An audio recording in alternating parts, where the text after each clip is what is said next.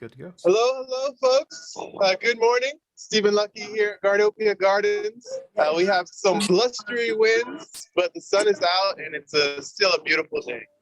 First, I just want to welcome you to the 2022 Food and Nature Education Conference.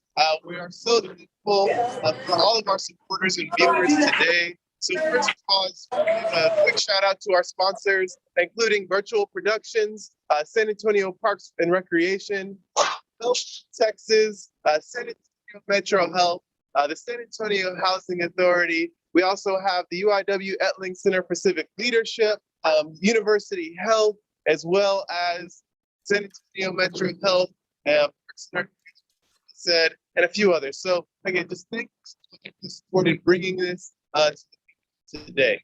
That being said, we have a great lineup of speakers for you who are going to be talking about what we can do to create a healthier and more sustainable environment. For the past going on 21 months, maybe 22 now, we've been in a global pandemic.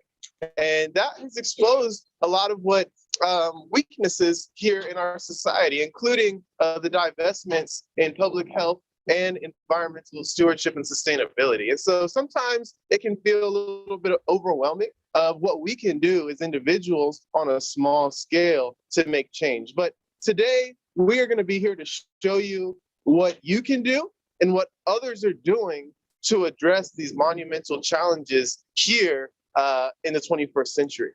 So that being said, we have a few keynote speakers planned for you before we go into the presentation today.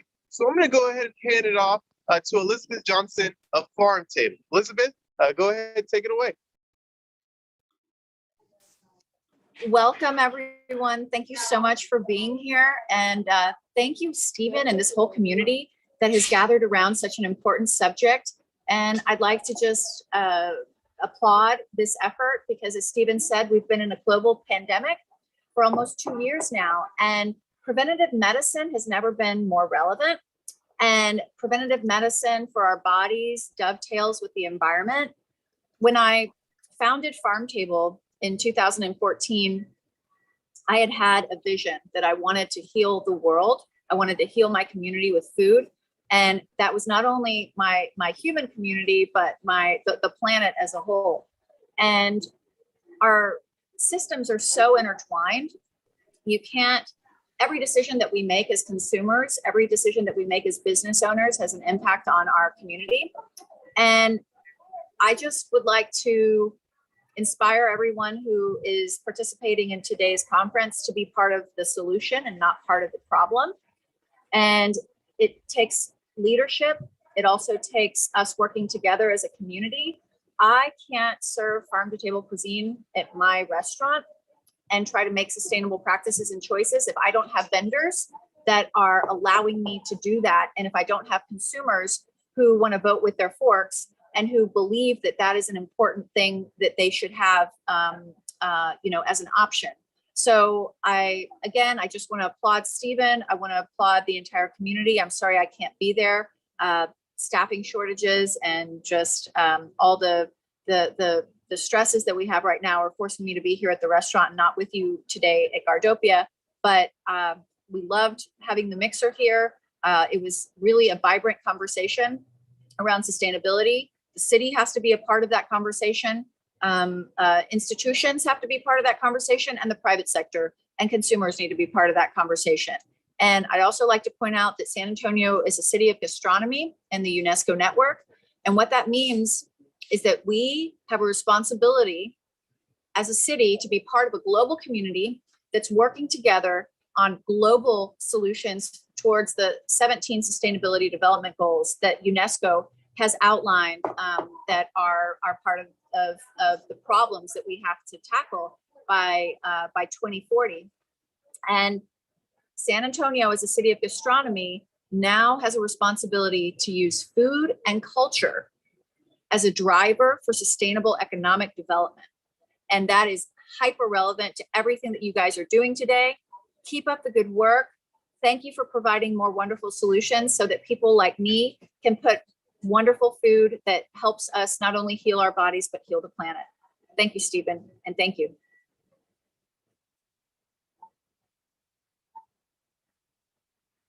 all that you were saying, and not only saying, but doing with the local farm to table movement. We know that from seed to plate to compost, everything is interconnected, and the work that you're doing is proving that. So our next keynote speaker is Chef Sean of Sancho's. Sean, you want to go ahead and come on up?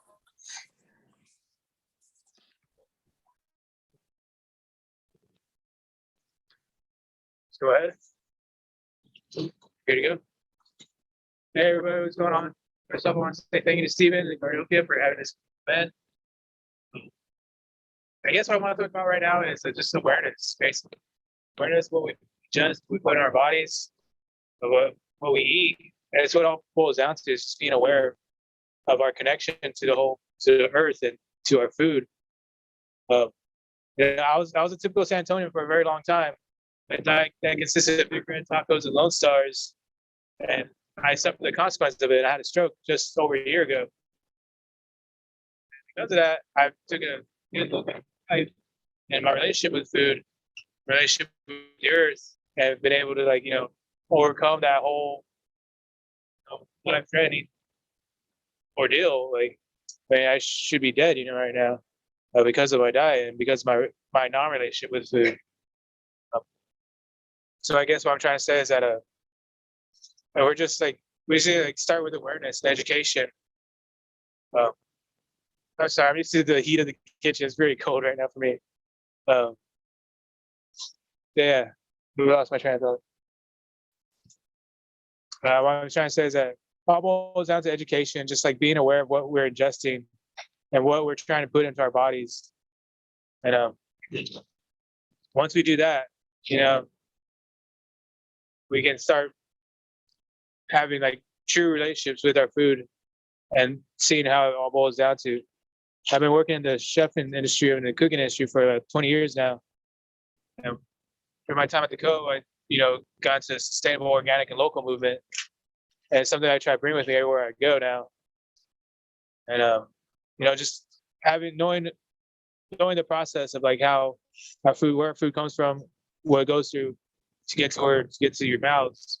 I think that's what it's all about, really. And yeah.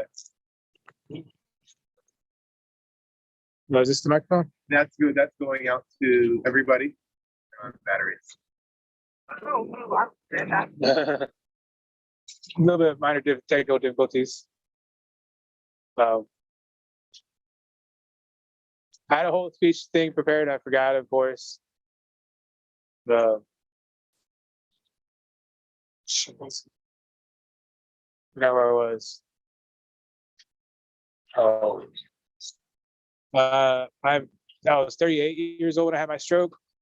I lined, tacos, Big Red, and Lone Stars. And many typical San Antonians, just hanging out late nights, getting the water. Never a few too many Lone Stars.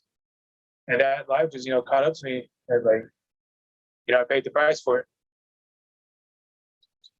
But luckily, I survived. And keep on surviving. And changed my relationship with food, and really got to resistance training because of that, and just being active and just educating myself on how to move and how to stay active and how to improve my relationship with food and with life and with nature. And it seems to be what this conference is all about, really, just improving our relationship with each other and with nature and with our food. Resources did you educate? Just did a lot of reading, really. I took a nutrition course through the ISSA to be a nutrition coach. And that's what I want. That's my mission now, is to help other people overcome their own struggles and health and with nutrition. Because it's done such a huge, tremendous impact for me. I won't be able to pass that forward.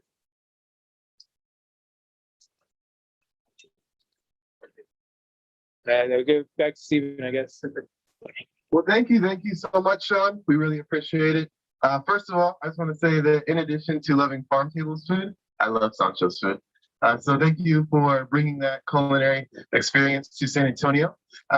There's all different types of food, and here we are, like Elizabeth said, a city of gastronomy, right? And so I think having healthy options that are culturally relevant are critical. And so every time I go to Sancho's, I order the vegan nachos and the vegan margaritas. That being said, we are going to be going to our third keynote speaker of the morning, Andrew Steen, who is a fifth generation rancher and farmer. Andrew, go ahead, take it away.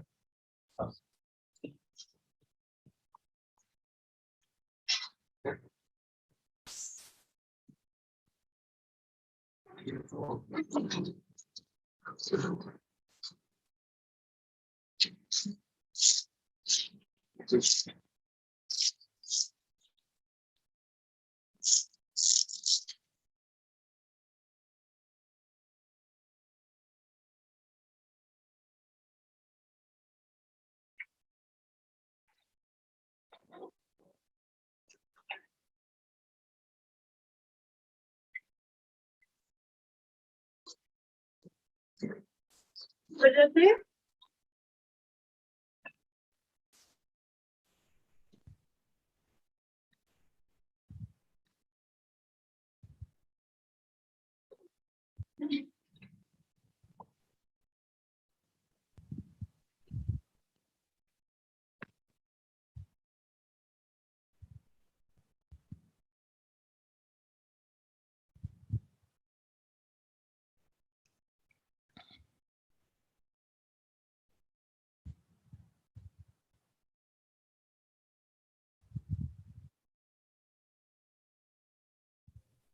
Drew, you're on.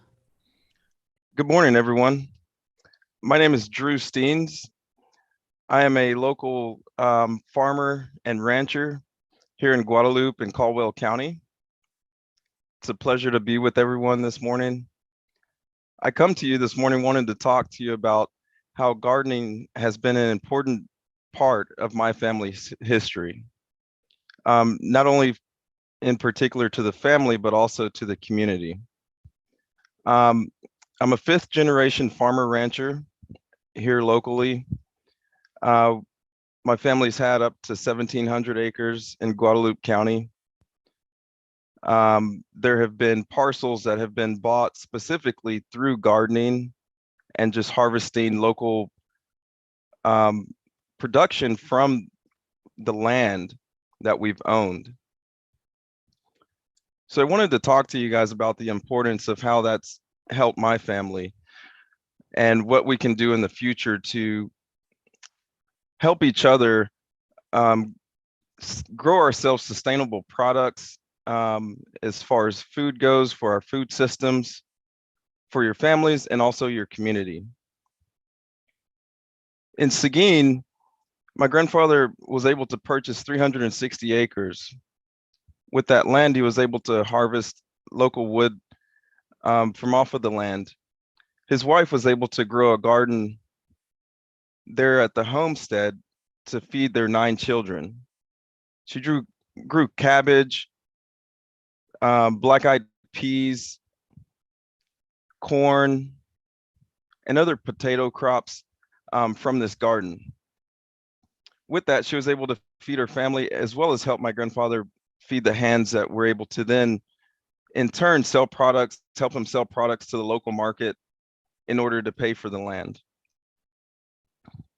More recently, here at my house, I've been able to grow crops year-round outside in our backyard garden. In the springtime, we like to grow, again, black-eyed peas, okra, tomatoes, and cucumbers. During the fall, we'll grow potatoes, onions. This year, we had a nice crop of cabbage. And each year, we try to push ourselves to try a different crop. And this year, we grew Brussels sprouts, which didn't turn out all the way we wanted to, but that's part of the fun in gardening, is that you want to continue to push yourself to be able to bring new local products to the market and also to your families. In addition to these crops, we also grow our typical herbs, basil, mint, thyme, rosemary, that we can go out anytime and harvest. The unique thing about gardening is that you don't need huge acres to garden. The important thing that we have to realize nowadays is that you can grow plants in a bucket. You can grow plants in a raised garden bed type setting. Or in my case, if you have a backyard, you can grow a crop in a small part of your backyard.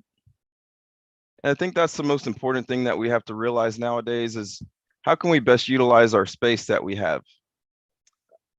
Even in an apartment setting, you can grow crops off the back hanging balcony.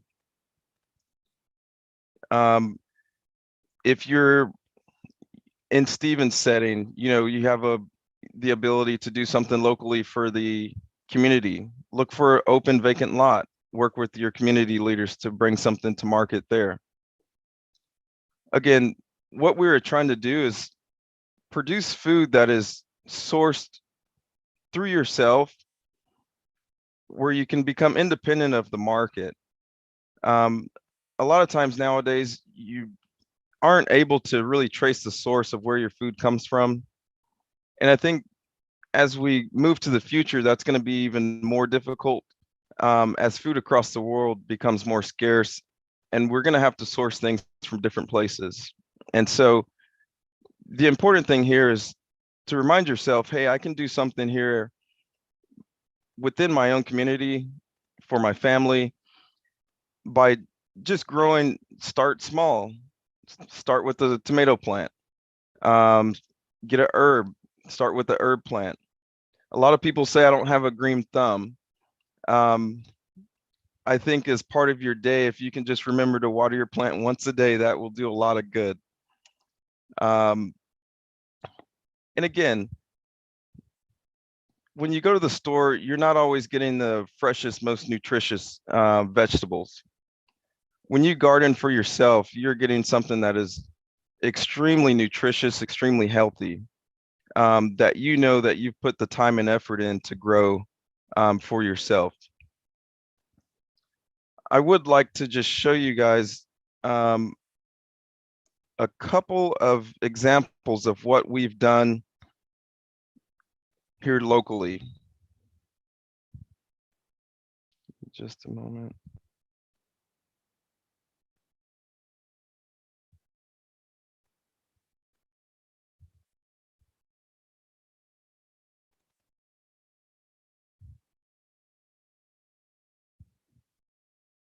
This was a dish made most recently from our cabbage harvest.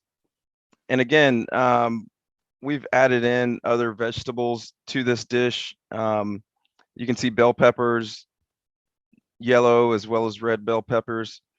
But again, this is something that we were able to harvest that night, cook that night, and immediately feed our families. Nice, nutritious meal. And that's the goal of what we're trying to do here. And so I really appreciate your time. Thank you, Stephen, for putting this on. Gardopia Gardens, thank you all for what you're doing for the San Antonio community.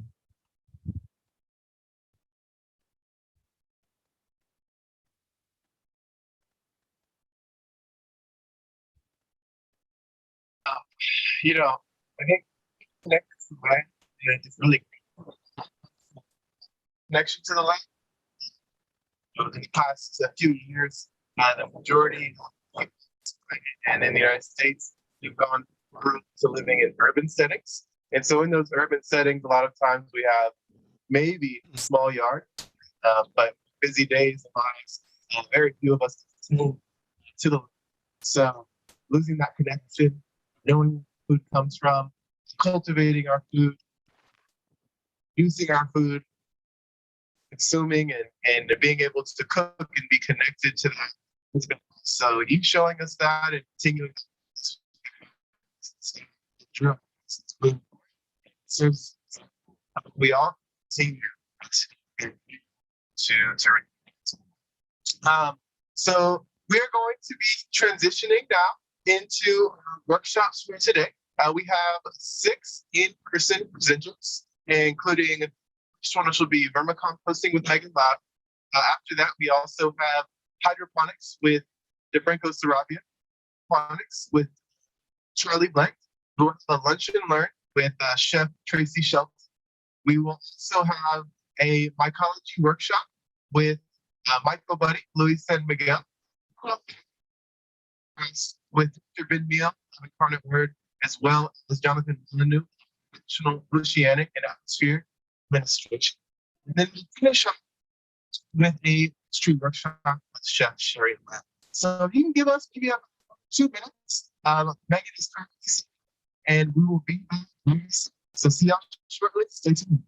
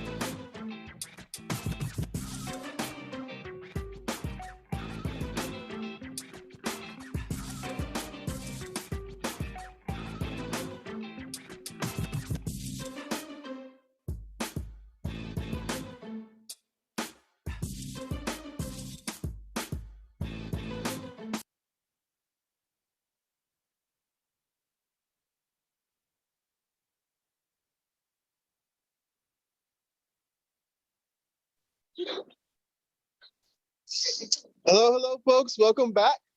For our first presenter of the day, we have Megan Louder of Efficient Earthling talking about vermicomposting. So, Megan, take it away. Hello, I'm Megan Louder. So how many of y'all compost already?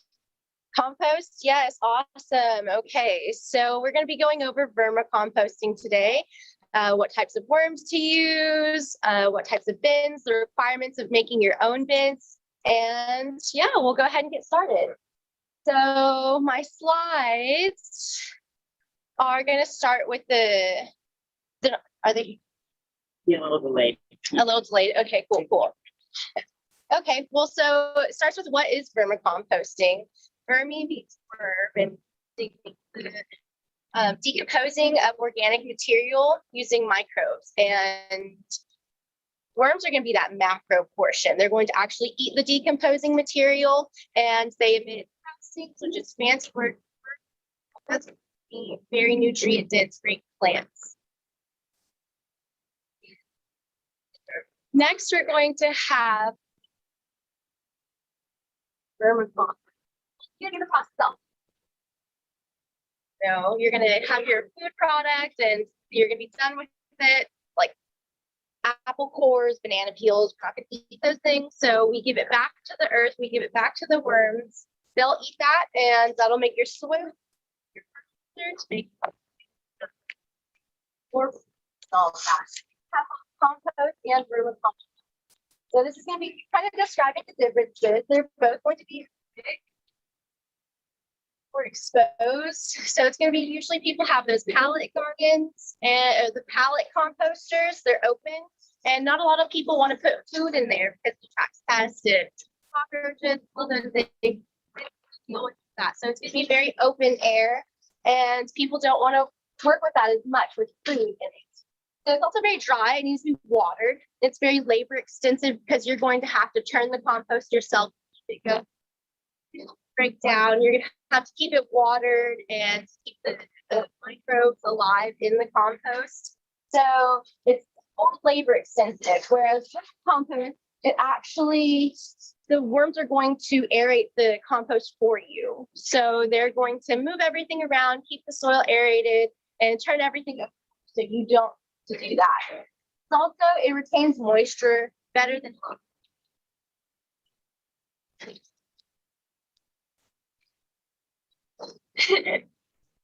so it is Not broken. not broken. That's good.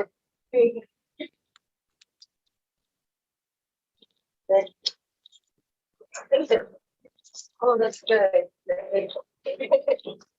Maybe we have a joke.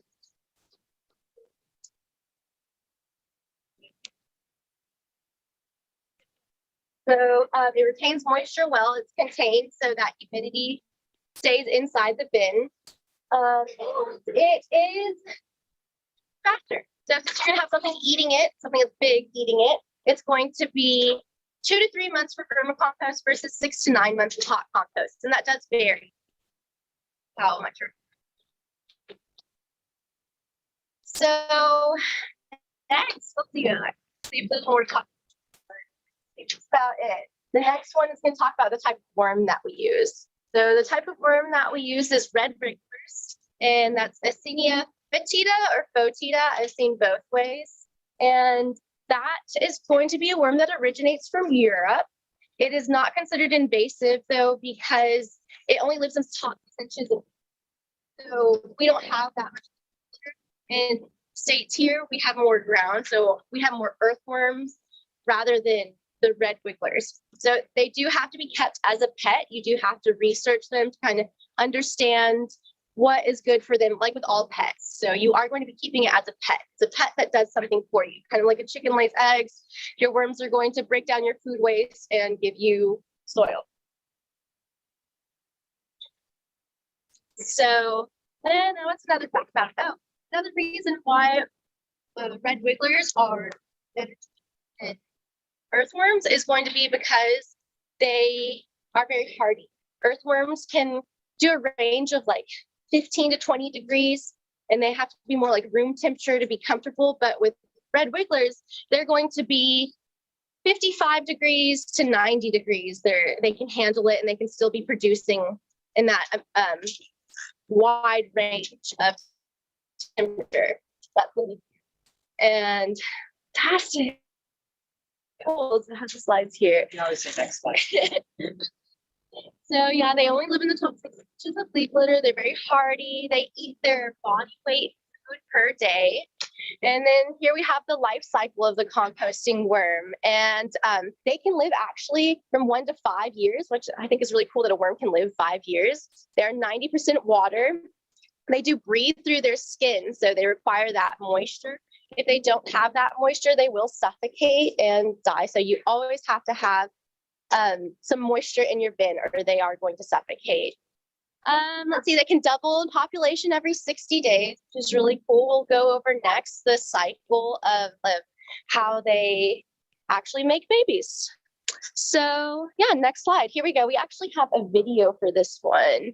So this is a video of my worms that I found in my bin, and it's really crazy to see them doing their thing. Whenever you look it up online, it says that they just slide next to each other. But from what I see, like whenever I dig through my worms, is they actually go into each other's bands. So on the last slide, there was the pictures of the worms. It's kind of hard to see out here, but on the pictures of the worms, I had like the baby worm, the like teenager worm, and then the adult worm. And the adult worm is going to have a band on it. That band is called the clitellum. And that is their indicator that they're a mature worm ready to breed. And let's see, I guess we could play that video right now and see.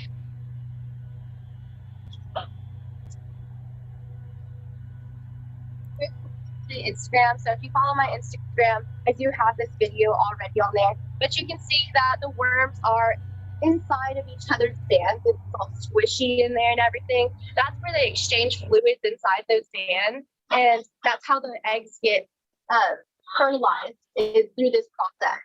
So after they connect like that, if y'all can see, but really in there, it's pretty cool.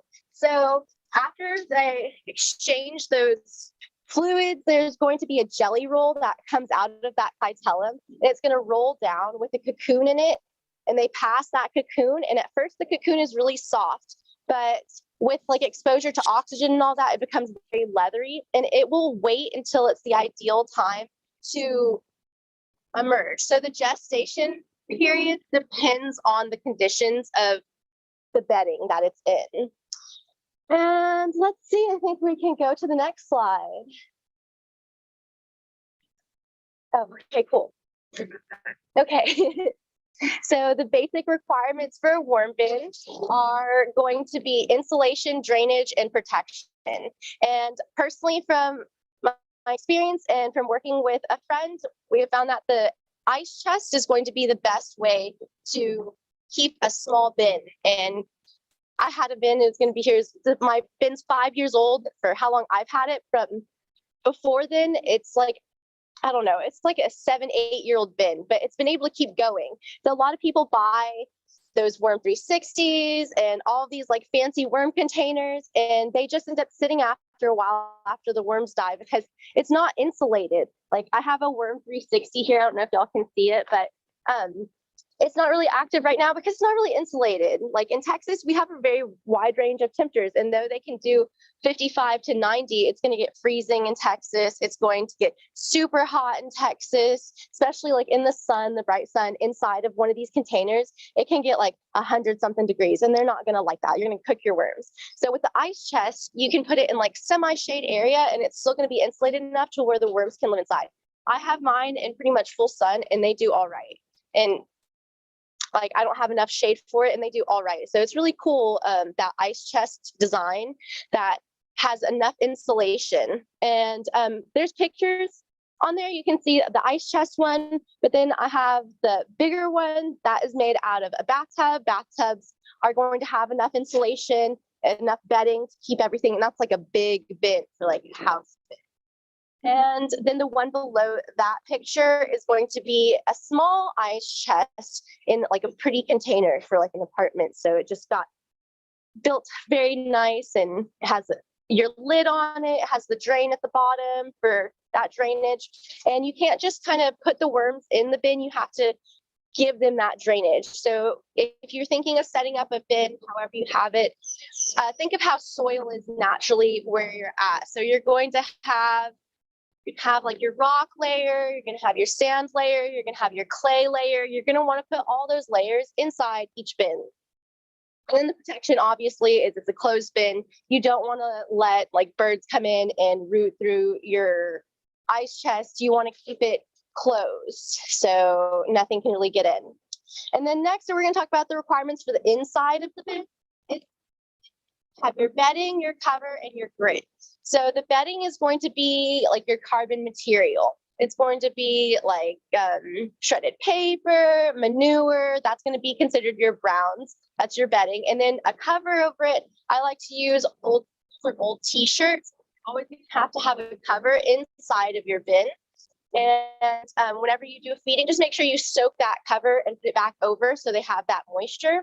And then you're going to need some grit in it. So like sand, coffee grounds, eggshells. Worms kind of digest food like chickens do. They have that like gizzard area where they have to have that grit in there to mix everything around to kind of push it through. So feeding worms is going to definitely be a balancing act.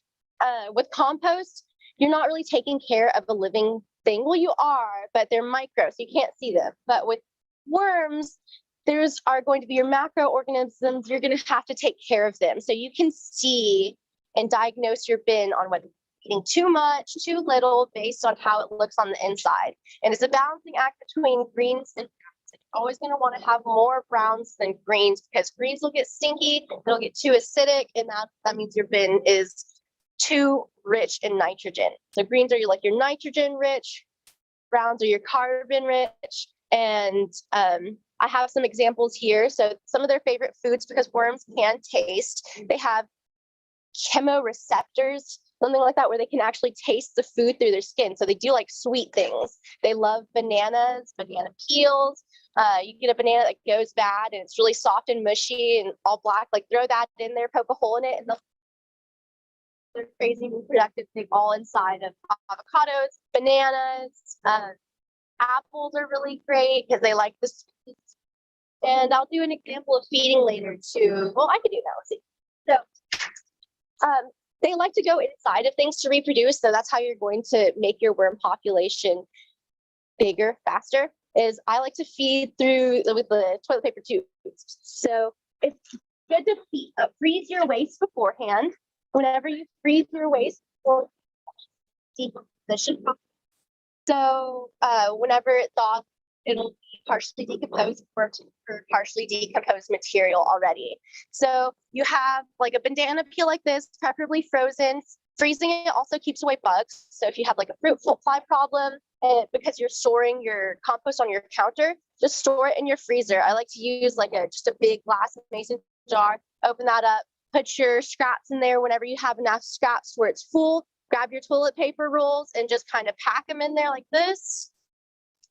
And some people like to blend their worm food to be easier to eat. That's cool. It's just more work than I'm willing to do, but blending their food does make it easier for them to eat, and they do enjoy it. So I like to call these like little worm treats. But I just fold them on the side where they have like a little entrance to get in, and that's like really nice and compact for them to enjoy their time eating and doing all that they do inside these little tubes. So whenever you do feed as well, you're going to like dig about 3 or 4 inches into their bedding, put your little tube in there, cover it back up. That'll also keep bugs out. So you don't want the food to be sitting right on top. Even though you have like your cover over it, you don't want your food on top. You want to put it in there, cover it up, make sure no bugs can get to it, just the worms can get into it. So yeah, and let's see, anything to touch?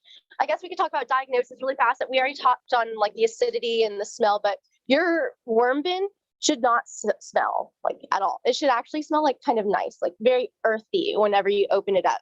Your castings should not smell at all. I put some castings around in these little buckets here. It's nice to touch them. I love them. It's really great for I call it soil therapy. I think that might be in the next slide, but I'm not sure. You could go ahead and change the slide now. I think we're done with diagnosis. Because like if it's too dry, add more green. If it's too wet, add more. So the byproducts are going to be worm tea. This is the best. This is a liquid fertilizer. This is really amazing stuff. I have like a cluster of pictures there that you can kind of see like the difference between just regular soil, dirt, and castings. So there's a major difference. I've seen this personally. I have not taken pictures myself yet. It is another process, but this stuff is amazing. And so this will go kind of a long way, depending on how long you want it to go. You can actually keep on brewing this. You can brew your own tea using castings, or you can just rinse your bin. And castings are the worm poop. That's gonna be like your soil like thing. It's really nice. It's really nice. Worms of biodiversity, yes, you're gonna get like springtails in your bin. It's not gonna be just worms that you get in your bin. You're going to get worms, sometimes little cockroaches. It does happen. So if you live in an apartment, like kind of keep it away from the house as much as you can, but they tend to stay in there. And the ways that you can reduce those pests are by freezing your food, burying your food deeper. There are ways to keep less pests out there, but the best thing, in my opinion, are gonna be the springtails. Springtails are really great. They're kind of like a microorganism. They're going to eat a lot of your food, and they have a good byproduct too. So here it is. It's a soil therapy. So soil is actually proven to reduce depression and help with like depression feelings. It makes me happy for sure. I love sticking my hands into soil, especially good soil. Something about the microbes in there, I don't know, it makes you happy. But I did bring some if anybody needs a happy feeling today. I have plenty of worm castings for that. I also consider it to be like very therapeutic to separate the worms from the casting. So next we'll talk about harvesting your products. And then obviously the reduced carbon footprint. Like we have so much food waste. It's going in the trash can. It's awful. We'll talk about that at the end. But you're reducing your carbon footprint by having your own worm farm, reducing your waste, and you get an amazing byproduct for your garden to grow more food. So super cool. And the next slide. Cool. Okay, so here we have harvesting your byproduct. So your worms are your pet. You don't want to be like too mean to them or anything. It is kind of hard to harvest castings from them because whenever you dig them all out, they're like very comfortable where they're at. They don't want to be dug out. You're going to disturb them. So it's best to like be as nice to them while you're harvesting what they're giving you. So the way that I do this, like a lot of people that use like the screens and everything, the screens are cool. Like whenever you have a smaller bin, you kind of have more time to take more care with harvesting your castings. So first thing you're going to do is you're going to want to help them migrate all to one side by feeding them on one side. So you're just going to feed them on that side for a while. You're only going to put your little cardboard tubes on that side. You're only really going to put your browns on that side too. You're going to make it just want to be comfortable on that side. So your bedding is all going to go on one side, food all on one side, and then you'll get left with like this very level, dark soil that you'll see. And from there, you just kind of dig your hands in and you grab a huge mound of that. It's going to be full of worms, and you put it in a pile on a table, and the worms will keep on going down, and you can scrape off the top. And you put that in a bucket. So you have like your bucket where you put everything into from your bin. You put it in a bucket, you grab that bucket, you put the pile on the table, scrape from the top, put that in another bucket. And you just keep on doing that as the worms go down. And eventually you'll just be left with a pile of worms on the table. And then from there, once you have the stuff in your bucket, you can sift it because you'll have less worms, because whenever you pull it out, there's going to be a lot of worms in it. And then from there, you'll have your pile of worms and you'll have your castings separated, and you're going to either make a new bin or add to your other bin. So just renew the bedding and give them their treats, put your worms in there. I like to put a few castings in there, like an equal amount of castings compared to how many worms you have. So they have like their home that they know already, and that way they can go into their bedding. And you're definitely going to want to rinse your bed. Whenever you rinse it, just kind of spray it the way I like to do it is just really soak your cover in towel. And that will give them enough humidity to breathe and be happy. Cool. So the next slide is going to be, okay, so this is the reasons why you should vermicompost. And so if we think of the whole world's production of food as one meal for the day, or the whole world's production of food for the whole year in one meal, and you have that like on your plate, we throw away a third of that. So a third of all that food produced in the whole world is going to go straight into the trash can. And whenever food goes into the trash can, it produces methane, which is 28 times more. It's more potent. It's definitely bad. It's worse than carbon dioxide. So whenever you eliminate the whole waste problem, you are going to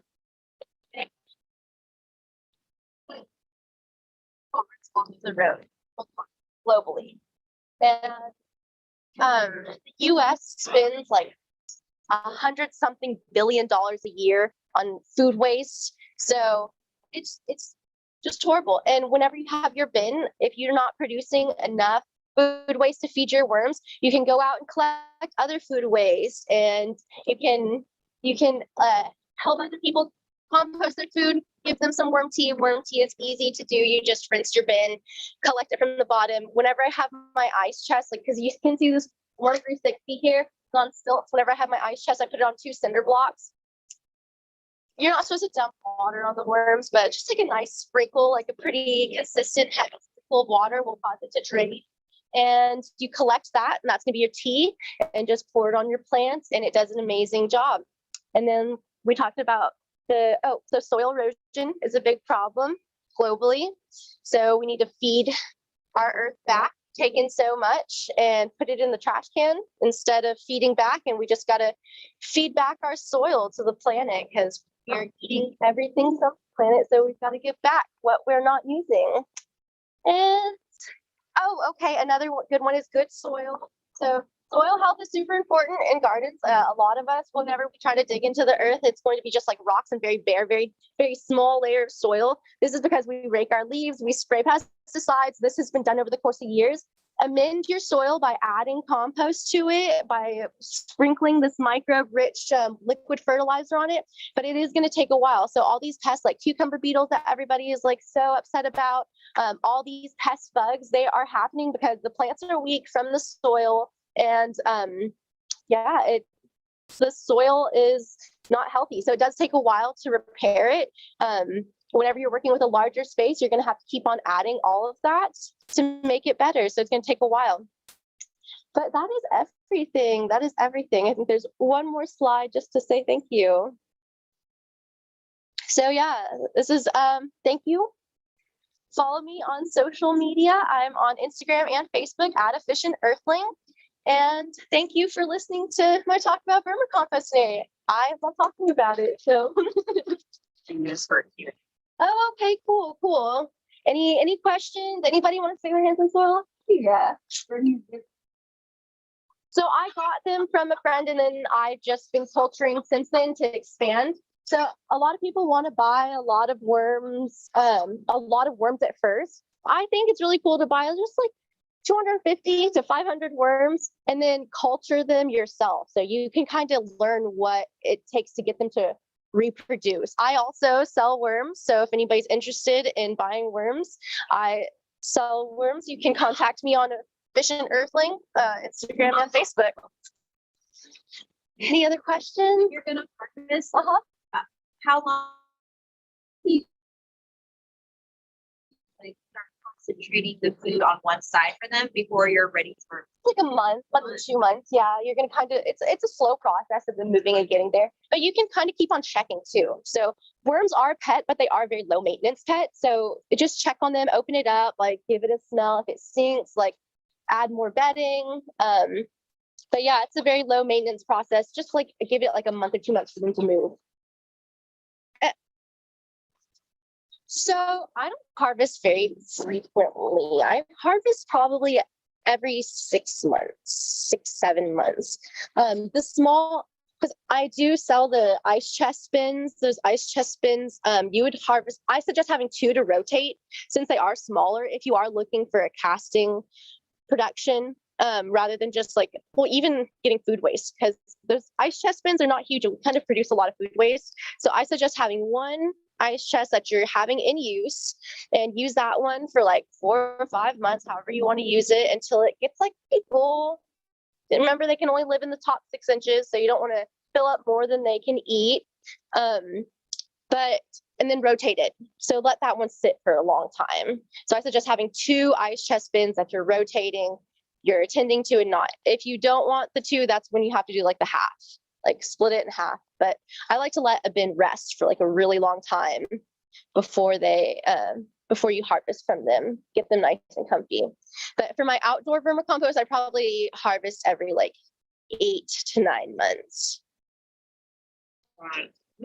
You make compost tea out of castings? Yes, you can brew it. Bo actually brewed some from the castings that she got from me. So you can get like your castings, like a bag of castings. These little canvas totes work all right. And you put your castings in there and you aerate it. And you can feed it like molasses. You can feed it other things to eat to kind of make it more microbe rich, to feed those microbes and let them produce more. Yeah, You can buy that bubbler on Amazon. It's like a fish. it's just a fish on tube and bubble. it just aerates it with water. And Yeah, exactly. Very cool. Very cool. I love people that love worms. I love worms. Awesome. Cool. Okay, well, there's soil. Stick your hands in some worms. I do have some worms here that you can take a look at. Just pop a little bit. Thank you. Thank you so much. Round of applause for Megan. Vermicomposting is amazing. You know, taking care of our soil is critical, y'all. Without healthy soil, we really don't have healthy plants. Without healthy plants, we don't have healthy animals. Without healthy animals, well, we are an animal, right? And so we aren't healthy. And so, you know, again, talking about the current public health pandemic that we're in, we can take care of our own health. That's really where it starts. Hippocrates, the founder of Western medicine, says, let food be thy medicine and medicine be thyself. Let food be thy medicine and medicine be thy food. And so I think that when we talk about vermicomposting and really getting down into the microbes and the microorganisms, this is the first step. So everybody can do this. You know, what she showed us, there's all different types of vermicomposters. And so we encourage you to take that into your own hands, start creating your own soil, start reducing waste, right? So food waste, over 40% of food is wasted in America. And that's a lot. And some of it we can't get around, right? Food spoilage, produce starts to go bad. But you drop it in your vermicomposter, you pop it in your outside composter, you pop it in your black soldier fly composter, right? There's all these different methods that can turn that waste into black gold, is what I like to call it. If anybody's interested more, in addition to Efficient Earthling, Malcolm Beck has a book called The Secret Life of Compost, which would be one that I'd highly recommend to you. We are going to now transition to our first pre-recorded workshop with Daniel Nelson of Grow Computer. So I'm not going to go too deep into it because Daniel is about to give y'all a crash course. Go ahead, take it away, Daniel. Right on. My name is Daniel Nelson. I am the co-founder and CEO of a company called Grow Computer. At Grow Computer, we've been trying to solve a fundamental challenge of how do we allow any grower to digitally control their physical grow space. And we've been chasing this idea for a long time. And so what's cool about our story is that our story started, for me at least, on my New York City balcony when I was trying to go away on my honeymoon. And I said, how do I keep this garden alive for 17 days? And there was nothing available. I mean, I started looking at irrigation solutions and energy solutions and monitoring solutions and IoT and hydroponics, and just was shocked at how there was nothing that I could use to make a system that would work to keep my grow alive for 2 weeks. And what's cool is that I connected with other guys in New York that were actively doing this that had the same problem. And so Monty is someone that was the first person that emailed info@growcomputer.com. As soon as I set up the email, he's like, I can control my shower head by telling Alexa what temperature I want it to be, but I have no idea what's going on in my home grow. And he was growing lettuce and herbs and medicine. And David loves hot peppers, and he was trying to grow hatch chilies in his Brooklyn apartment. Long story short, we were all kind of saying, why isn't there an app for this? Why can't we use it? And what we learned is that this stuff is hard. Every single grow that exists on the planet is completely unique, but everybody does the same thing. And so here at Grow Computer, what we are building is we are building a hardware and software solution that we could sell to anybody around the world, irregardless of what they're building, what they're growing, where it is, and how they're doing it, and give them digital controls. And what digital controls are out of the box is remote monitoring, remote controls, data tracking, and some light automation. Because we've learned from dozens and dozens of conversations with growers around the world that no matter what you're doing, those are the things that you need to level up your grow. And so everybody that we talk to, and Stephen, I'm sure you'd commiserate with this, if you're not staring at your plants, you probably don't know what's going on. And if there's data that can be captured there, where when you're gone for a long weekend and you can come in and just see all of the relevant data and information and know exactly what's going on, your ability to build a more scalable and controllable business and grow more successfully really starts to materialize. And so, for us, like how many people are doing this, right? I always ask, everyone asks me this, how many people around the world are growing? And frankly, I have no clue. But someone that recently categorized it to me is 4 different types of people that do this. People that do this for fungus, right? So mushrooms, chef cultivation of new types of mushrooms is huge. Psychedelic mushrooms, nutraceutical mushrooms, all sorts of stuff. People that are growing local food businesses. Stephen, I think this is really where you come in. Flower, which is predominantly cannabis right now, but it's also a lot of orchids and specialty plants that people are growing in weird situations in greenhouses. And then lastly is the family idea, which is local sustainability and homesteading, which, especially in the last 2 years of COVID, has really blown up as a national interest. And all of these things are aggregations of live Reddit feeds. Not that I have a really better proxy for it, but when you think about a proxy for interest in these topics, it really does make a lot of sense over time. And so what we ask people, Stephen, I've asked you, this is our 3rd time talking about what you would need to be successful as a grower. And the features that I rattled off are the first 4 things that everybody says. And so the question that we've always been asking is, how do you get to this? Right? How do you get to this solution where Grow Computer can create a product that's universal enough that we could sell it to you, but individual enough that you could set up your own system without us having to really hold your hand? And so nothing like this exists, which is kind of nuts. Basically what we do and where our patent is, and we actually did get patented, it looks like, which is cool, but fingers crossed, is how do we tie information that's generated from sensors, cameras, air sensors, water sensors, soil sensors, and tie it to a specific plant site or grow area, and then be able to track it and augment that space with controls, mostly water turn on, fan turn on, humidifier turn on, chiller turn on, lights turn on. And to do that at scale with an infinite amount of configurations is really, really challenging. But, so this is the slide, and what can we collect? What kind of data can we collect? Every single grower has a different set of data points and sensors that they're collecting. And so what we've tried to do is understand the main ones.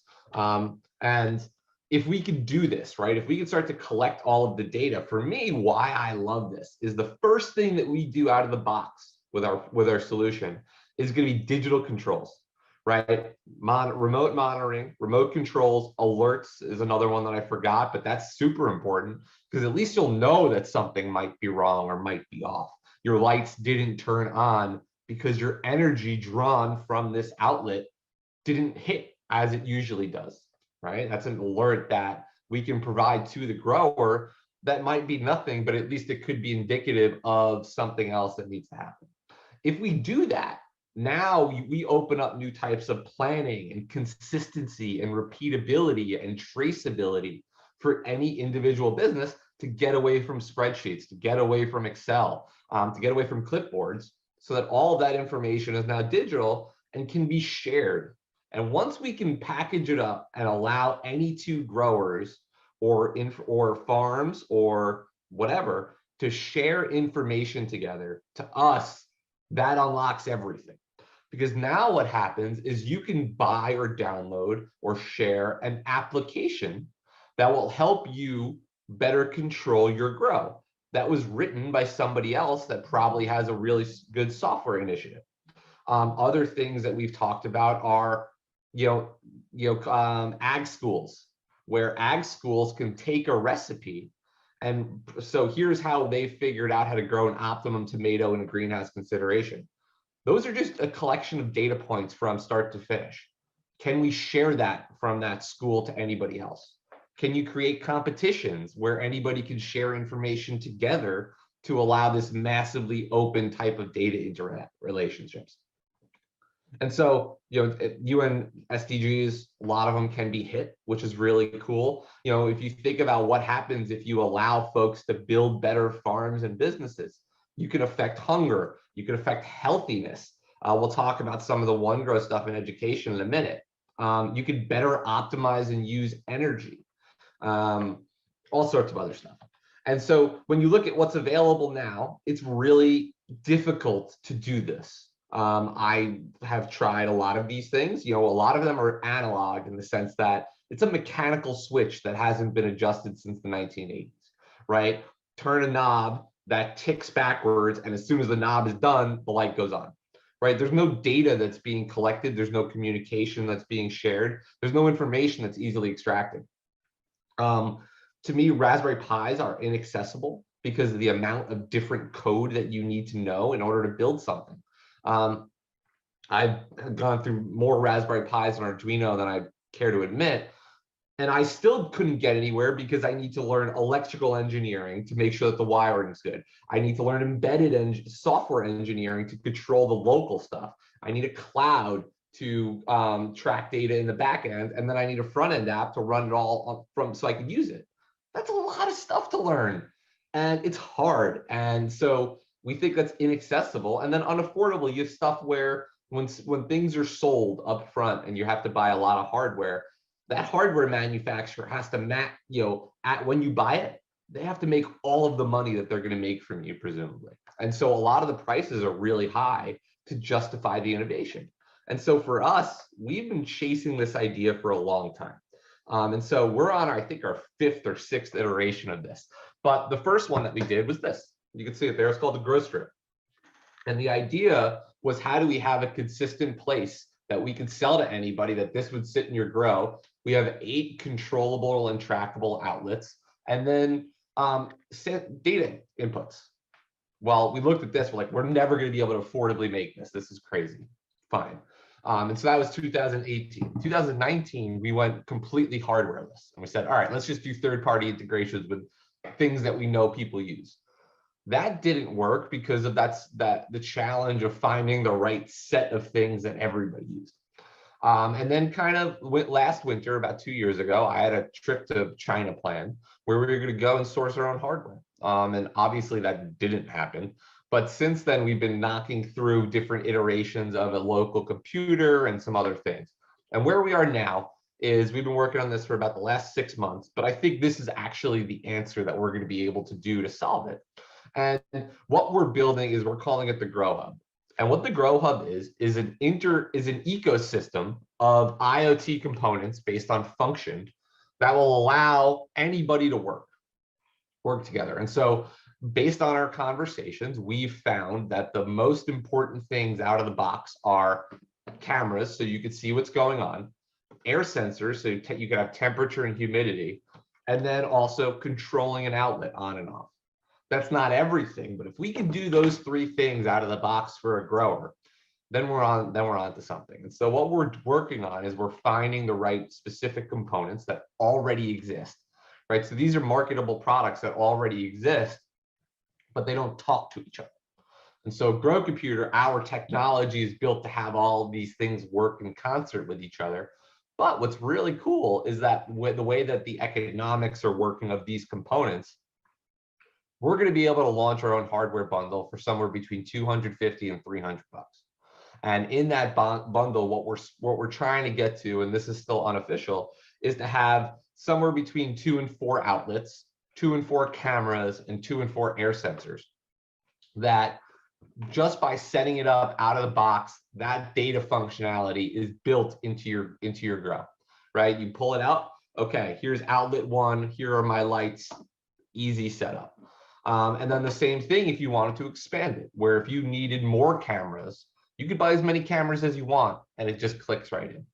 And to us, if we could do this, where we're able to deliver the consistent devices in inconsistent configurations, that we'll be able to deploy our software, which is really where the value is. And you know, one of my favorite slides is, I'm going to change presentations real quick, but I think y'all like this. This is one of my favorite slides that I use ever, right? And so it's like, what are you selling that they value? And what we're looking at is, for those on the podcast, is Baby Mario from Super Mario Brothers 1, plus a Fire Flower, and then Fireball Mario. And so what we were focusing on when we were doing this is we were focusing on the Fire Flower. Here's this really cool device. This thing is awesome, right? You are going to be able to see this device and blah, blah, blah. But what we missed was that no one really cares about that thing. Nobody, if I told you it looked any way and it could get you to be Super Fireball Mario, you would buy it. And so we were missing kind of the functionality for the product. And I think this is something that we took a long time to really understand and think about. How do we sell something that can deploy that functionality to anybody? And so where we're at, just getting back, is, you know, this platform will allow us to do that. And so the way that we're flipping the economics a bit, and we're saying that we're going to keep all of the components as affordable as we can, and everything's going to be on a monthly membership. And some of the values, and our job at Grow Computer now is to find the right hardware, but also deploy consistent value to anybody that's in our network. And those are memberships. And so things that we're going to be able to do are warranties on these devices. So maybe the device doesn't work, but we're going to be able to do warranties on it because the devices are no longer the thing that you have to cross that hurdle and buy. Where we have other things like, you know, unlimited data storage. Everything's going to be completely private. We will not sell data at all. We have other things that we could do on that. And then other things that we're looking at is like Grow MD, where we have a network of agronomists that if you are a member in our network, you could share your grows data, right? So we'll have all of your video, we'll have it over time, we'll have all of your temperature and humidity data, we'll understand what was on and off. And if you're having a question, maybe you could just package that data up and share it to somebody else. And so, you know, like we're trying to roll it out, but like for us, why this approach is so much more exciting than anything else that we've done and why we're still working on it is that when you really think about what a grow is, it's not, and you know, Stephen, this is what we talked about, right? Is that it's not just plants. To us, a grow is any sort of organic animal, compound, plant, fungus that we as humans are cultivating in an artificial space.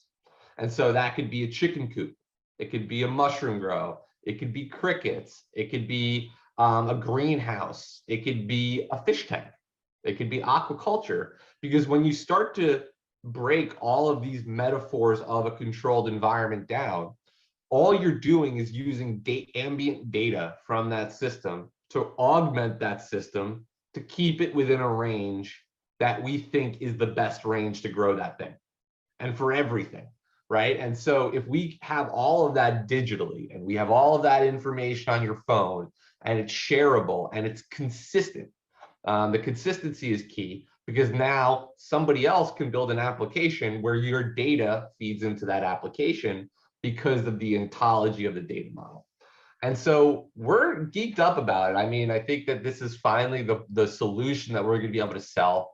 The price points are going to be better. The services and values that we're going to be able to deliver to our growers around the world is going to be better.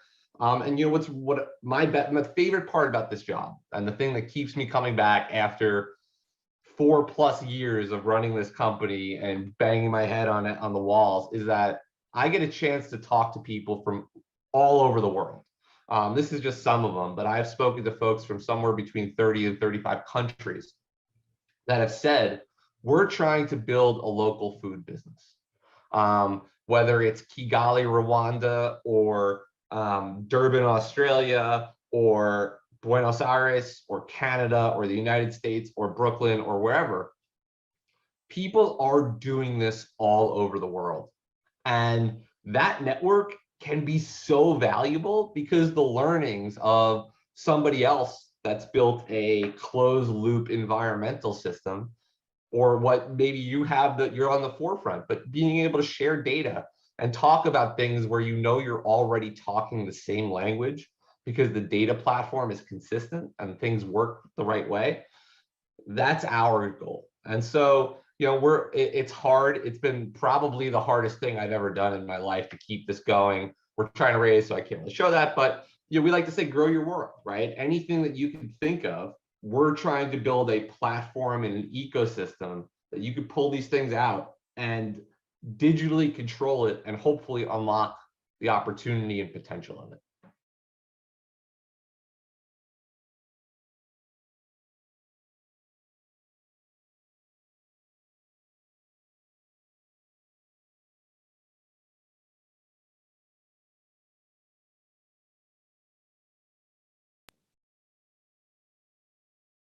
Hello, folks. Stephen Lucky here, back at Gardopia Gardens. Just first want to say thank you to Daniel from Grow Computer for giving us that download. You know, the program that he's working on is really going to be a game changer. And we're actually going to be a part of the Grow Computer beta programming. You may not know, but we are actually a partner with the City of San Antonio's Office of Innovation, currently working on what we are calling urban ag tech with a smart farm as well as a food forest. And so here in San Antonio, we're looking forward to partnering with Grow Computer to really move into the 21st century of urban agriculture. And I think that's a great segue that couldn't have been planned better for our next guest speaker is DeFranco Sarabia, who is doing many great things here in San Antonio and is going to talk a little bit about hydroponics and the Ecopolis. So DeFranco. You guys, to you, everybody here, I appreciate all of your presence. And for everybody virtually, I do appreciate you as well. My name is DeFranco. I am a developer of organizations that have a Earth-centric and community-centric vision. I'm gonna go ahead and just get the PowerPoint all ready. Gonna get the slides good to go. A little bit about me. I am a junior at Texas A&M San Antonio, taking this year off so I can get my community truck going so I could do more community projects. So awesome. So on the screen, we have to show, can we go back one more time to the left? Or is it a time? There we go, right there, perfect. So the hydroponics, just a little bit about us. So the South Flores Community Grow Space is an organization that I work with. We are a community project developer, but we also have a subdivision called the Grow Space. So that's specifically working with hydroponics, vertical farming, as well as supporting any other types of like food forest, community garden projects. I do have my business of my own called Nimbus Cloudis. We are a eco business consultant. So this is kind of like the support group for all the projects that I'm currently involved in. And you can go to the next slide, please. Yeah. So yes, so just to talk about some historical projects of hydroponics, if you can look on the screen, if anybody knows of these, the Chinapanas, I may have pronounced it wrong, but that's the thing with dialect. So it's really interesting to learn about these types of projects, to preserve the history and to respect the different types of technologies that came way before a lot of the new technologies today. These were termed floating gardens. So if you look at it right here, that's pretty much what it was. Someone swimming in a little canal with their loved ones, and they just stop by a farm right by their community. They used to scrape the sea floor to put organic material on top of the little floating gardens. So that was just a way for them to continue fertilizing the grounds on that the little area. So the picture right here is for the Aztec civilization. So if you do know more about that, I highly encourage you to do more research into all that because it's really interesting stuff. Yeah, that's the next slide, please. So this is what it really was. So this shows you a little bit of the layers. So they use sticks and different types of materials to hold the islands in place while there was a running source of water underneath. So this really ingenious way of not only managing water, but managing the local ecosystems was top priority. You go to the next slide. Yeah, it's really cool. And this was right by their community too. So again, talking about how we can utilize different types of structures to feed our community, but also how can we funnel water into our community. So this was, if you do know, this is a similar thing. This is called espada sequias. They are a multi-system type of water irrigation. There's 7 acequias, 5 dams, and an aqueduct. And again, just to pay homage to the actual builders of the area, this was built using American Indian workers or indigenous peoples, I would prefer. This is about 15 miles of irrigated land. So it's a huge infrastructure that was used to not only feed the Spaniards and the indigenous peoples, but it helps to also fertilize all the crops that were in the area as well. Again, it was constructed in like the 1700s by the Franciscans. But yeah, if you take a look at it, it's just amazing. Like, how can we utilize these structures to, again, bring water into our community? Can you go to the next slide, please? Oh, yeah. So the next slide. So vertical farming, right? So there's hydroponics and then there's vertical farming. So in the picture right here, it shows a typical vertical farm. Hydroponics is specifically a soilless type hydro-based system. But vertical farming is using the concept where by stacking either hydroponics or any type of farming that you can maximize your grow space. So for those that do live in apartments or any type of size constraints, these vertical farms are perfect for that. Another amazing thing too is that this can help us alleviate our dependence on horizontal farming. So horizontal farming, if you think about farming like traditionally, the traditional version is like huge rows of horizontal farm, maybe monocropping one type of plant. So vertical farming helps us so you could probably grow about 1,000 plants growing horizontal, but let's say you add another layer, that's 2,000. Another layer, that's 3,000, right?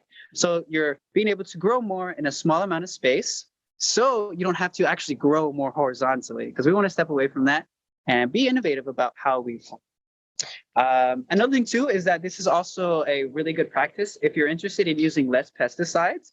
On this right here, we have a really good example of what a vertical farm is.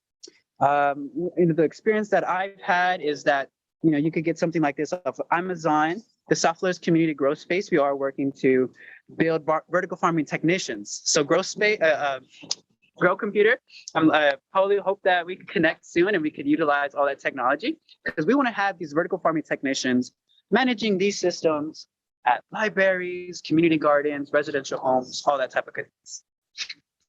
And this specific system works pretty simple.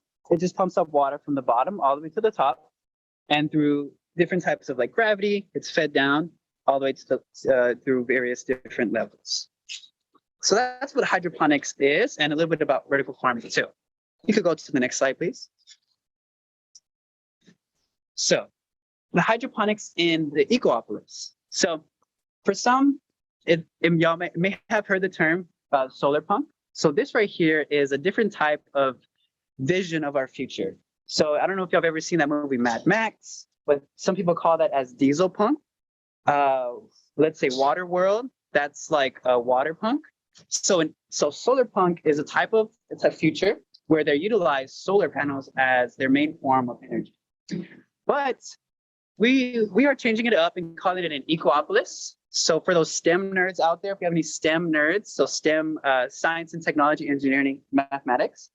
So there's something called a techopolis. The techopolis is how Austin and Silicon Valley got their names up. So an ecopolis is pretty much that, but using it to not only focus on gardening, but restorative practices in the community. If you look on the screen, it kind of envisions that, where it's lush gardening on top of the structures, various types of technology. But something very, very important about this is the social equity aspect, right? We think about cyberpunk, where you're next to this computer all day, and you're pretty much, it's really like full of corruption and all of that. So in Ecopolis and Solarpunk, they're fundamentally based on addressing those issues. So I highly encourage you to watch a lot of good videos on that as well. What's the next slide? So growing on city rooftops, that's what it really comes down to. Concrete structure, being able to grow on top of a city structure to provide the food, but also a community space of growing, uniting. So I like to say public space for public growth, right? So being able to these places, not only to people who can afford it, but people who can't afford it, right? So being able to have places like Garden Gardens where we can showcase hydroponics and all that goodness. Another amazing thing too is how can we use hydroponics and when we do our developing. So for instance, you can go to the next slide. For instance, like on the left side of the picture is a really awesome apartment complex where they use a food forest in their design as they develop their high-rise structure. So this is a really good example of different types growing on apartments, right? For those people who don't have the luxury to afford maybe like $2,000 a night apartments, how can we bring that to our low-income housings? Well, South Los community the South Los community growth space had a lot of success. This is our first partner in Houston. They're a congregation, and we wanted to go out there and provide and teach them how to vertical farm, and so that they can teach their organization. And they also worked with individuals going through prison rehabilitation. So for them to bring to nurture those aspects, provide it not only as an income base, but also a place where you could grow. If you look at the picture, deep down right here, that was the first ever system. So it's feasible, it's possible, we can grow on it. And there is an interest in hydroponics in those types of communities. So another amazing thing too, is that by addressing our apartment complex development, right, we're gonna have a lot of more people come into our community, whether rich, poor, all types of different backgrounds. And what kind of spaces are we offering our people? So if we think about very high-rise structures and how maybe crime-ridden they could be.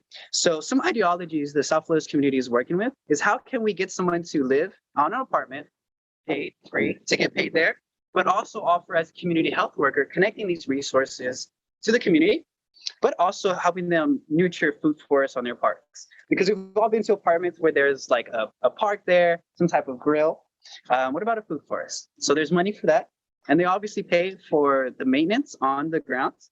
So what if they use some of the funds to support a community health worker? It's incentivizing the apartment complex and all that stuff. So if you are interested, that's something the South Florida community is working on. And you can go ahead and to the next slide, please.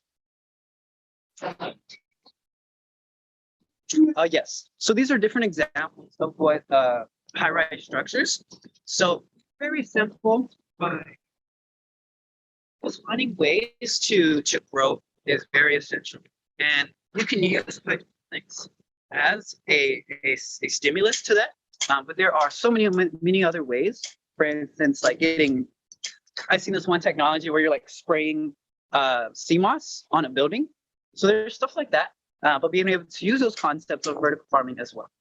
And you can go to the next slide. It's getting kind of chilly out here. So some more vertical farming ideas, right? So you could reuse vertical farming in this, where you could use like plastic jugs. On the right side, there's bamboo. So stepping away from plastic, right? Understanding that when the Southwest community makes vertical farm, we drill into the PVC, and there's a bunch of different types of little plastics that come out of it. So let's innovate that, right? Let's change that. That's what the concept of an ecopolis is fundamentally changing the materials we use to create something better, right? And go ahead and change the next slide, please. Yes. So I just wanted to talk a little more about the ecopolis. So what type of technologies exist in the ecopolis? Well, there is a solar panel that is made out of food scraps, and there's another one that's made out of algae. So if you do know about how solar panels are made, they take a bunch of minerals from the earth, and it's crazy. So using these type of technologies, we can showcase that and create the ecopolis. And again, changing fundamentals of the product and the materials used and how it's made, so that we can create a better product. And you go to the next slide, please. So I'm going to go ahead and skim through this because we only have 5 minutes left, but I really wanted to touch on a really awesome component on how we can engage our community in the restoration process of the ecopolis. So on the bottom right picture is a group of students that I participated in. It was a winter break. We went to New Orleans and we served the community for a week long.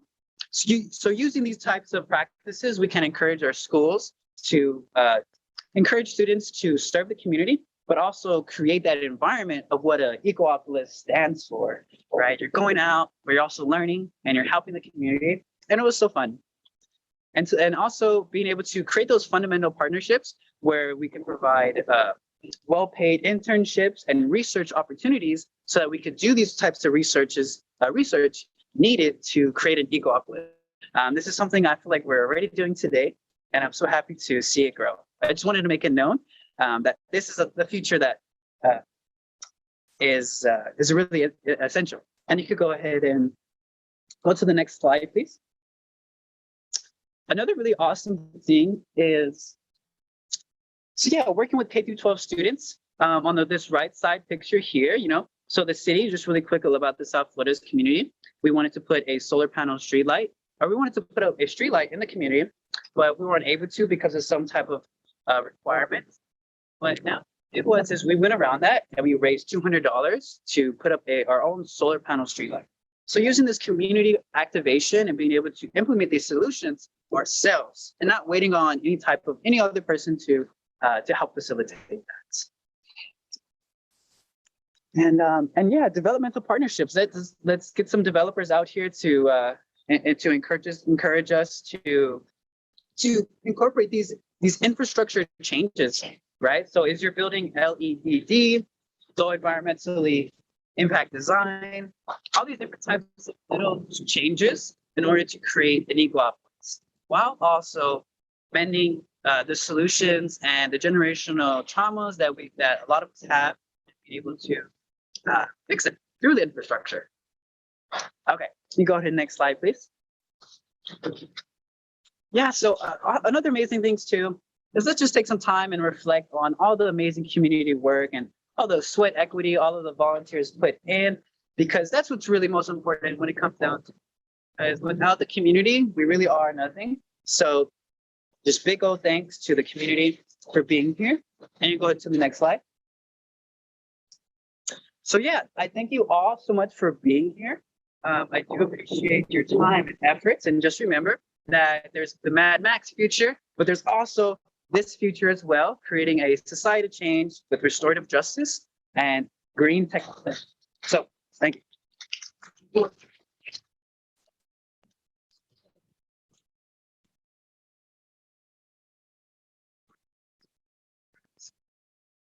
Thank you so much, Franco, for your amazing presentation. The idea of using water and creating a more sustainable future is an imperative, really. I think only approximately 3% of water on Earth is drinkable or is fresh water. And even out of that 3% of water, not all that's accessible to us, right? Like, yes, the San Antonio River is fresh water, but am I going to go drink the San Antonio River? Probably not, right? I'm going to be here too long. So we need to conserve our water. And, specifically to hydroponics, you can use a significantly less amount of water versus traditional agricultural practices, right? And so using these methods is going to allow us to be water conservers, water conservation. We don't have a presenter today on rainwater, unfortunately, but collecting rainwater is critical, and it's superior in quality. Okay, it's superior in quality.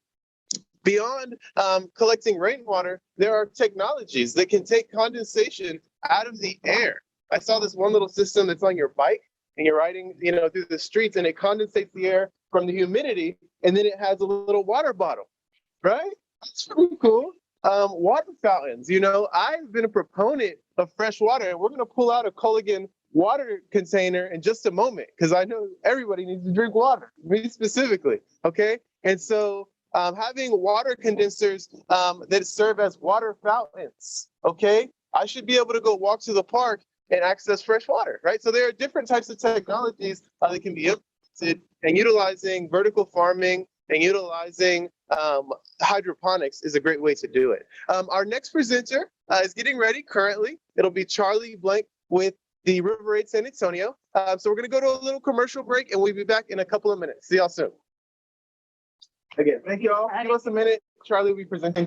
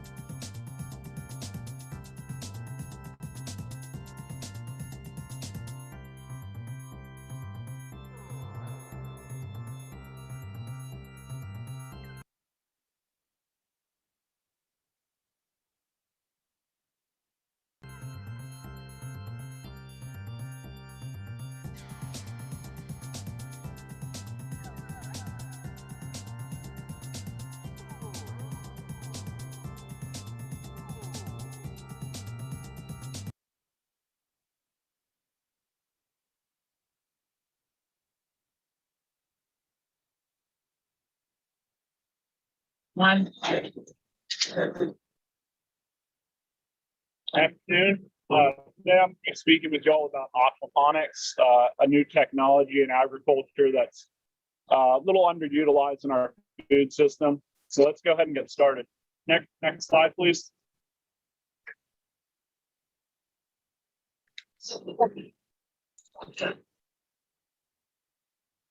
One more back.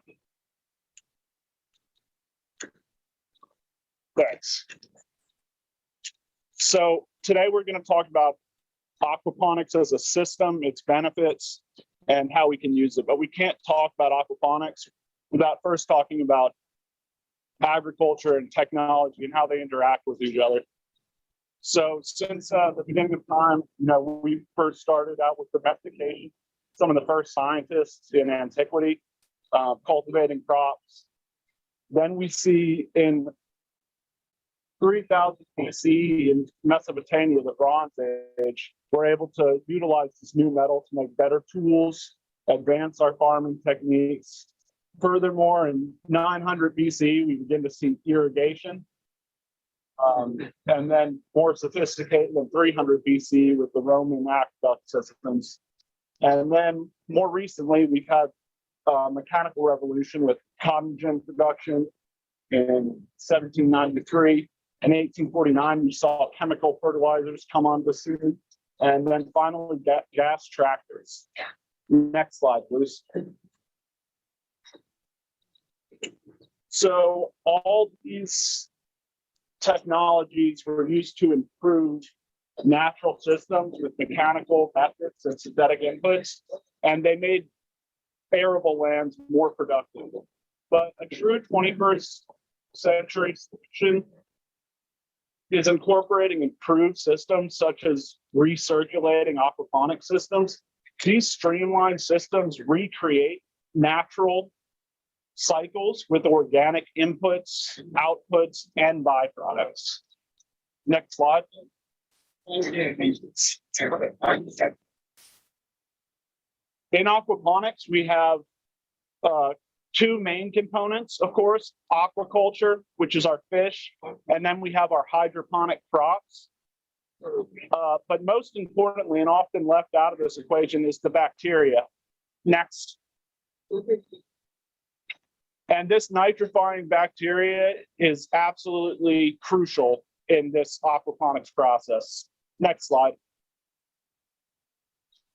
Aquaculture demand for overfishing has grown and risen dramatically in the past 40 years. Next slide. And to combat this overfishing and the demand of protein from our seas, we've seen aquaculture on the uptick since the 1990s. And today it almost matches wild caught in output. Next slide. As you can see here, it's projected that by 2050, aquaculture production will more than double, helping us meet the demand for protein of our growing population. Now, why fish? Why is this a better livestock than, say, cow? Well, one of the main reasons is the feed to gain ratio. As you can see here, fish only get beat out by eggs in calorie input to protein output. Now, for you non-visual learners, that's 1.1 pound equals a pound of weight gain for a fish, while you would need to give 6.8 pounds to a cow to earn 1 pound of protein. Now, beyond that, greenhouse emissions is a big concern in this day and age. To produce a pound of fish, you use 7 times less carbon dioxide, 4 times less nitrogen, and 2.5 times less phosphorus. But possibly most crucially, aquaponics can streamline their output of waste byproduct directly into hydroponic input for crops.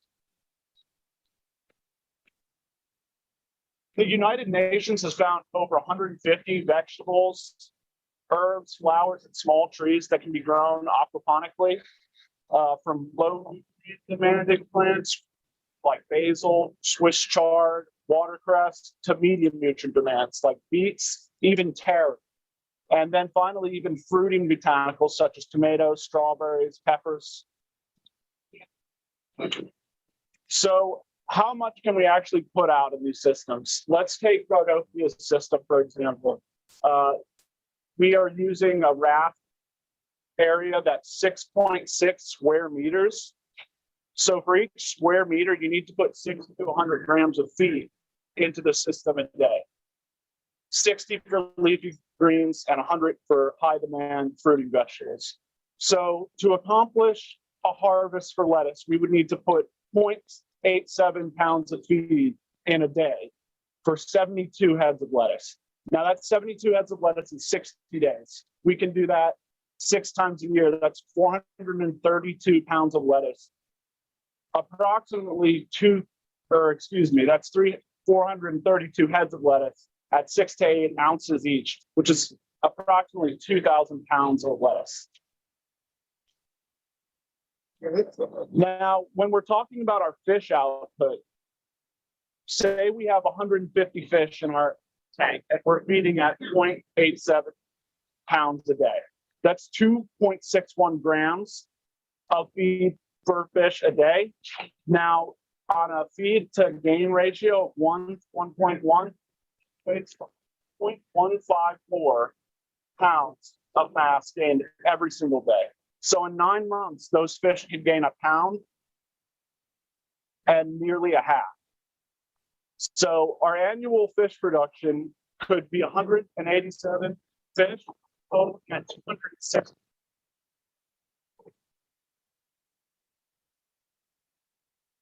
Now, how do we actually accomplish this? Like I was saying earlier, the most crucial part of this ecosystem is the bacteria.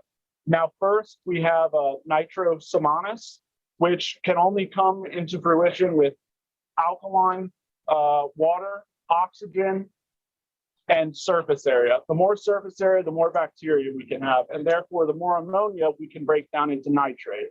Now, once it's nitrate, nitrobacter goes to work, and this is the final step in creating nitrate.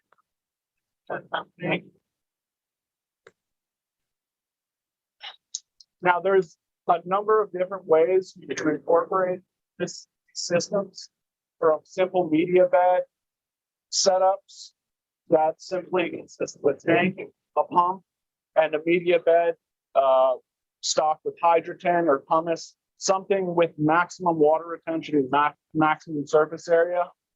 But then these systems can become a lot more complicated. Next slide, please.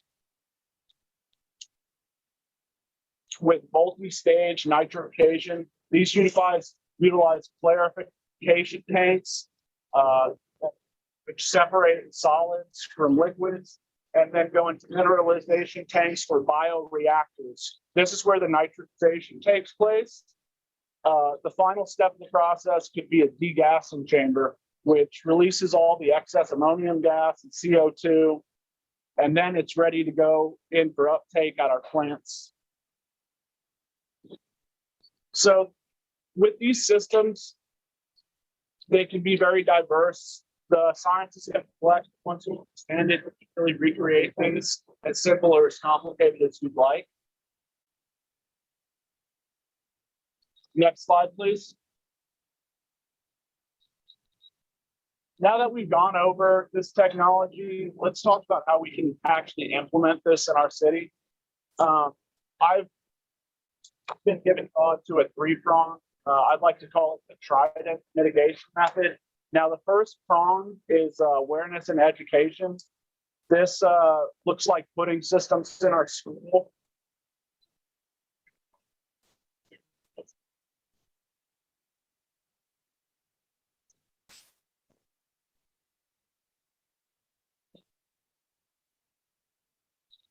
So this looks like putting systems in school. This can not only raise awareness of this new technology and all its benefits, but it will create new leaders, young and old, to run these systems, maintain them at our community spaces and at our homes.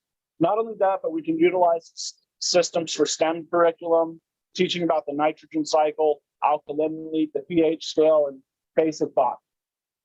Now, our second prong in this TRIDEC method is common feasibility and home implementation. These are simplified, streamlined, do-it-yourself systems, low cost, low maintenance. They're meant for family households, and it's a hyper localized solution that could feed communities all over our city. Yes. It can't be utilized right now, but we'll get it for the next time. Now, the third and possibly most important prong of this strategy is output. These are high output warehouse-like facilities capable of addressing greater community needs. Fresh protein and fresh produce to non-arable areas. These systems are completely standalone, closed loops, and if you have the people to run them and the technology to build them, they can be put anywhere. Now, I'll talk a little bit about what Gardopia is doing currently to implement these systems.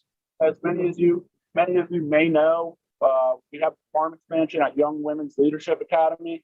It's a school down on the southeast side of San Antonio. And as you can see at the food graphic, it is a food desert region in high need. Next slide, please.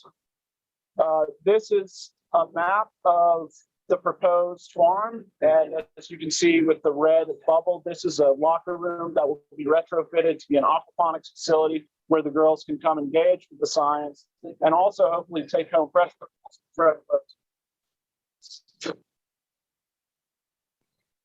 As you can see, it's a very big part of our next year and our expansion. We not only are working on expanding and maintaining our system here at Gardopia, but implementing Young Women's Academy facilities.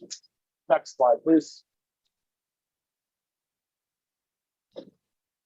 Now, as I've said, aquaponics are under implemented our food system. The benefits are low greenhouse emission livestock, a high feed to gain ratio, efficient water usage. Your wastewater is your crop. Use of non-arable land, closed loop systems with little to no waste, and soilless systems make it compatible for vertical expansion. So, at one, what our future could look like with aquaponics, but rather what our future could look like without aquaponics. Thanks. Yeah, any questions? Online or?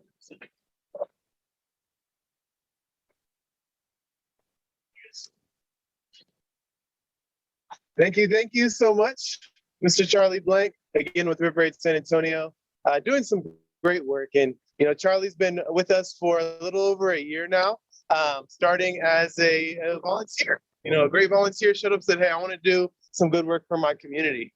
And then he became an intern with Alamo Colleges. And so he's been able to help us in an even more expanded capacity since the last fall, or maybe the spring, this year in January. And then with a partnership of many people, from Frank to Ricky to DeFranco, to the River Authority, to the River Foundation, to Confluence Park, started picking up loads and tons, literally tons of trash, tons of trash. I'm not lying, like 18 tons, right? That's amazing. And the thing is, it's still not enough, but it's a start, right? And so it can be, again, overwhelming. Like I said in the beginning, like, what can I really do, right? But what we can do is we can start. We can get started, and then, you know, that little drop creates another little drop, and before you know it, you got a drink of water, right? And I'm still gonna get that water out for us because water is critical to life. 70% of our body is water, right? 2/3 of the planet are water, right? So I see a reflection of each other. And so we need to take care of our water. We need to drink water. We need to utilize aquaponics systems like we are going to be doing. We're setting up our aquaponics system here at Gardopia. We'll do a workshop just on aquaponics, as well as we're going to be doing what is called crack key hydroponics, which is sort of like a passive hydroponic system. And we're going to be integrating this also into some of our schools as well. So, the future for us integrating water-based and soil-less mediums is definitely the future as Gardopia is moving into. We are now going to be transitioning into our next pre-recorded presenter, which happens to be, drum roll, sorry.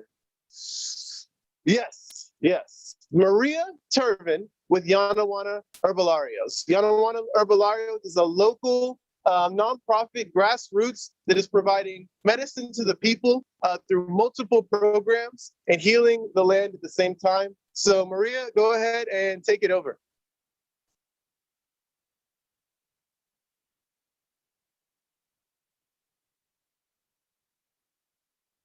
My name is Maria Cristina Turvin, and I'm the operations director and founder of Yanawana Herbolarios. My familial line is from Guanajuato, Mexico, and I am a woman of Nahua indigenous heritage that is currently occupying or settled in but not colonizing land in the territory of the Yanawana and other indigenous peoples. Okay, so Yanawana Herbolarios is an indigenous woman-founded, queer-run organization, and we serve organizations in San Antonio, Texas primarily, but just not San Antonio, Texas alone. We actually do serve surrounding areas. We have a significant relationship with people in Navajo Nation, the Diné, and we've also served in other parts of the United States, such as in Standing Rock and as in West Virginia. Okay, whoops, there we go. So it's set to 5 seconds. So every 5 seconds, there we go, it'll change. Okay, so this is, let's talk about our mission. Our mission is to share, preserve, and honor cultural knowledge of the land and make it universally accessible as a means to empower and revive indigenous living practices, including medical botanical usage, water and land stewardship, and coming together in times of need. So we'll go into what this means as I explain what our programming is about. But if there was one word that I was going to use to sum up our mission statement, that word would be sovereignty. Our goal is to make our communities, our people sovereign, truly independent, to have that ability to live in agreement with instead of against the land and all of the land's occupants, every single occupant, the insects, the animals, the people, all of it, and to know how to, harvest water and clean water and tend to the land in traditional indigenous manners that, encourages the thriving of that land. And of knowing how to, tend to your own healthcare needs and how to build your own shelter. But when you know how to do all of these things, when you can live with everything that you need that is around us, that the earth has given us, when you know how to use these things, and these are things that our ancestors knew how to do, you can truly be independent. You can truly be sovereign. You don't have to depend on a system, governmental system or otherwise, if you truly can live in that agreement with the land, with your community. And so sovereignty, that's what we're going for. So we serve communities historically affected by systemic oppression, including Two-Spirit, LGBTQIA, Indigenous, Black, racialized, and working class. We serve everybody, but like I said, our focus is, those affected historically by systemic oppression. Our programming is mostly free. Um, some of it is, does have costs associated, but it's pretty low. We also have donational optional with some of our programming. But like I said, our programming focuses on building sovereign communities. Okay, so let's talk about our programs a little bit. So our programs are also, like, you could say that our programs do have an environmental justice lens, and our programs, being that we are settled in city and we've got food justice, we do talk about urban ag. But if there's one overlying theme that is really strong, prevalent throughout all of our programming, it would be social justice. We really aim to level the playing field, make things right. So with the communities that we work with, traditional medicine, what I call traditional medicine, is a birthright that has been really, a lot of people have been separated from that.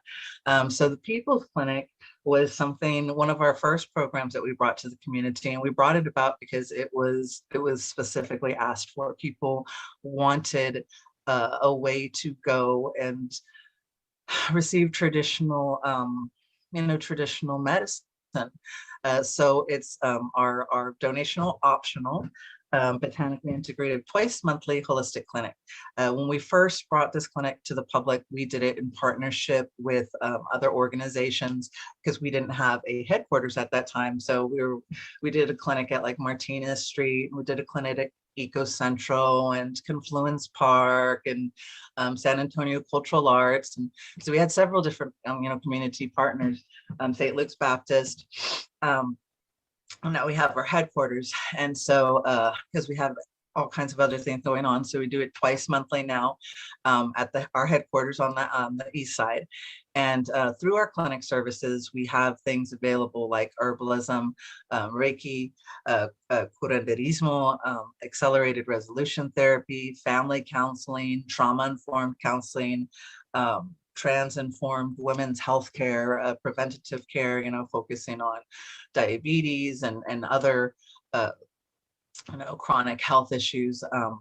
And it's, people really like this program a lot. We have relationships with allopathic partners. So, allopathic is Western medicine, with the pharmaceuticals and stuff. And, when we need to refer our clients to higher definitive care, we do. But they are able to build a relationship based on trust, knowing that they're going to be heard by us. And then when we need to refer them, if we need to refer them, there's that trust there. We refer a lot within our own clinic. We might have an herbalist that's like, you could really benefit from, Olympia, let me, get you scheduled for that. Or you could really, benefit from some body work, let me get you scheduled in for that. So it's really about treating the entire person. Another program that we have is Sowing La Futura. Sowing La Futura is actually our first program. We launched that at SACA. This is our interactive ancestral skills program. Some people would call some of the things in this category bushcraft or survivalism, but I don't like to think of our community as merely surviving. I like to think of our community as thriving. And these skills are all part of our own ancestral birthright, our own ancestral skills. So we like to refer to it as that instead. But so this is a community program that's meant for all ages. It's meant to empower and create that sovereignty. Again, our focus is vulnerable populations. Past programming has included adobe oven building, fire building skills, emergency shelter building, food foraging, medicine making, water purification, weaving, gardening. We have relationships with several different organizations to do community gardening with. Our programming, the Sowing La Futura programming, is open to the public. It's free for the most part. Sometimes, we have opportunity to support teachers through donations, and sometimes, depending on the material costs involved, there might be a low cost material fee. Okay, next program is our street clinic. So I love our street clinic. We've always worked with the houseless community, but pre-pandemic we did it in our mobile clinic locations. Once the pandemic happened, though, we lost our locations to whole clinic. And so we, moved to creating Fortify and doing mass distribution of, wellness support to the community. But we were like, we're leaving out a critical section of our population, our houseless relatives. And so we decided to take it to the streets and just, packed up our medic bags and went.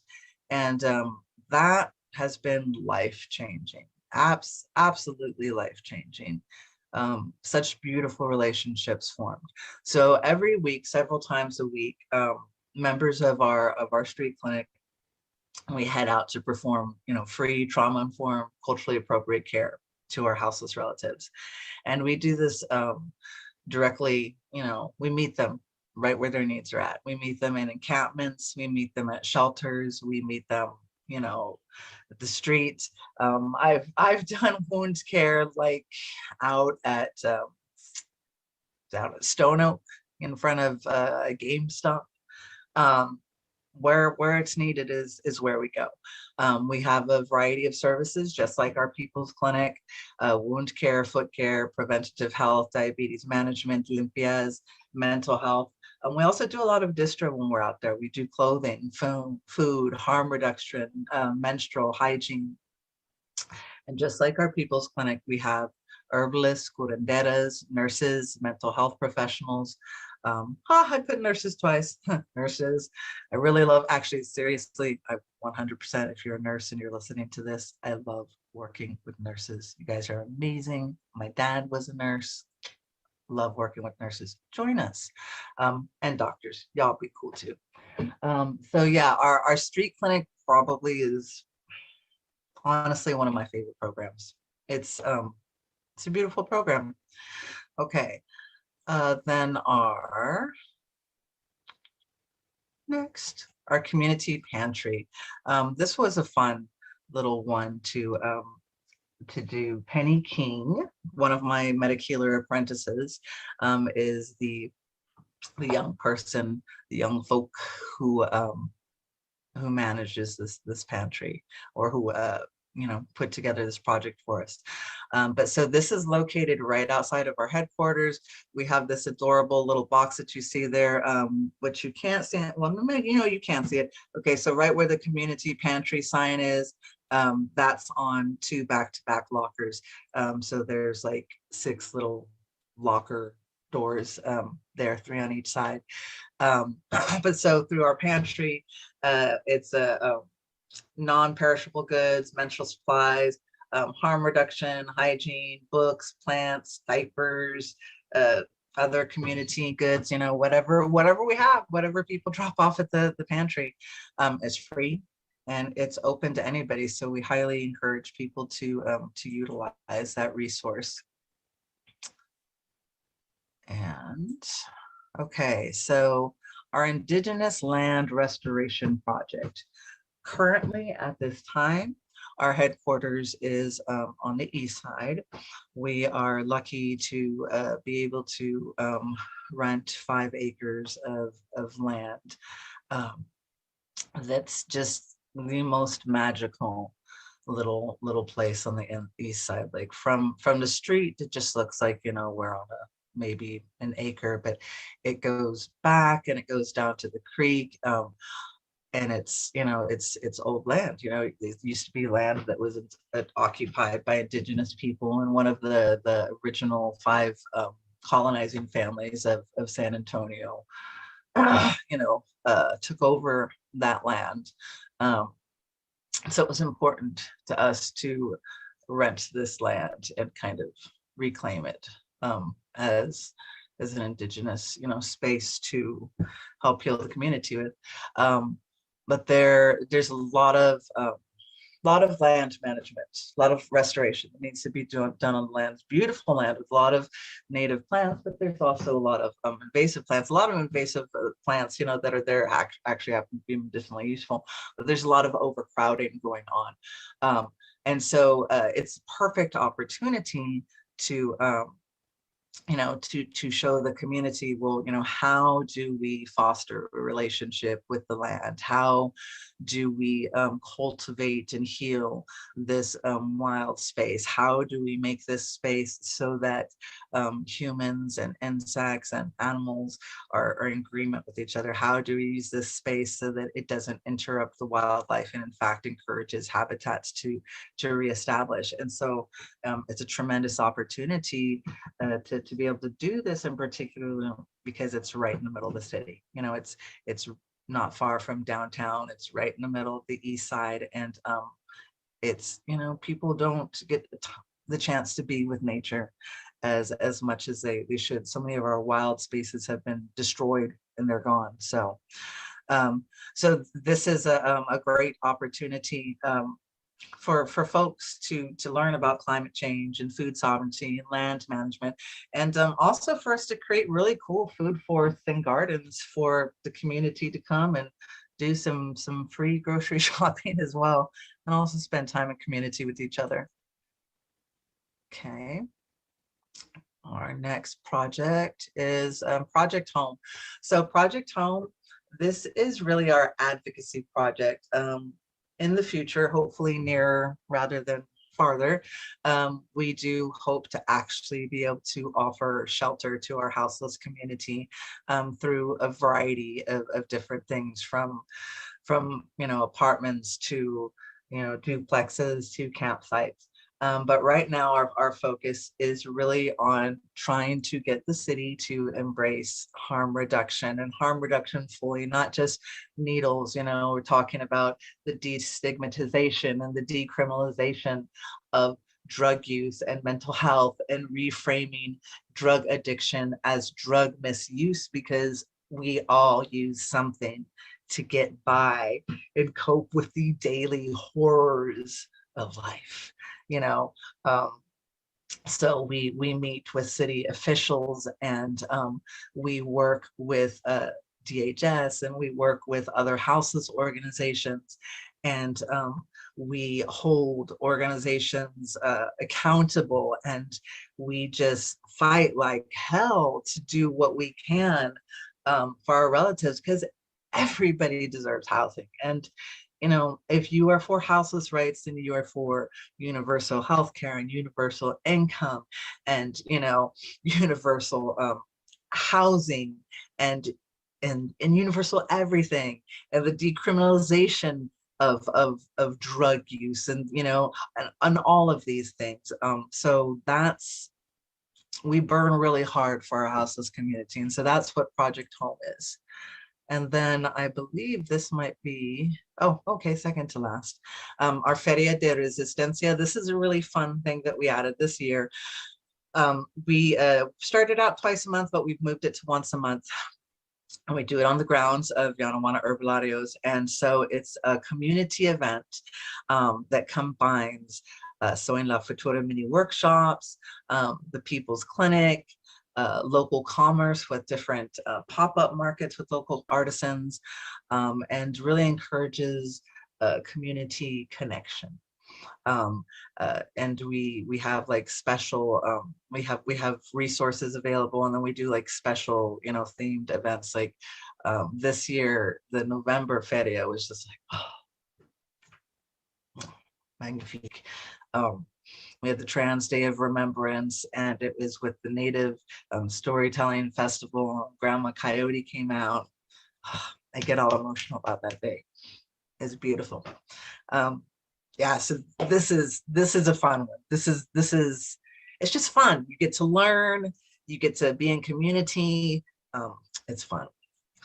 And our last program, I'm pretty proud of this program. If I can be proud about something, if I'm allowed to be proud about something, I'm pretty proud about this program. This is a program that I've wanted to bring to the community for a long time. And we finally did it this year. So I'm actually just going to kind of read through this one.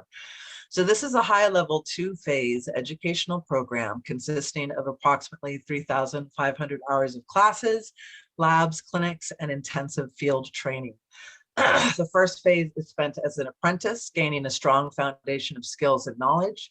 The second phase is spent as a journeyman, solidifying both skills and knowledge through advanced studies, student teaching, and remote field team missions meant to test competency and readiness. A medic healer must be able to care for their people in any situation or scenario. Therefore, this educational program has been designed to equip the student with a high level of personal sovereignty. Classes include, but are not limited to, indigenous plant practices, emergency and acute medicine, clinical herbalism, clinical nutrition and cooking, advanced medicine making, emergency birth work, ancestral living practices, defense, and cultural competency.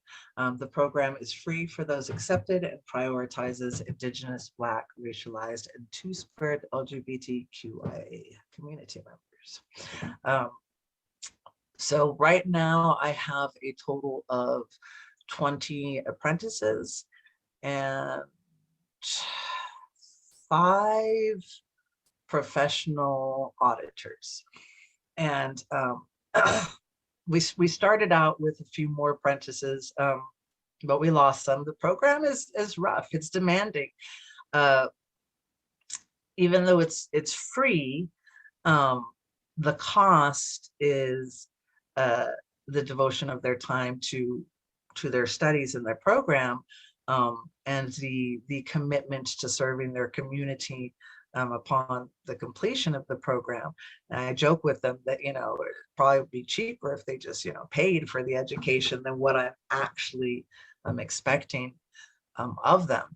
But it has been really phenomenal, and just the amount of time that we've done this, because we just launched it in September, to watch these youth grow in their confidence and their abilities, their awareness and their skills, all of those kinds of things. They did their very first student-run clinic without, you know, me telling them what to do, overseen by 2 other medic mentors, but, you know, still run by them this last weekend, and it was a phenomenal success, and I'm very proud of them.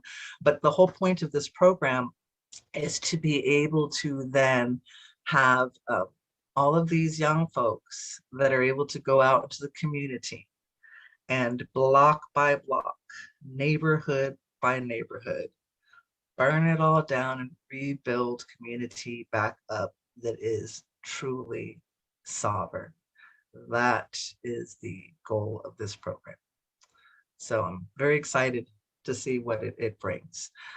So the last slide is, I think, just the, where can you find us?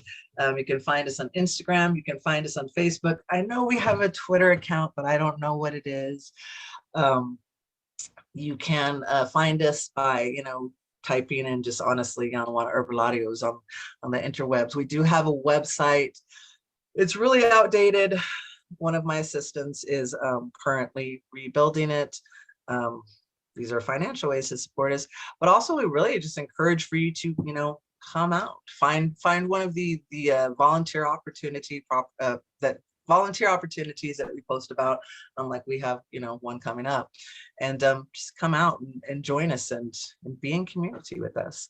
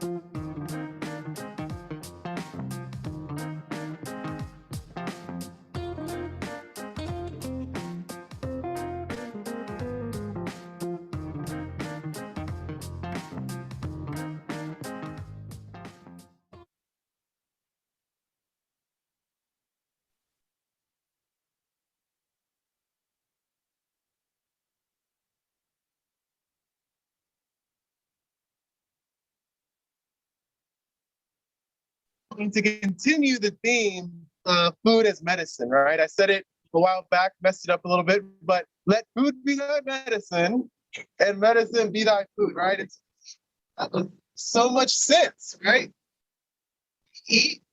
Our body is able to perfectly synthesize all of those nutrients, all of those elements, all of those minerals, all of those vitamins into the fuel and the energy and into the medicine that we need to survive, right? And I like to call myself Ferrari, and I would never give my Ferrari regular unleaded, right? I give my Ferrari supreme unleaded, right? I'm always changing the oil and keeping the transmission fluid and all of that to keep that car running precisely the way it's supposed to. So same thing for us. We need to let that food who we are be cultivated in our body. So with that, I'm going to turn it over to Chef Tracy Shelton of Alamo Kitchens. So much. Well, that was awesome. I am super excited to be here, and I'm feeling like what we're going to eat is going to be really good for us. And what we're making is broccoli, carrot, cheddar soup, which means it has some cheddar cheese in it. So when we talk about food as medicine, there are things that we can eat that are better for us and things that aren't as great for us. And we know that people should eat the milk of their mother, right? So we as humans really should just be eating our mom kind of be done with it. We eat milk. And this recipe, as we're going to make it today, has half and half in it, which is dairy. There are other ways, though, to change it is maybe a little better for your body. And that could be, especially if you're allergic to dairy, that could be using almond, or it could be using soy milk. If you don't want it to be as heavy, you would use a skim milk if you are a dairy eater and drinker. But we're gonna make broccoli cheddar soup. And I'm excited to be doing it outdoors. It's my first time cooking outdoors. And I'm going to walk you through what I'm doing as I do it. I'm going to start with, but I am outdoors. So I'm going to start with some clean gloves because I recognize that other people are going to eat this too. And I want y'all to feel good about it. The other thing we're going to start with, guys, we're going to start with a half a stick of butter. It's a lot of butter, but it's a lot of soup. Y'all hear that too? Oh no, I love butter. I love butter. But the other thing that I do at my house for my children, because we eat a lot of things that are great for us, is canola oil, or we would use a vegetable oil. The great thing about butter is the flavor. Now, I always use unsalted butter, and the reason I would use unsalted versus salted is because then I can control how much sodium is in my dish, right? So we're going to control that. So the other problem with butter, I think often is that it will burn, where with the oil, you don't. We're practicing something called mise en place. So you won't see me chopping a lot of things today because everything is already in its place and we can go quickly to prepare this meal, which would take us about 30 minutes. So this is a half of a medium onion. You can use any kind, yellow or white. I like a sweet onion. And we're going to, the onion's gonna go from white to a translucent. And that's how we'll know that we're ready for to add the garlic. And the garlic and the onion just give it flavor. Who makes soups? Anyone from the audience? What do you start with when you're making a soup? Anybody? And this is not a trick question. The onions, what you're doing. Onions, garlic, oil. What else do you guys put in there in your soup? Huh? Eating pre-made. Reheat the pre-made, right? Nobody's mad at you. Reheat the pre-made. Most soups start with a combination of garlic, oil, onion, carrots, and celery, right? And depending on the culture, it's a pepper, bell pepper. They'll call it like the mirepoix or the Holy Trinity. Today, we're going to start just with the onions, and we're going to let those become translucent. And as they become translucent, we're going to add our garlic. Now, I love garlic. And so when I pre-made the soup, like on, Food Network. So there's some already ready and we're going to have this too. I use elephant garlic, which is a little stronger. But I love garlic and it is so amazingly good for you. So far, we've started with onions that come from the ground and then garlic, which comes from the ground. And Stephen was talking about, you know, all these things that are in the ground and how they're better for us. That's how we fuel our body. The reason we're doing broccoli and carrot today is because that's what's coming out of the ground today. And you will find as the prices of food up, right, at the grocery store, I don't know, is that only happening in my neighborhood where it's going up, right? Yeah, they're going up, right? But if we get stuff from the ground, that's what's local. And if we're buying what's fresh out of the ground, what's local, then it's not going to cost us as much because we don't have to worry about transport. And transport is a big deal when we're not buying something from our local community garden or from our local grocer, our local produce person. They got to get it from somewhere else. And if they're getting it from outside of we're in San Antonio, so outside of San Antonio or outside of Texas or outside of the United States, the further it travels, the less fresh it is and the more expensive it is, right? So everything we're using so far has come from us. So my mother would say, sweat the onions. So I've sweated the onions and I've added a little bit of garlic. Now that, and you guys can't see, I'm going to see if I can turn my pot over and just show you. I don't know if you see in the camera how great it looks. Smells amazing. So now we're going to make our roux.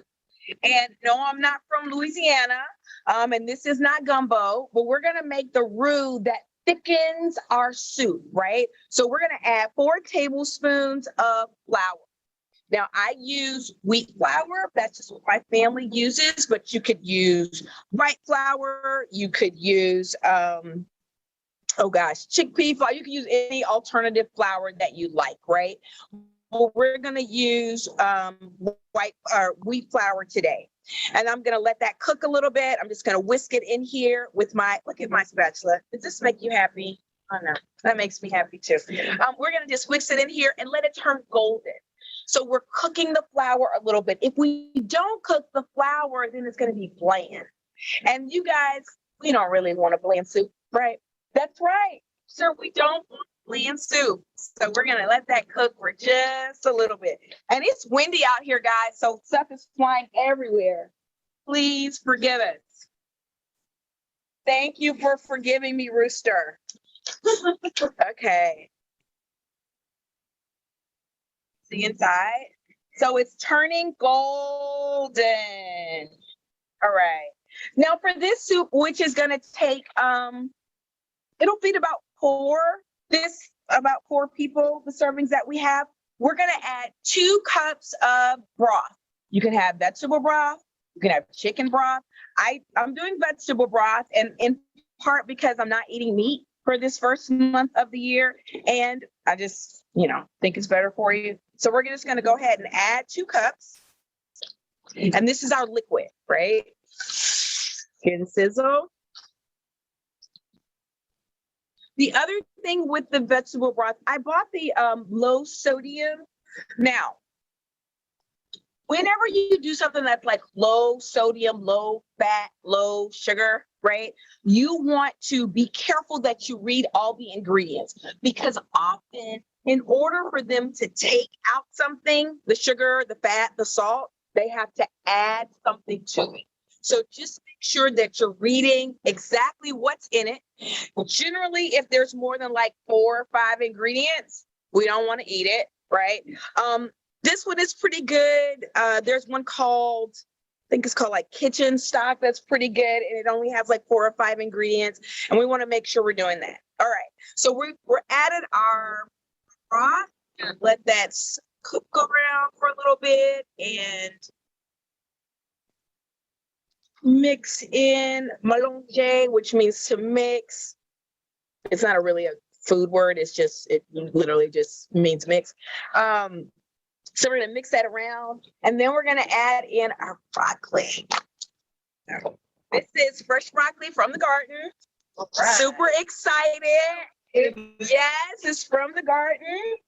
So we have 2 cups of broccoli, and then we have a cup of carrots, again from the garden.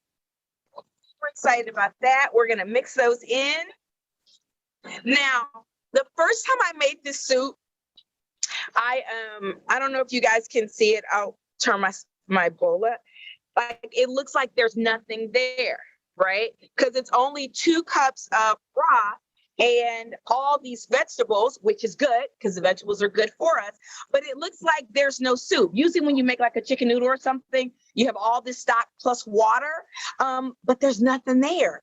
But when we add in our milk product and our cheese, it's gonna fill up the soup.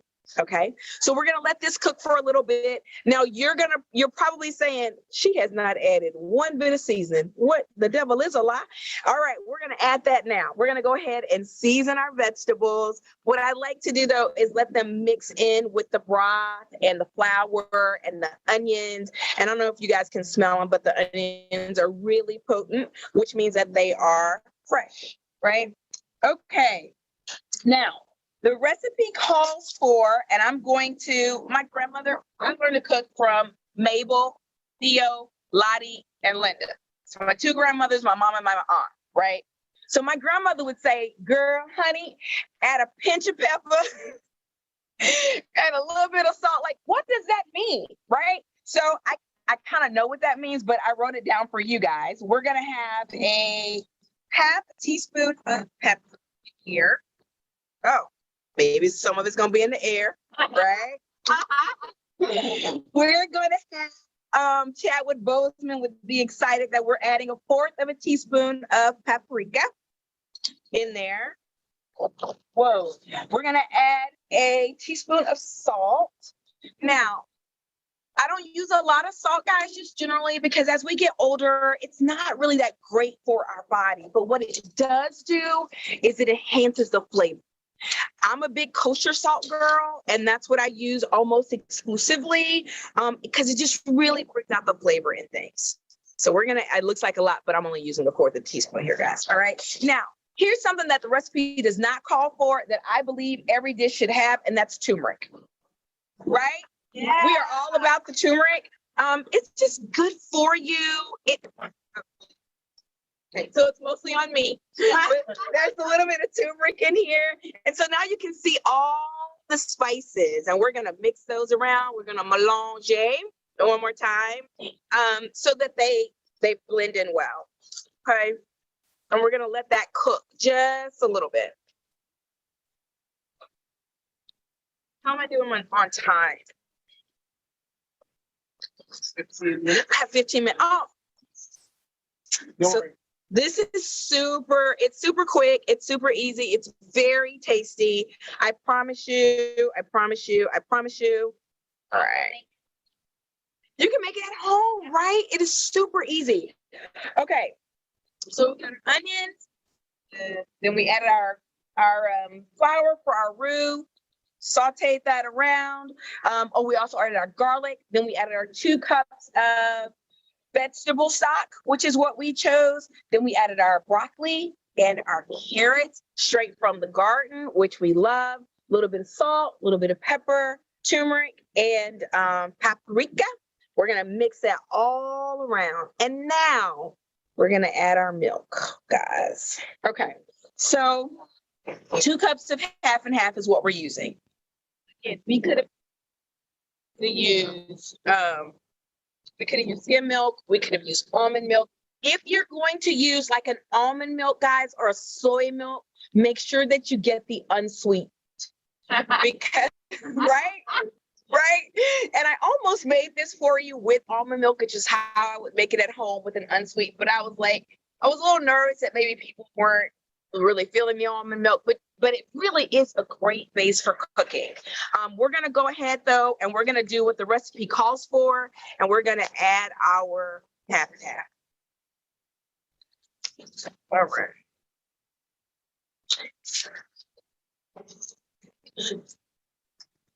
And you're gonna see almost immediately. Gosh, look at that. 2 cups of half and half. And it changes the soup almost instantly. Wow. Can you see that? Is that amazing, right? That's awesome. That is awesome. I'm gonna bring it to a quick boil. And the reason I'm gonna do that, guys, is just to help everything My word of the day is melange. All together, just mix all together and do a quick boil. And then we're going to turn it off because we don't want the milk to be scorched, right? That is never good.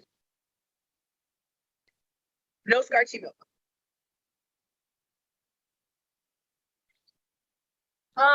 No, it's like burn the milk. Don't burn the milk.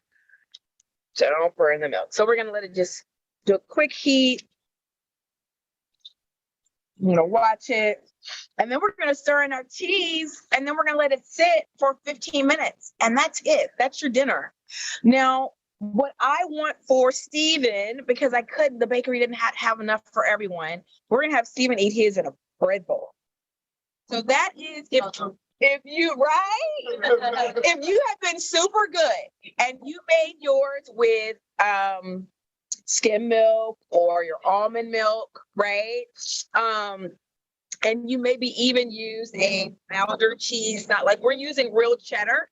Now, here's my thing on non-real food. Don't eat it. Just don't eat it. If they had to manufacture, Kamiana is great for us either. And I think one of the things that a challenge for us as we try to eat better is we look at things that are out there and we're like, oh, well, it says, and they put it right, natural. So here's here's Tracy's pro tips. If it says natural flavors, don't buy it, right? If you look at the box, the side of the box, and it says spices, put it back. That's how companies hide extra stuff that they're doing, right? So while we don't want to use, and we've been talking about dairy today, we don't want to use a lot of dairy because it's not our mom's milk. If you're going to eat dairy, eat dairy. Don't eat fake dairy. Eat real dairy. What's the commercial about the one, you're saying maple? It's just like, right, like eat it just because it's better for us. Choose butter, not margarine. And these are Tracy's opinions. I'm sure Stephen will get all kinds of comments, but this is where I stand. Use the real thing because that in the long run is better for you than something that is genetically modified. Okay. All right. So it's boiled and we don't want to scorch or burn our milk. So what we're going to do now is turn it down. And you guys will notice right now, before I put this cheese in here, we looked at it earlier, it looked like there wasn't enough liquid, but look how much liquid there is in there now, right? And the next thing we're gonna do, which makes it broccoli cheddar soup, is we're gonna add cheddar. Now, I didn't know everyone's palate, which is we did mild. Just mix that around. And it's going to be awesome, cheesy. You're going to find that the garlic is really strong in the soup because we use the elephant garlic, which is a little stronger. But we're going to mix this around, guys, and then we're going to let it sit. And then we'll come back. Maybe Stephen will do a quick commercial at some point, and you guys can see what it looks like. Oh, or you know what? Actually, close that, turn it on low, and can I take a pause? Yes. Go to the filler slide for just a moment. Oh, yeah. Is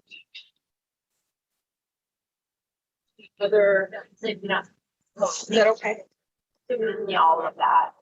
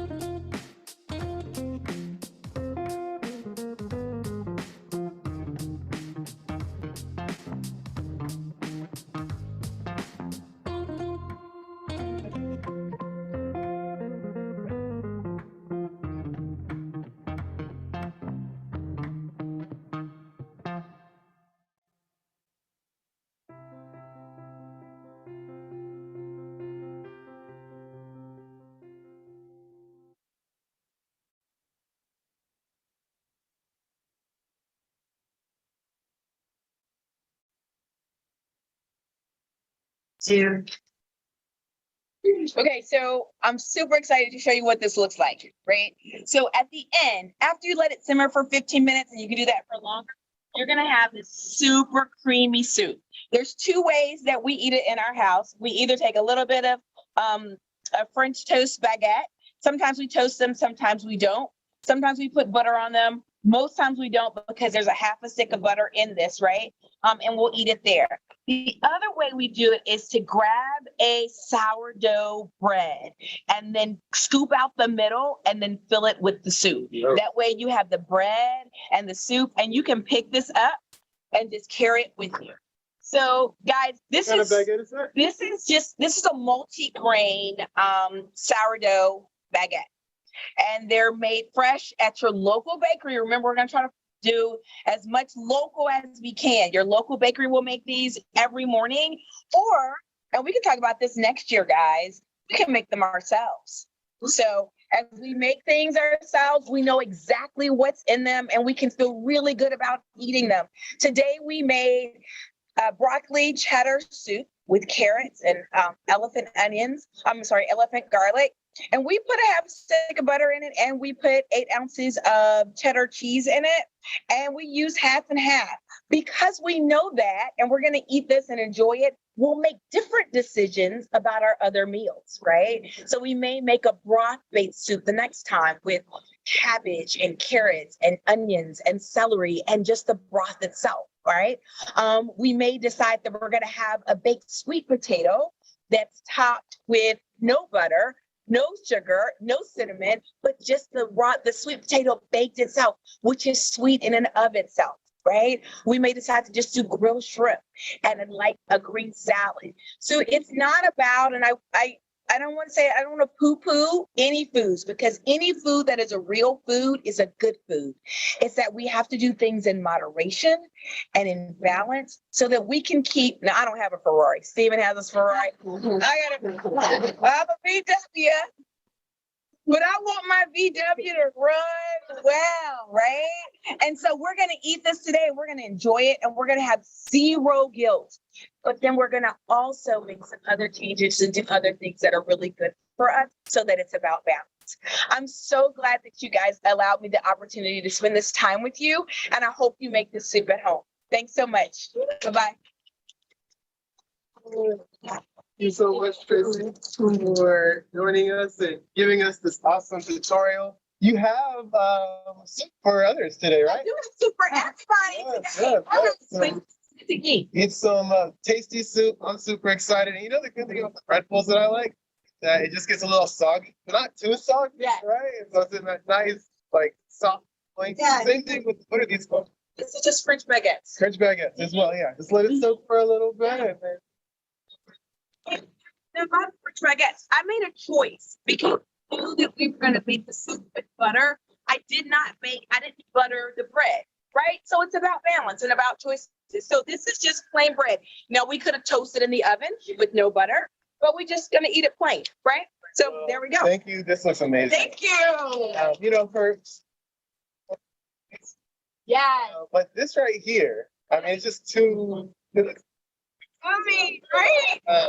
Again, thank you for tuning in. We are going to be going to a short break, so fortunately, y'all are going to get to taste this soup. But if you're at home, we encourage you to go take a lunch break, get some good food in your body, take a rest, bio breaks, and all that good stuff. But in addition to that, we will have some additional pre-recorded speakers. So let me just give you a heads up on who the next one will be. Sorry, I tried to memorize the run of show, but it didn't quite work.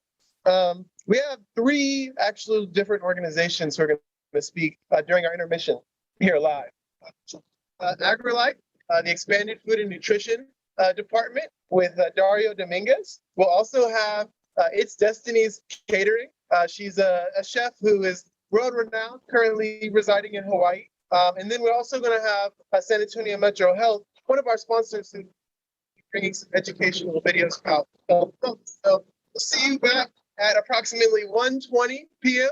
Live to have Michael Buddy, Luis San Miguel. See y'all soon. Y'all can watch it as well.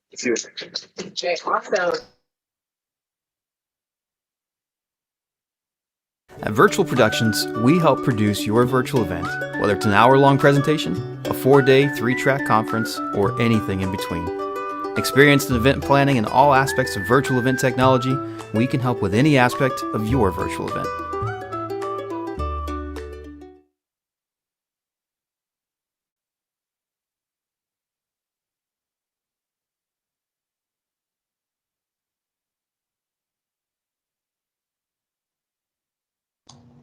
Hello, my name is Dario Dominguez, and I am the extension agent for the Expanded Food and Nutrition Education Program here in Bexar County. And today I'm going to be going over fad diets with you. So to start, fad diets are everywhere. You see them in television and radio, through fitness trainers, through bloggers on the internet, especially on social media, right? The big ones right here, YouTube, Facebook, Instagram, Twitter. You can even find them at the grocery stores. And so what is a fad diet? A fad diet is a diet that is promising weight loss or health advantages without backing of solid scientific evidence. They're generally characterized as stylish, so they've got a lot of big promises, catchy names, catchy words, and they promise dramatic results, but are also typically highly restrictive or contain unusual food choices, which can make them very hard to follow. And there are always red flags of fad diets. So if it sounds too good to be true, it probably is. Generally, these fad diets recommend using a single food on a very consistent basis and in high quantities. Promises a quick and easy weight loss with no effort. Eliminates an entire food group such as grains or dairy. Low carbohydrate diets generally do that. Guarantees an outcome in a specific period of time. So, I promise you, you're going to lose 10 pounds in 1 week.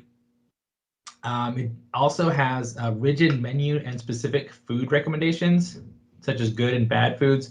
And we really try to tell people there's no such thing as good foods and bad foods. There are healthier options, but food in and of itself is not bad.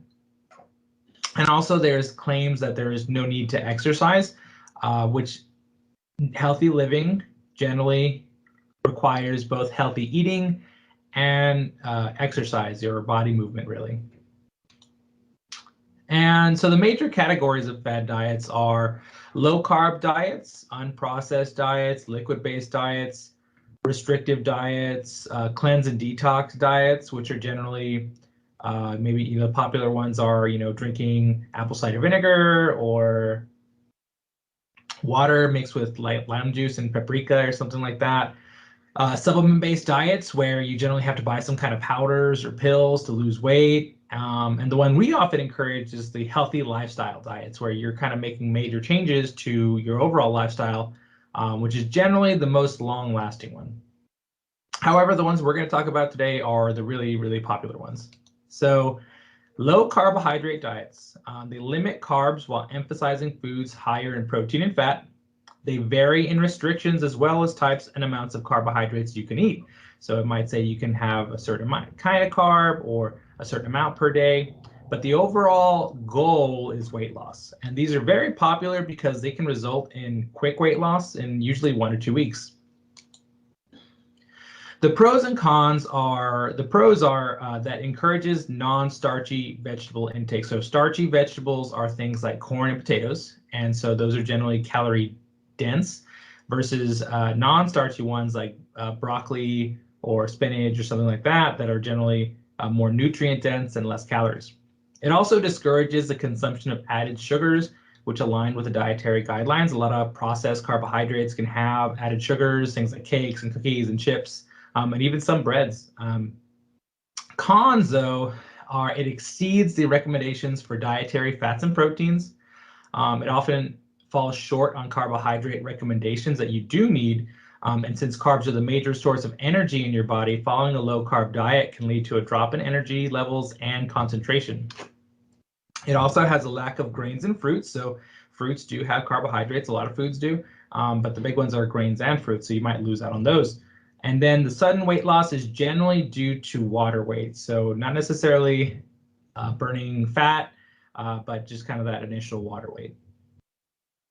Another popular low carb diet, very strict low carb diet, is the ketogenic diet, otherwise keto. The goal is to force the body to burn fats rather than carbohydrates. And this occurs when the body doesn't have enough glucose for energy. And when that happens, it results in an increased amount of what are called ketones. And so that's when you know your body's in ketosis. And when you're in ketosis, again, it's your body's burning fat instead of carbohydrates. And so you have to test this to make sure you are in ketosis, usually through urine strips. And this diet is actually commonly used to treat epilepsy. That's originally how it came to be. However, what are the downsides? So is keto safe?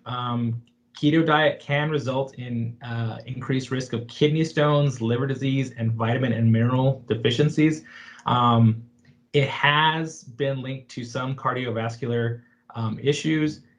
More research is needed, though, for that, as well as, ultimately weight loss. And, is this a lifestyle change versus a trend? So keto can kind of be a little bit of both.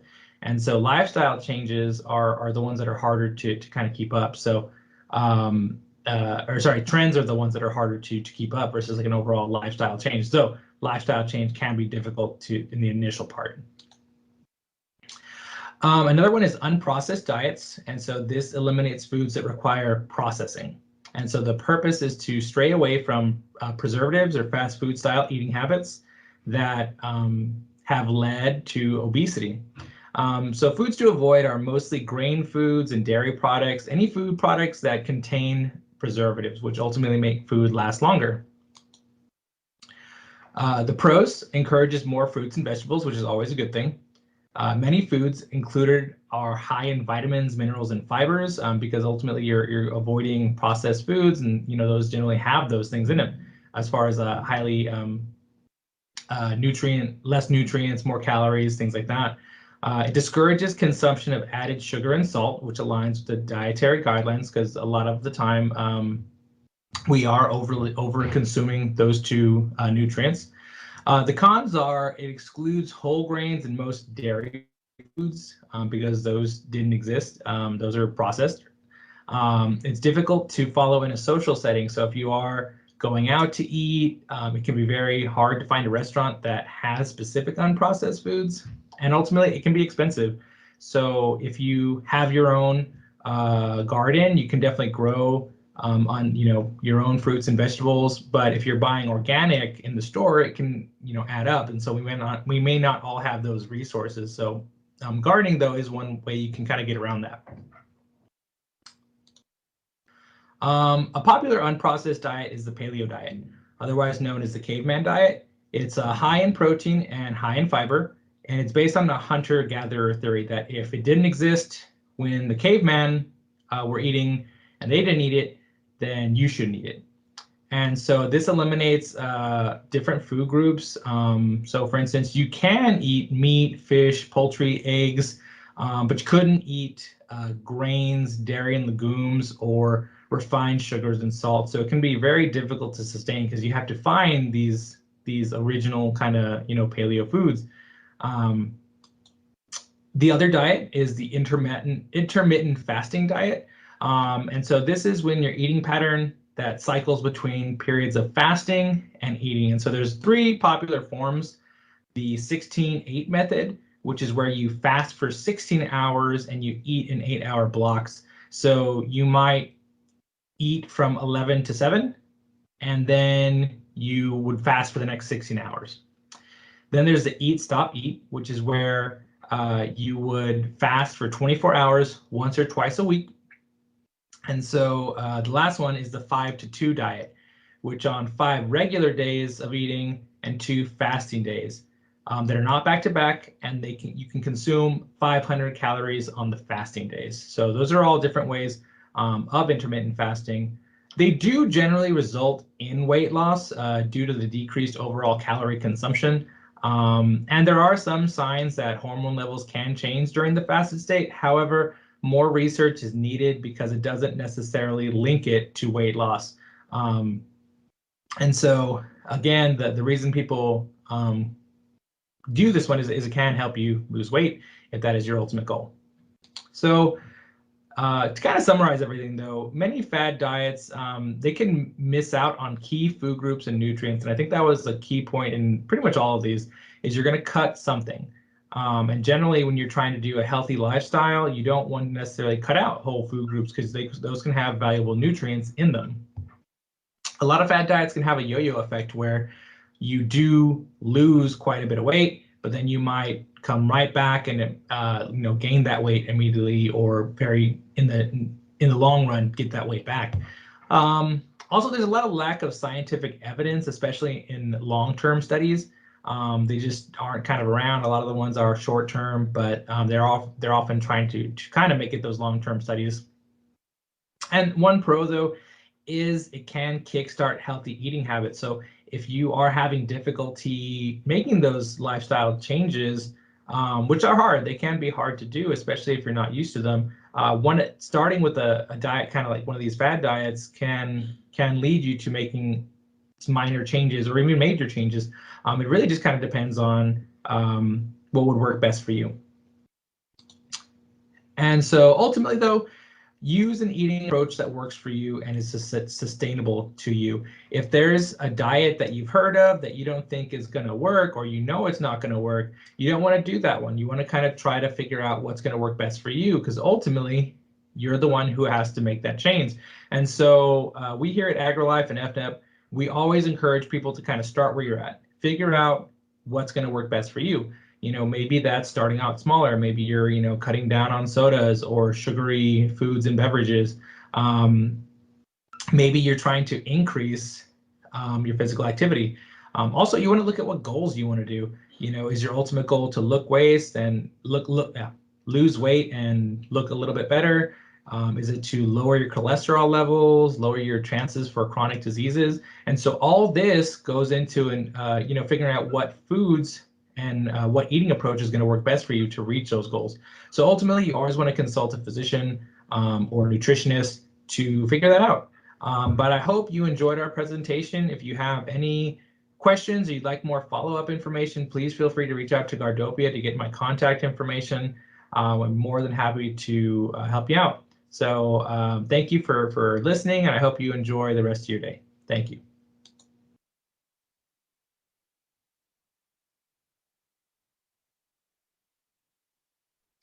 Aloha, I'm Chef Destiny. I am a private chef here on Maui. I also have a community outreach program called Manifestini. The concept behind that is that we're capable of manifesting our own destiny. We can create our own reality, but it takes mana, which is the collective energy of people and the environment surrounding us to make these things happen. We're taking a regenerative approach to sustainability and education. Currently, I'm working with Uncle George Kahomoko Jr., who is a musician, and he's also a farmer here in Hawaii. What he's been teaching me is how to, that abundance creates abundance, and gratitude is what really continues to drive us and allow for success. You can see in some of the pictures, Uncle George, what he does is he works with a lot of the restaurants here. He'll deliver food to them fresh from the farm, but he'll also collect their trash. And what we do with that is we take the trash, we sort through it, and we take the food, the slop, and we use that to feed to the pigs. And then we take that and we rewash it. We use that water to go back into the plants. So it's a whole biodynamic system of appreciation of the little things and acknowledging that what comes from the earth goes back to the earth. So what we're doing here is 90% of the food in Hawaii is imported. We're trying to alleviate some of that so that we're not relying so much on imports. If anything comes into, if the boat stopped running in Hawaii, we have about a week's worth of food to survive. It's not good. So what we're trying to do is start the kids from young, teach them how to farm, how to hunt, how to fish, but most importantly, teach them how to cook. And we're taking kids from 13 through 19 and we're educating them to the point where they're good enough to go into the culinary industry straight out through the program. This program is 6 months. Well, they spend 1 week a month on the farm and 1 week a month in the culinary classroom. At the end of this program, they host, they cook for a fundraiser dinner on the behalf of the Aloha Legacy, which allows us to continue to keep this program operating. And our goal here is just to lift as you climb and help others to grow as well. Chef Robin moved with me from San Antonio, Texas. I asked her if she would come help me develop this program, come help me build out the catering, the private chef services, and she said yes. So she and I are collectively working to create a sustainable program to teach the kids how to be self-sufficient. And you can see Robin here going through the slop, just figuring out what's trash, what's food, and what's going to go to the pigs, what's going to go to the landfill. We try to kind of omit as much as we can and save as much as we can so that it goes back to the land. Uncle George, he goes as far as when we cut cane grass, we cut it with the blade so that it comes back and we use that as the feed for the animals. It's higher in protein and less expensive than hay. It's very expensive to ship stuff here to Hawaii. So hay is about 3 times the size of what it'd be on the mainland, but the grass has all the proteins that we need. So we feed that to the cow. The cows get rid of it and we take that fertilizer and we use it back on the plants. We also work with various estates that have banana trees or citrus groves, and we harvest for them where they necessarily can't, and we use that to distribute food to people that don't have it, either widows or just people that don't have the financial resources to obtain fresh food. That's what we're doing here in Hawaii. Destiny, this is Yes. amazing. You know, you're on an island out in the middle of the Pacific Ocean. You know, what drove you there is your culinary passion, and now you're turning that into something bigger to close the food loop and reduce waste and be able to cultivate and teach youth. You know, what drove you to go down this path? You know, it kind of just made sense. Before I moved to Maui, I was actually on another island, Lanai, which is very remote. It's actually a privately owned island, and the state of Hawaii only owns 2%. So I saw what it really looked like to be food insecure, because these people that live on this island have no choice but to get food from one grocery store. And if they want to even go to Costco, they have to take a ferry round trip, you know, $120 just to go to the grocery store. So it really started put things into perspective, like, wow, we're on an island that's known, or that people believe like, oh, it's Hawaii, there's food everywhere, but that's not the case. So it really put into perspective for me of like, people need help, they need resources, how can we connect them to it? That's And not beautiful. only Yes, and not only connecting people to food, but connecting them to resources to better themselves. And so, would you say that there are a lot of farms, like regenerative farms on the land, or you're saying the majority of the food is being imported? Yes, a majority of the food is being imported. There are farms. It's just there's not enough. Or what we have is we have farmers that don't have access to workers, and we have people that want to work farms but don't have access to land. So it's like, how do we connect the two? And I'm also in ag school right now at U of H Maui. There's a program called Go Farm Hawaii, and it's an 18-month program. Once you go through it, you become a farm certified, and then you can have access to land and all those kind of things. But there are resources available. It just takes time. There's a program here called Mahi Pono. It's there's a lot of mixed opinions about them. I'll keep that separate, but what they're doing is they're acknowledging also the food insecurity. So they've taken acres and planted lime trees and citrus trees and all kinds of produce. But the thing is, it takes years for this to develop. So there are things that we're working towards, but we're going to see maybe 5 to 10 years before we can even reap the benefits of this. Well, I just think it's amazing that you're going outside of your traditional culinary arts and learning and educating yourself about agriculture.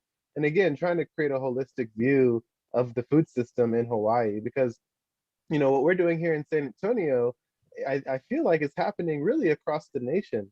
And so it's awesome to see that even though you're thousands and thousands miles away, that we're able to learn from each other, have these conversations and hopefully inspire, like you're doing, the next generation to be able to not only be food secure, but food literate, food sovereign, and increasing food justice around the world, really.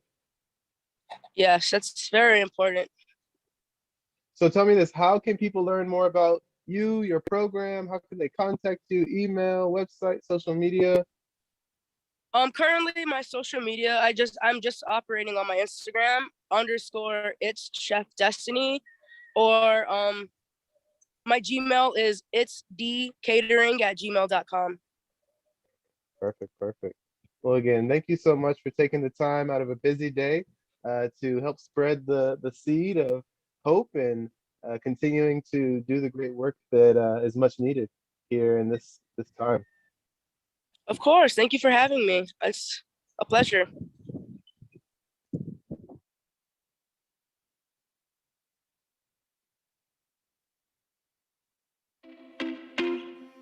Hello and welcome to our newest Healthy Corner store. Bienvenidos al Tiendita Saludable. Our Viva San Antonio Healthy Corner Store initiative started back in 2017. We grew it from 1 store to 5 to 8, and now we're continuing to grow throughout the city. We would partner with local mom and pop convenience stores and put fresh fruits and vegetables in those communities that need access to fresh fruits and vegetables. There are many ways we can work to increase health in the community, and sometimes it really takes working with the people who live there. We just can't fly in and say, this is what we want you to do. We have to understand what works for the community, and that's what's so great about the Healthy Neighborhoods program, is there are community health workers that are really out on the ground, on the streets, getting to know the community and finding what it is that they need and what's going to make things better there. So in some cases they may identify, hey, there's a food desert, and we know the perfect place where you can actually stock the fruits and the vegetables. When I came in and looked at the store, they already carried, your staples like tortillas, bread. He also did carry some fruits and vegetables, but he didn't have the refrigeration to be able to have a lot of it. So he would carry, I noticed that there was just like tomato, onion and things like that. And now I think that that's what this support has really done, is allow that to be more of a part of the store and the products that they carry to be made available to the community. We're at Gas and Go, a health and nutrition store. And it's really good, it's great here. I've seen the progress that they've made, and they have fruit here. This is the closest store that accepts food stamps. So I come here for all my neighbors. When my neighbors send me to the store, because some of them can't walk, some of them don't have cars, so I get on my bike and I ride over here. Right, is that we want to have a healthy combination. About 40% of the U.S. population lives more than 1 mile away from a supermarket or grocery store. That includes this neighborhood. If you don't have access to healthy food, then you can't eat healthy. And if you can't eat healthy, you are more likely to suffer from obesity, diabetes, and heart disease, all of which are problems here in San Antonio. I have a soup mix right now, and I'm going to be making a soup for my mom because she's sick, so I'm going to use it to make a soup at an affordable rate versus going all the way to H-E-B, getting, all the lines and stuff, and they could just come in here, pick it up and go. I work here with my father. It's been like the family store pretty much this whole time I've been alive. We've had a lot more customers coming in and just getting the fruits and vegetables because they're a lot cheaper from what we would get them from like a bigger retailer and try to sell them. So this has brought in a lot of customers and made the fruits and vegetables easily accessible for the people around. It is acceptable on the EBT card, so it's literally easily accessible and anybody can get it. My business, Big State Produce and Unifresh Produce, had the pleasure of partnering with the city and with the corner stores throughout the summer this year and throughout the expansion of the program.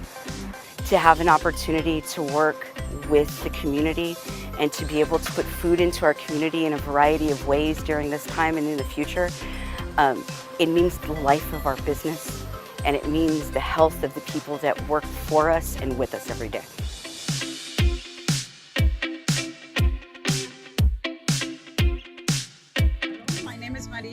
live in Villa Coronado area, and I just want to talk a little bit de las flores de amolillo, que they call it yuca, or another name, whatever. But I just want to let you know that we used to cook it when I was little at my hometown, and now I see it and I try to do it.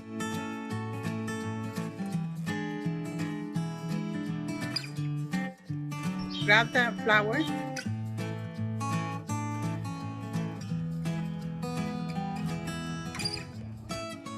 clean it, take out the lids,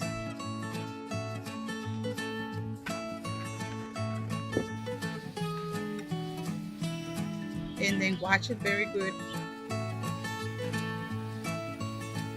I put some onions and pepper. I put it in a pot with a little bit of oil and tomato, salt and pepper.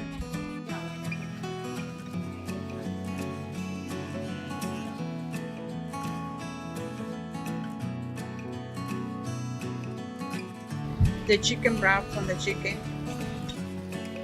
I cover the lids for 10 minutes, and then when I open it, the lids change the color. They get a different color. So we try it, and that's it.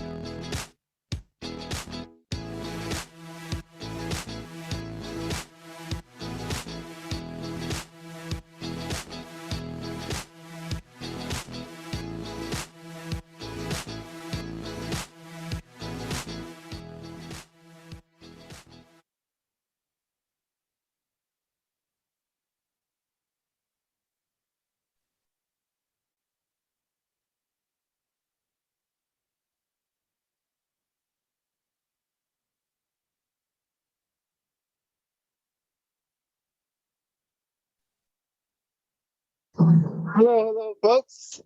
Stephen Lucky here, back at Gardopia Gardens. So welcome from our intermission. We had 3 great speakers from AgriLife to Destiny's Catering to Juana Simona and the work that they're doing. We're looking forward to continuing the conversation today. And the next presenter is going to be Luis San Miguel with MycoBuddy. Real quick plug before Luis begins. We are in fundraising mode, y'all.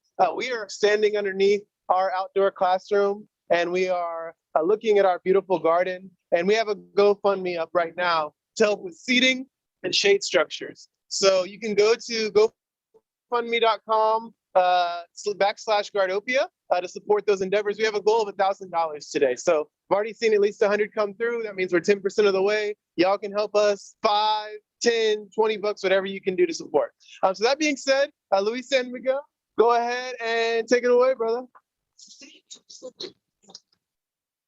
Okay, you go ahead and turn around. Good calendar, good presentation vote. Outstanding. Cool. Oh, nice.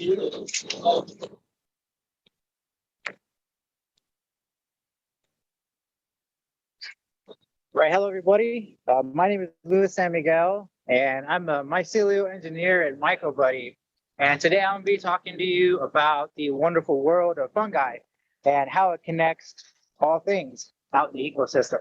I've been working with fungi and growing it for several years, and with the help of the sacred plants and fungi, I've been able to start MycoBuddy to share the share that those skills with my community. And so that's what we're talking about today, because there's something about working with nature and be able to grow your own food, medicine, and remediate soils. That's very powerful, and there's something sacred about it. So I hope that you all enjoy the presentation today. It's like this thing is kind of hanging up a little bit. So there we go. Yeah. There we go. We're looking good. Well, that's that delay, right? Yeah. So, so one of the things, well, before I start, how many of y'all here have heard of the green thumb? The cartoon? Oh, like, you know, you can grow. They say you got a green thumb. Oh, yeah. Well, I'm here to tell you all that that's a myth. It doesn't exist, because that means to say that someone can't grow, someone can't connect to nature. And so each and every one of us has the ability to connect to nature and work with it and grow their own food, medicine, right? And, you know, commune with nature. And we don't need permission for that. It's a journey, and it brings all of us together. And that's why we're all here today. That's why everybody here is tuned in on Zoom, you know, to learn about each and every aspect, which each and every one of us explore and we begin to dig deeper into. So today we're going to talk about the life cycle and ecology, fungi, moving out the ecosystem and beyond.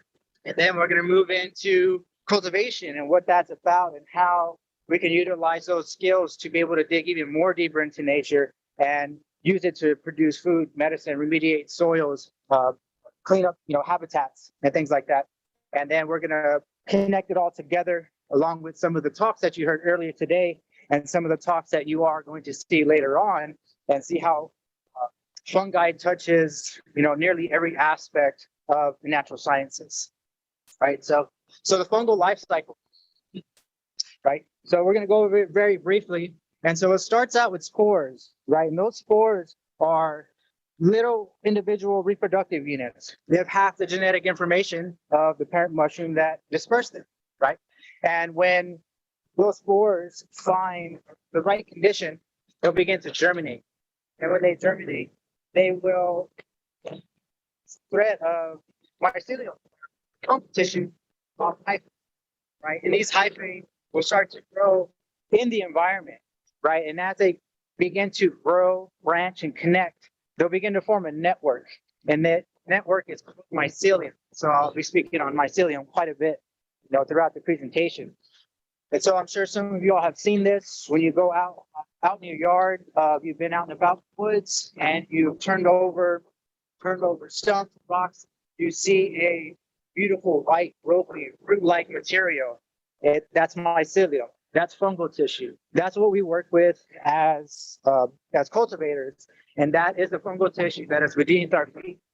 The fungal tissue that's moving in trees on organic matter, breaking it down and making those materials more bioavailable to the surrounding ecosystems. The mycelium has the ability to take apart those complex bonds through the enzymatic process. And as it does that, it channels those nutrients throughout the network and, you know, maybe connecting it to plants, helping your plants in your garden with the mycelial networks that have established themselves to be able to source minerals that maybe the plants couldn't have access otherwise. So they're a great plant partner out there in the ecosystem, right? And so once the mycelium reaches a certain stage, and it's usually when the environmental conditions change, it'll begin to start fruiting. And you can see here, these are some beautiful fruiting there. Actually found those just recently on New Year's, but this was here in San Antonio. It's a bunch of beautiful reishi mushrooms growing on an elm. And so I highly encourage you all to go out and about and see if you can find some mushrooms. It's really fun to explore, you know, in local parks. And so we do have mushrooms growing here in San Antonio. And I guarantee you that there are mushrooms growing around your area, quite possibly in your backyard. So the fruiting bodies, you know, which we know as mushrooms, that's the reproductive structure of the organism. And its primary function is spore dispersal and its dispersal. And those travel via wind, via insects, on our clothing, on animals, and they make their way into the environment. And that cycle continues. There's many different types of mushrooms with different spore dispersal kind of structures. On the left here, you have gills. On the right, you have pores. And there's a number of different mushrooms. It's pretty much endless, but I highly encourage you to go out there and explore and see what mushrooms you can find. Here are some oyster mushrooms dispersing their spores. If you can see on top of some of those fruiting bodies, there's a white little dust. Those are the spores from the gills that are on above those other fruiting bodies. And those are being released into the environment. And if you look at the bottom there, you can see that somebody had a nice little meal. Could have been a rodent, foraging animal, insects, and they get covered in spores. They go burrow into the ground, and those spores are being dispersed into that material. And if the conditions are just right, those spores will germinate. The mycelial network will start to expand once again, and the cycle will continue over and over and over, kind of indefinitely, kind of like that. So that's their that's the life cycle in brief, right? There's a whole lot more to it, but that's the general idea of what's going on they're doing. So now we will move into the fungal ecology and some of the roles that the fungi play out. Yeah, right. So right here in this picture is a flush of oyster mushrooms. The first flush of oyster mushrooms I found here in San Antonio. Those are growing on an old willow that was barely hanging on, but it looks like the mushrooms are going to have to take care of that. And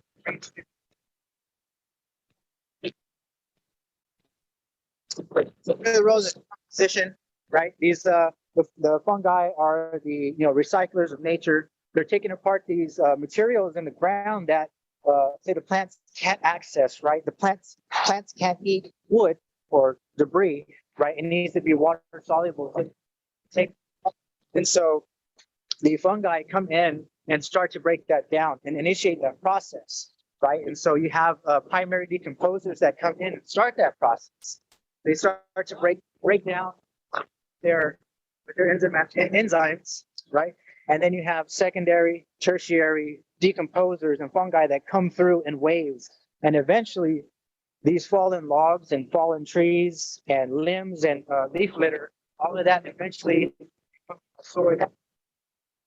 are the ones that initiate that process and allow this material to be broken apart further by the insects, the burrowing insects, the beetles, termites, ants, things like that. So they start that process, and they're very beautiful as well when they start fruiting. Right. Another thing they do is they connect plant life. I'm sure you all may have heard of the mycorrhizal fungi, and those are the category of fungi that they partner with plants, right? And so they partner with them by attaching themselves to the root system of those trees or plants, and they act as an extension of that root system.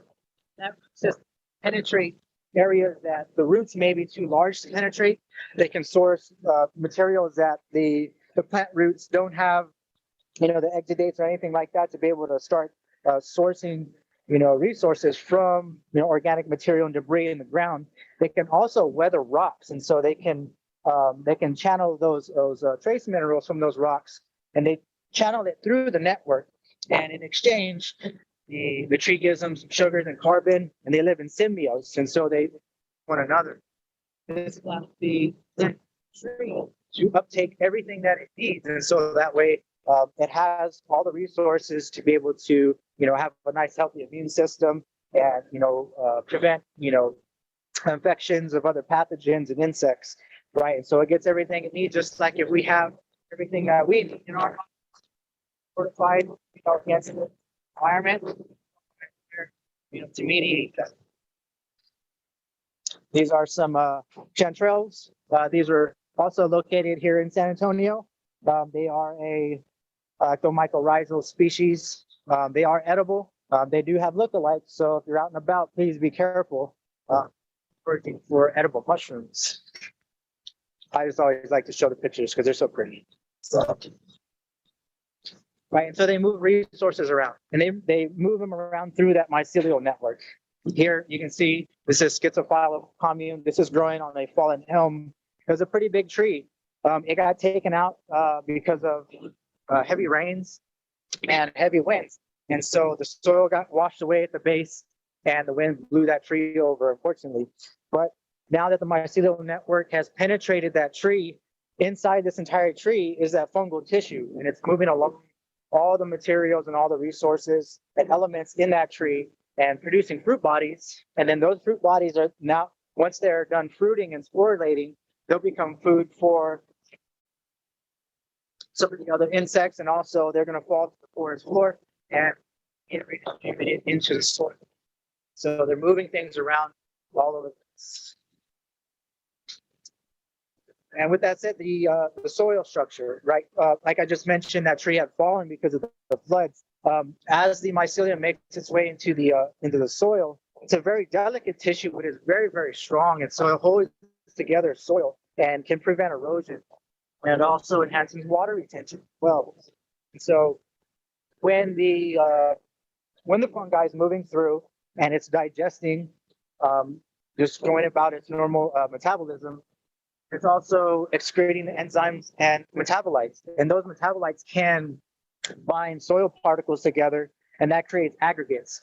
And as it creates aggregates, that creates cavities in the soil for oxygen flow, for water flow, for roots to penetrate a little bit deeper, and also for worms and other insects to make their way into the soil, right? So they're basically building an underground network for everybody to use, right? So, and then also as the plant life pulls the CO2 out of the atmosphere, that then, and when it comes to the mycorrhizal networks that are connected to the plant roots, as it pulls that CO2 out of the atmosphere, is then channeled in exchange for the benefits of the fungi sourcing those other resources. The plant would transfer that carbon to the mycelium, and then mycelium will then grow a bit more. And for those of you that are in the IT space, it's kind of like a carbon storage. It's a kind of like another storage. It's storage for carbon, so it helps with that. So it's pretty cool stuff. Now, that's the kind of the ecology in brief. And so now we're going to move into the cultivation part of it. This is my favorite part because this is where you get hands-on, get your hands in the soil, go out into the wild, look for wild species. And when you develop these cultivation skills, there's many things that you can do. Not only can you grow your own food and medicine, and add some fungal diversity to maybe your composting system, but you can also start your own culture library. You can go out to the wild, you can take these fruit bodies back, culture them up, and then you can store them and you can preserve the natural species that are growing in your area, right? And if there are edible species or medicinal species, right, you can take them from the wild, and then you can end up producing even more of them. You can kind of produce them endlessly if you're so inclined, right? You got the resources to grow them on, right? So that you also have the flexibility of, working with different strains of mushrooms to see which ones give you higher yields. You can go to the grocery store, grab some mushrooms from there. You can culture those up. Sometimes the success rate is a little low, but just saying you can do that. Saying no, you can't do that. I don't do that very often, but or if at all. But just to get the gears turning and say you can actually just take any mushroom and culture it up. However, when you're culturing up wild species, there are other endospores and bacteria embedded in the tissue. So it is really tricky trying to get a clean culture if you're cultivating wild species. So at a glance here, you take those wild species and you throw them on agar and grow them out. And if they grow out nice and healthy, then you transfer them over to grains. Those grains are the mycelium. That mycelium is then going to, really get a boost of growth and momentum. And as they start to grow and colonize that entire jar of grains, we break up those grains and we transfer that to a larger amount of substrate. And usually we do this by inoculating supplemented sawdust and to produce mushroom kits, or we inoculate logs, straw. There's many different materials that we can grow on. And so here on the left, these are bags that are made specifically for mushroom cultivation. They have a micron filter on there, so that way as the mycelium is growing through the material, it off-gas CO2, and there's some air exchange there. So the mycelium doesn't suffocate in that bag, right? And then when the conditions, as a cultivator, we're basically trying to mimic the conditions of nature. And so we can initiate the fruiting process to produce those fruit bodies, right? And so right there on the right, you have some beautiful beautiful pink oyster mushrooms, right? And also we can inoculate them. We can inoculate them on logs. So if you're driving around, brush pickup season, you drive around. Once you start learning these skills and learn to cultivate, then you start to look at stuff and like, can I grow mushrooms on there? Can I grow mushrooms on that? And you start thinking like fungi, and that's how it gets in your mind. It starts to work with you and starts to connect you to the environment. And it also teaches you to be resourceful. And so you start seeing material like this on the ground. You're like, what are you doing? I'm sure some of you all have driven around and seen bags of leaves at the curb, and you're just like, I'll take them. Thank you. You know the value of that. You know that there's a lot of resources in those leaves, and that's a good material to start a compost pile. So same thing when you do brush pickup, look for some logs. You can inoculate them and grow some mushrooms. These inoculate and make garden beds. If they're sitting on the ground, they'll maintain that moisture. You can bury them a bit so that way they stay moist, and then you can produce. You have a protein source coming out of your garden along with your green vegetables. So it's an idea there. Something you could do if you learn to cultivate. And most importantly, growing beautiful mushrooms. These are just gorgeous, which is why I wanted to share them. When you learn this skill, you can, bring about these many beautiful fruiting bodies, some medicinal, some gourmet, some not. The top left, the powerful reishi mushroom. Sure, some of you all have heard of this mushroom. Top right is lion's mane, absolutely delicious. And bottom left, Cordyceps militaris. That's an entomopathogenic fungi that parasitizes insects. However, I grew these on a grain-based substrate, so no insects will harm the making of those root bodies. And in the bottom right is the chestnut mushrooms. Very delicious, nice and crunchy, and the nutty flavor. So when it comes to the chefs watching these, there's so many different flavor profiles when it comes to working with the fungi and cooking with them in that sense. And so, and again, these fungi, say if they're the wild forage fungi, and you are plating those up, they've sourced all those trace minerals, all those nutrients from the environment. They're nutrient dense, and so that in turn gets passed on to us, and then we take on those nutrients and minerals. And just as in the previous presentation, let food be thy medicine, as Hippocrates once said. So that way we build up, a strong, fortified immune system to weather the tempests of the external environment, right? And once you're done cultivating, once you got your mushrooms and harvested them, that's not it.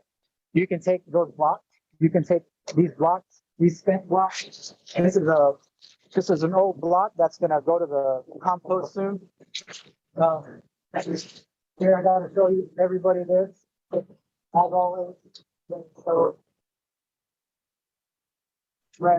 blue oyster mushrooms. I'll put this close up.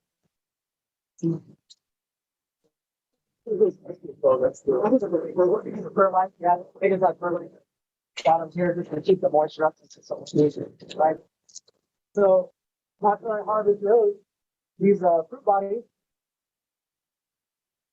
after I harvest them, I can either let them flush again, get more mushrooms out of it, or I can break them up, throw them in my compost. Right there on the left, I just had a bunch of blocks that I smashed up and threw in my compost, and I had a bunch of little tiny pink oyster mushrooms popping out. And yes, you can't eat those unless the insects get to them first, which usually happens outside. So there on the right, that's a little bit more finished compost with beautiful white mycelium running through it. That is still breaking down those larger pieces of material, and then also holding that soil together, and also letting those enzymes out soil. That becomes worms and all the other soil microbes that come in, and the organic material. It's not just fungi that work, it's all the microorganisms, bacteria, everyone else out there. And also competitive fungi as well. But we don't want to talk too much about those today because they don't produce these beautiful mushrooms. So then you can also add the spent material to your gardens. This is just a broadcast method. Just break it up, throw it there. cover it with some mulch, maybe not. It'll produce mushrooms, who knows? But either way, you're getting you're getting that mycelium into the soil. And if you don't get mushrooms, all the nutrients that are locked up in that mycelial tissue will eventually become redistributed into your garden. So feeding the soil and building it up. Another thing you can do, say for straw, is you can lay down kind of like sheep mulching, mulching the top of your beds. And in that middle picture there, that is a bunch of mycelium. And if that is exposed to the air, kind of like today, it's very windy. So if the mycelium was exposed to that, that top mycelial layer would die and cause overlay, and nothing would be able to get through it as far as moisture is concerned. It basically creates kind of a water, a hydrophobic layer, but also it creates a hydrophobic layer underneath. And so if the soil, as the water evaporates from the soil, it hits basically that ceiling of mycelium, it can then stay underneath the ground in the soil a little bit longer. And then if you're lucky, get some mushrooms popping up like you do here on the right. Some beautiful pink oyster mushrooms. I just like showing the pink ones for some reason. It's just so good. And they're very delicious too. So, and also for the gardeners, and you're going to hear some gardeners talk some more today. When you're doing your plantings and when you're running your rows, we can use spore slurries. Here, it's an earth ball, it's a Pithlithis, and it grows here in Texas. And I found this one up in North Austin. And this entire fruit body kind of looks like a bird egg, but I cut it open, and you can see there those little pockets inside of there. All of that is going to start to turn into spore mass, and you can take that spore mass and basically make a spore slurry. And so you can add that to your planting mediums, or you can just put it out in your rows before you plant your transplants, or when you sow seeds, if anything. And so getting those mycorrhizal spores as early as possible on your root systems is ideal. So that way, as the seeds develop and as those plants develop, they're getting everything that they need to be nice and strong and nutrients.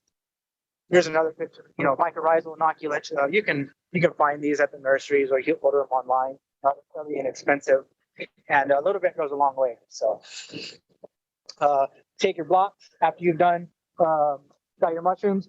You can bury the whole block itself in the ground, make borders with it, use it to kind of prevent a little bit of runoff. If you got some runoff there, say, depending on the grade of the landscape. And again, have some mushrooms popping up.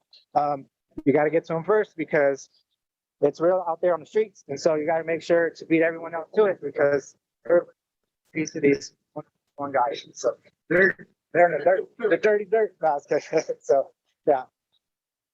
For those of you, maybe you're clearing, you cut down a tree and you don't want to shell out an exorbitant amount of money to an arborist, right, to remove a stump. Stump removal is very expensive.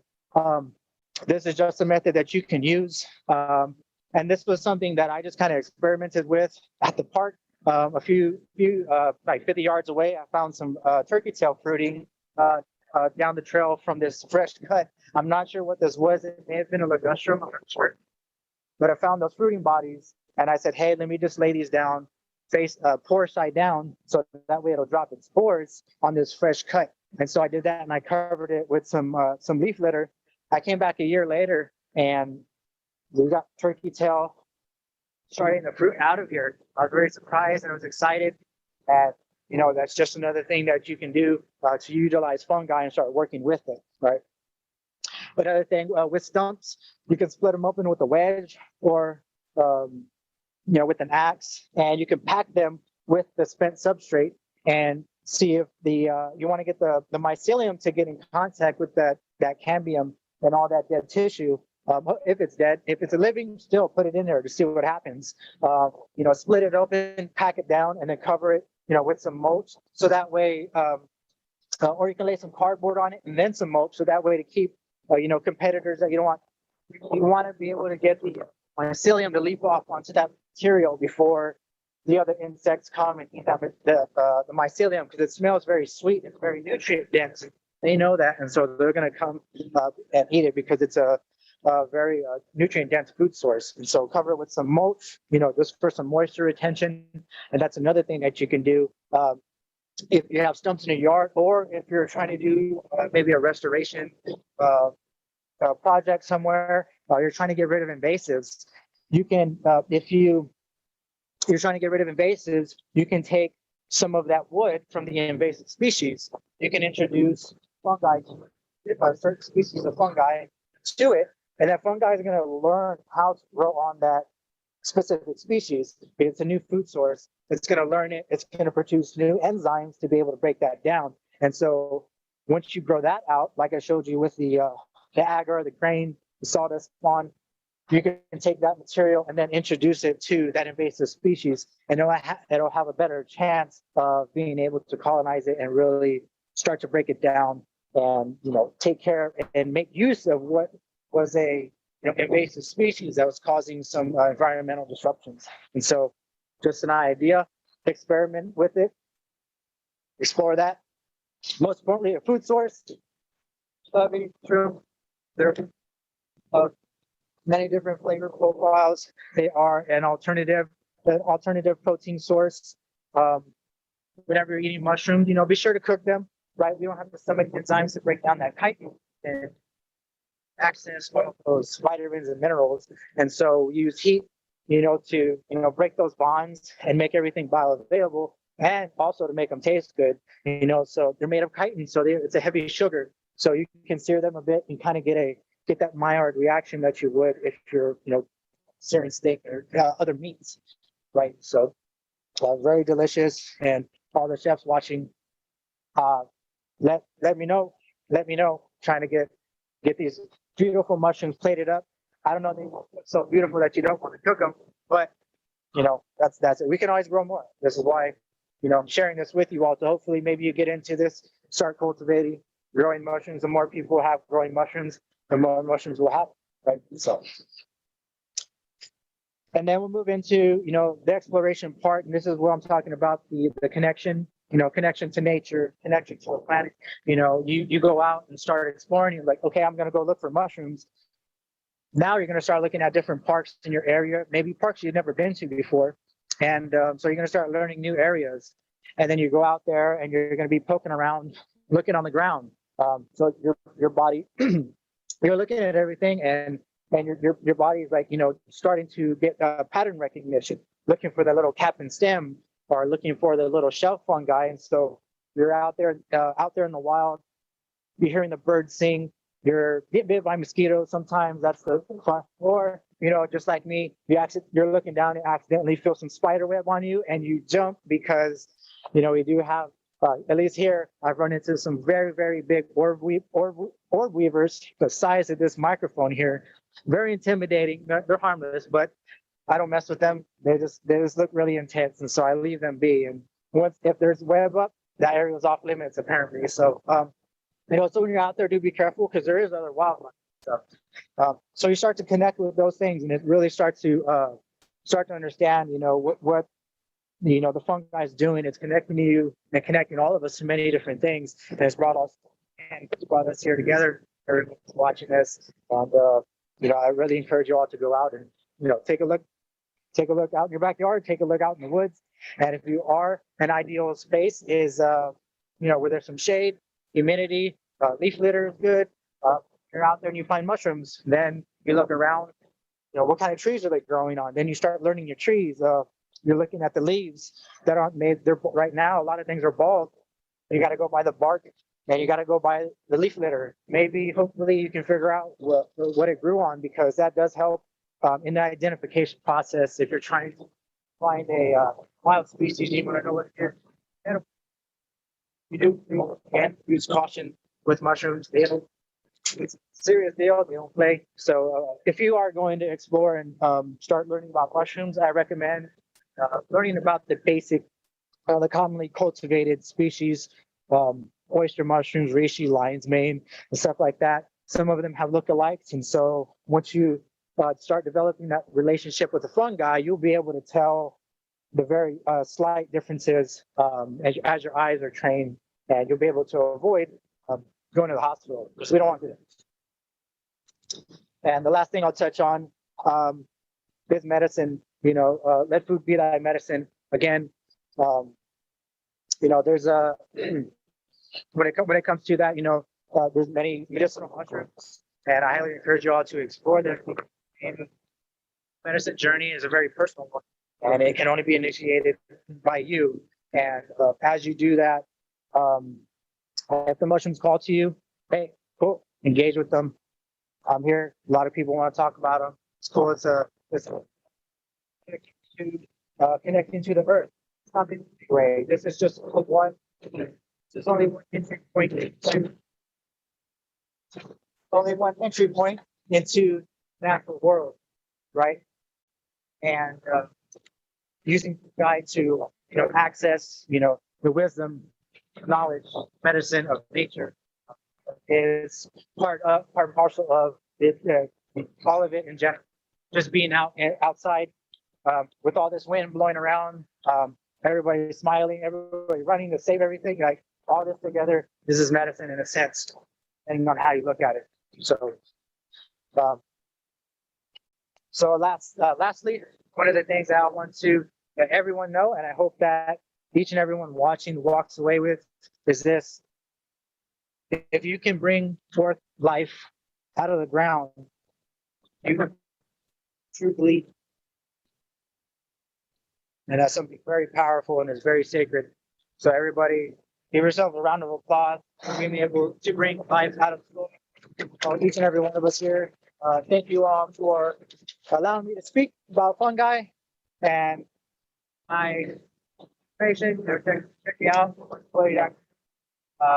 Instagram, just let me know. If you want to get a walk going for an organization, one-on-one walks, or you want to learn the cultivation aspect of it, or you just want to talk about fungi and you just need some resources and just want to know which direction to go or where to find them. Here, I love talking about this stuff, and hope you all have a wonderful day. And everyone here, appreciate y'all for showing up. Allow me to talk about fungi. Thank you for being here, Luis. Again, the work that Luis San Miguel is doing with Michael Buddy, we're super appreciative of. The soil, and we started with vermicompost, and we started off after this intermission talking about mycelium, which are in the soil, right? And so a lot of us think that there's this world right above ground, but we don't think about necessarily the world below ground. Okay. And there's many ways that we can think about that, but specifically to food and to nature, there's the whole universe underneath our feet, And so grounding and earthing for us is a really easy way to do it every day. I read a book called Born to Run. I'm forgetting the author's name, but the premise of it is we're born to run barefoot, actually, just like our indigenous ancestors did for the beginning of time.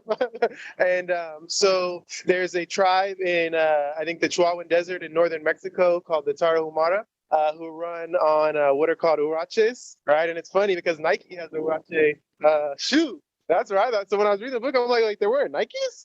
But no, they're not wearing Nikes, right? They're wearing these tires that are cut out, and they use leather, and they strap them to their feet. And where I'm going with this is the coach from one of the best track and field, more specifically cross-country college teams up in Colorado, use their method of running barefoot. And in the mornings, he said, some of my runners who had the best healing, because he put a lot of wear and tear on your body as an athlete, he would have them in the morning go run barefoot on the dewy grass, right? So if anybody, runs and is trying to get into running or walking and to better their health, if they're having, feet issues or maybe shin splints, that's a really big thing. When people are running, they get shin splints. Go out every once in a while to your closest park and walk barefoot on the fresh dewy grass in the morning to help heal yourselves. So not to ramp too much more, but the mycelium within the soil is truly cultivating all of the nutrients that are needed for plant life, and they work with each other. So we just had a great presentation by Luis. I encourage you again to check out his website. Again, just want to say thank you to our many sponsors who are bringing this to us, y'all. It wouldn't be possible without them. And so, again, you're seeing these slides and you're seeing at the bottom some logos. Those are our sponsors supporting this. Definitely a big shout out to Virtual Productions, Adam and Susan. who are running this, as well as Dominic behind the scenes, because without them, all the people in Facebook land and YouTube landia wouldn't be able to see this. And we're trying to spread the spores of knowledge beyond this. Like y'all, 10 people here is awesome, right? But there's 10,000, 10 million, gonna be 10 billion people on this planet. And as long as Mark Zuckerberg and Facebook and YouTube keep it alive, then this knowledge also will be alive, right? So all of y'all who are watching virtually, thank you. Again, we have our fundraising efforts. We're trying to raise $1,000 today. So go to GoFundMe.com/Gardopia to support the cultivation of our outdoor classroom space for better seating. So maybe we can one day have it enclosed with some heaters and a speaker system, right? It'll be really cool.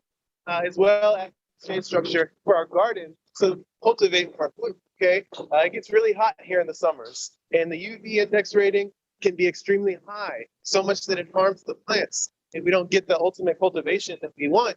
And by putting a shade structure over the garden, that's going to allow us to maximize food production so we can serve healthy food like what DeFranco is eating right now on a daily basis. We're going to go ahead and transition to a couple of recorded videos, one of them by Paula Sabota, Jackson Ranch, and Build Green SA. So go ahead and take it away, y'all. Thank you so much.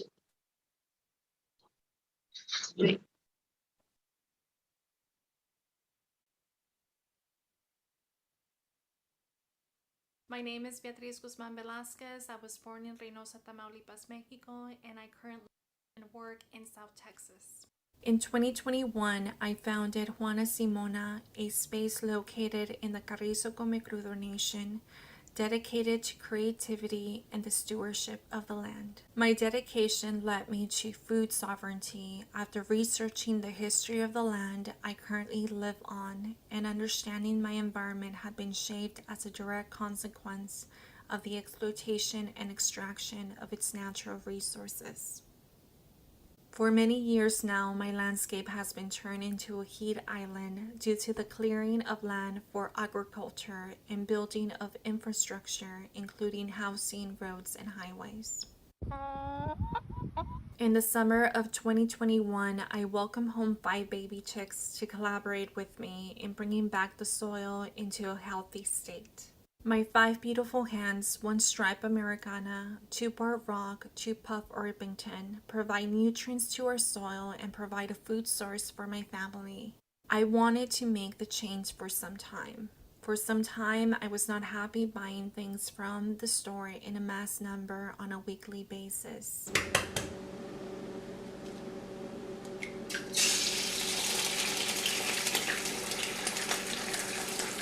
It just did not give me any joy anymore. I felt the awareness of my immigrants community experience allowed me to see the dire environment workers, animals, and plant-based foods had been subject to for years. In my personal life, my hen's eggs are a food source, and within my artistic practice, they are the material I explore to produce works of art.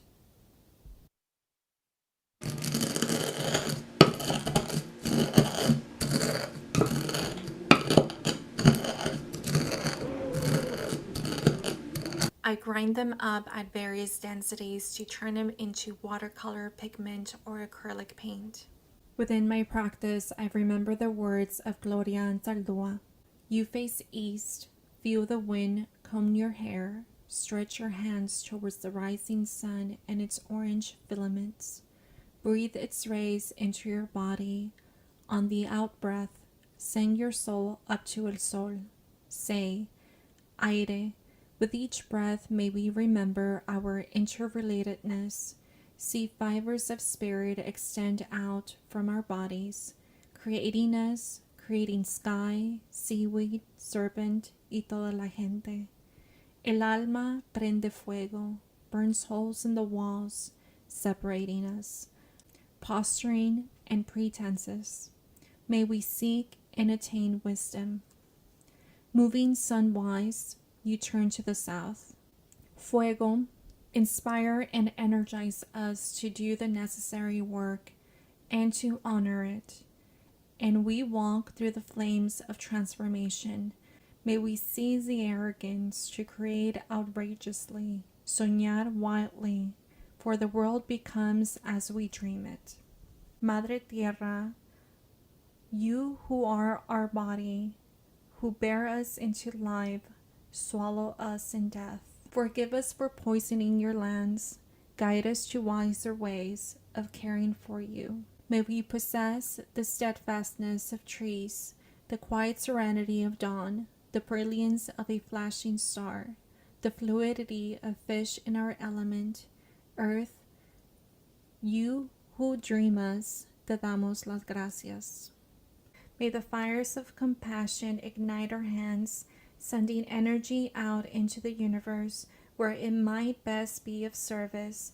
May the love we share inspire others to act. You walk back along the circle, erase the lines and la arena, leave a tortilla to symbolize feeding the ancestors, feeding ourselves, and the nurturing shared in this video. My energy at Juana Simona is invested in creating these beautiful cycles to grow and thrive in the land. To receive more information on Juana Simona Space and my artistic practice, please sign up for my newsletter or follow me on social media. Thank you.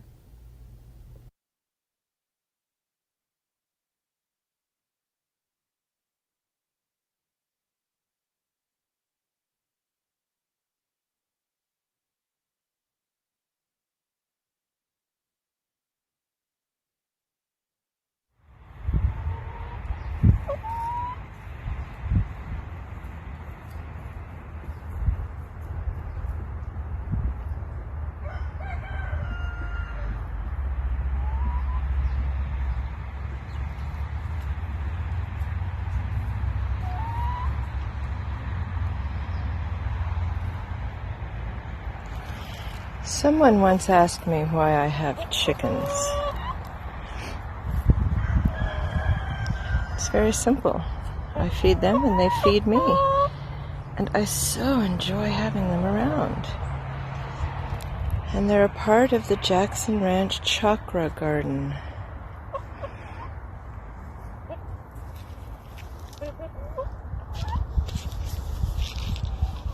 A garden that Native Americans helped me plant. It's wild right now. We let it grow wild in the winter to protect itself. Here we have an area surrounded by 4 oak trees. We call that the green zone and have a nice table and chairs. And the chickens often run over there too. They go wherever you throw the corn. Right, darlings? Because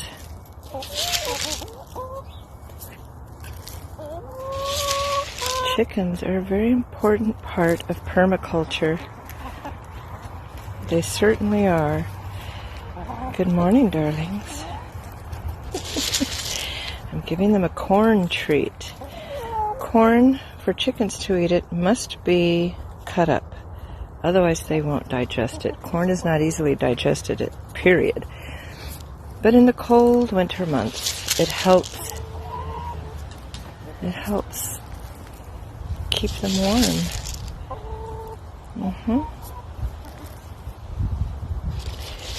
Permaculture is an important part of existence. I feed the chickens. They feed me and my friends. And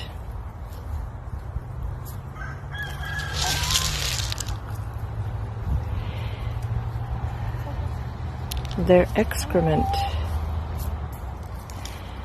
feeds the plants, which in turn also feeds me, and sometimes these lovely creatures. Another very important factor of having chickens. They're beautiful, beautiful creatures on earth. And so much fun to have around. One of them is sneezing. Uh-oh. Time to put a little copper in your water. We have a variety of types here. This is a cinnamon queen, the reddish ones. They lay big brown eggs. That's Brody. He's the king of the coop. There's an Easter egger out there that lays blue eggs. Just like humans, there are many types of chickens. And there's usually one who has to be the queen of all of them, who has to be the boss. And if you feel like that, don't peck at your fellow man, at your fellow chicken. Just enjoy their qualities and build on that. Love from the Jackson Ranch to all of you, especially the chickens. Yes?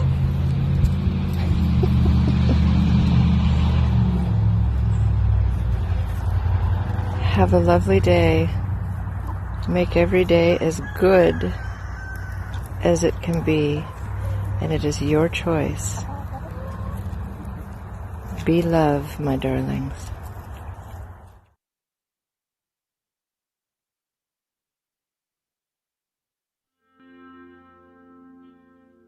We are Build San Antonio Green. We were founded in 2001 by the City of San Antonio, Bexar County, and CPS Energy to reduce emissions here in San Antonio. Our mission is to protect and enhance the quality of life of the people of San Antonio through our work. Community engagement, solar for everyone, and affordable green building. We have built an above-code voluntary platform that we've designed to help builders and developers build a verified, green, performance-based home. New construction, retrofits, multifamily, and commercial buildings. We look at 5 areas for our green building certification: energy efficiency, water conservation, site, materials, and indoor air quality. We also have unbiased technical expertise to help you go solar on your home, or to incorporate electric vehicles, or to make your home EV ready or solar ready. We continue to track our results over time, and today we have certified over 13,000 projects here in San Antonio, which is over 29 million square feet of certified buildings. This translates to over 21 megawatts of peak demand reduction, a savings of more than 350 million pounds of CO2, and over 270,000 pounds of NOx, which is like taking over 29,000 cars off of the San Antonio roads every year. Our vision. Our vision is a response to this SA Climate Ready plan, historically focused on mitigation through energy efficiency, conservation, and renewable energy. We are now moving towards more specific adaptation strategies. This is in response to the changes that we see coming in our local climate. Increased flooding, increased heat, longer periods of drought, hotter days, and generally more extreme weather events. Which is why our program is evolving beyond just a green building and a smart green building to the future of homes and buildings for our community, the climate ready home. With the weather changing, we're going to have to change the way that we think about buildings and how we live in them. We've considered building codes from regions around our country that represent the future climate here in San Antonio.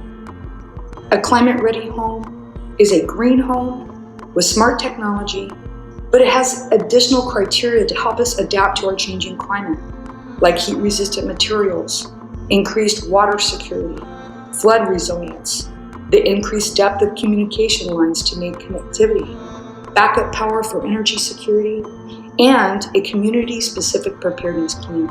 All of this on top of improved indoor air quality to reduce virus transmission.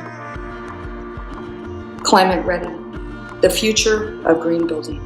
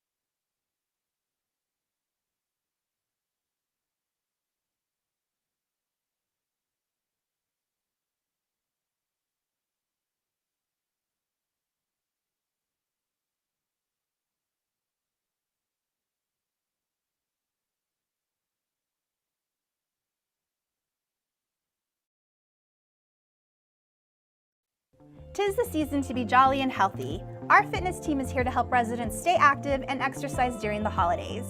Here's Mike Kay with tips for fitness success and Siobhan Bryan on how to achieve your 2022 New Year's fitness resolution. So the holidays are here and the fitness division is here to help you stay active and fit. We have a lot of different activities for you to do. We have the Fitness in the Park program with free fitness opportunities for all fitness levels all over San Antonio. Multiple different types of classes.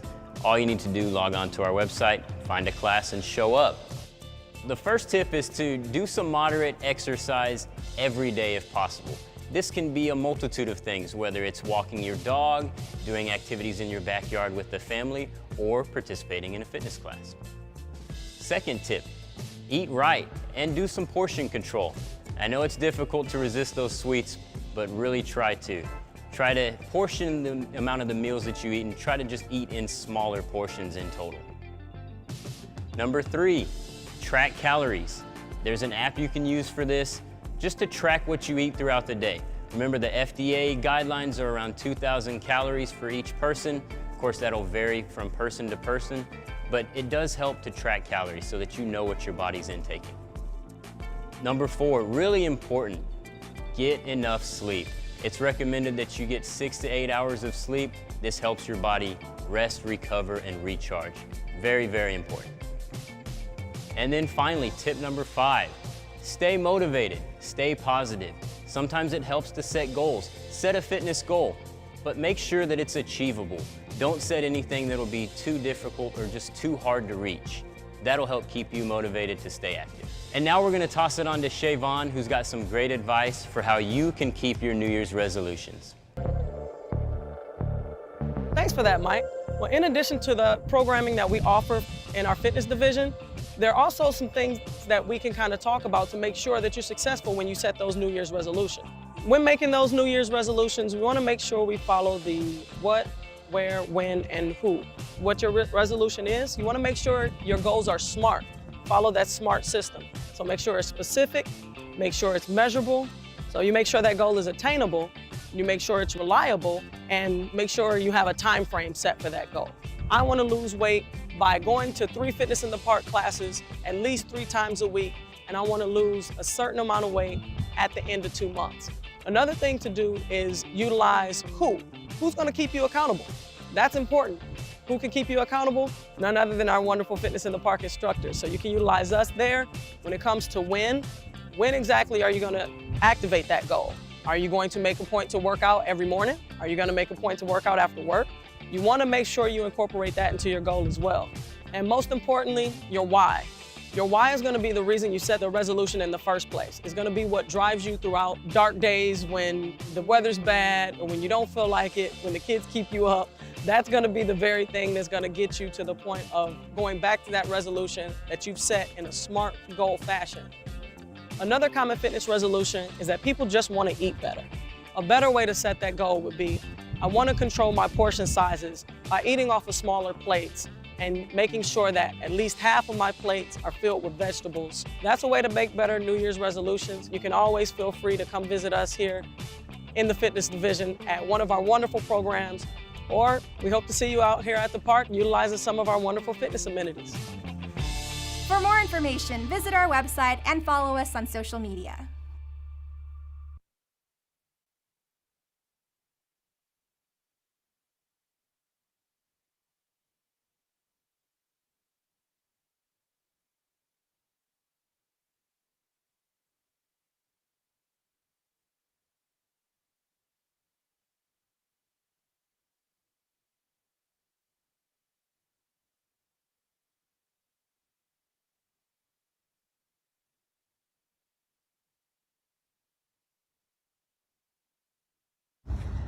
Good morning, everyone from Orange County, California, aka Greater LA area.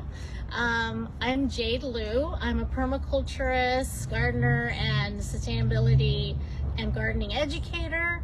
I'm here at the Farm and Food Lab with Nathan Gipple, our executive director.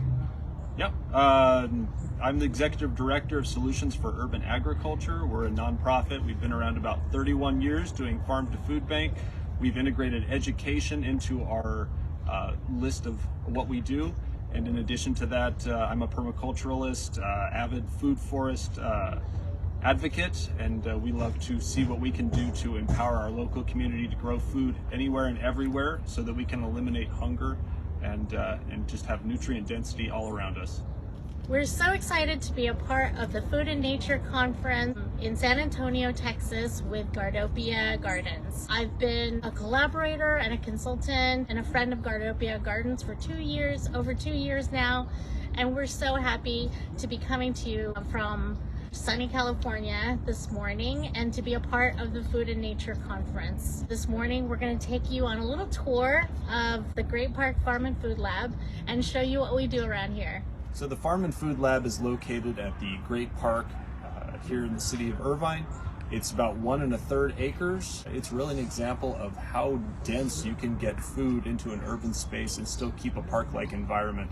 Farm and Food Lab's been here for about 13 years, and again, it was a project of the city of Irvine, the UC Master Gardener System, and other collaborative partners within the county. We were fortunate enough to take over operations about 3 years ago and just promote this incredible transformation here where there is food all around us. So the Farm and Food Lab is a great example of biodiversity, interplanting, integrating a lot of different kinds of growing methods and plants to create a very, very rich food forest. And we're going to show you some examples of that as we walk along on the tour. So with the shortage of fertilizer that's coming about recently, there's been a resurgence in what you can do to source your own nutrient material. And with that, a greater interest in Korean natural farming, or KNF, or Jadam. We're beginning to take a look at what we can do here. Fortunately, on site here, we've got quite a few plants that can help us out with our integrated pest management. We grow neem trees here on site, so those can be derived into a natural pesticide. Those are actually the green ones back there, but that's all right. And then in addition to that, there's an amazing amount of plants that can be utilized for either pesticide or for creating fertilizers in your own garden.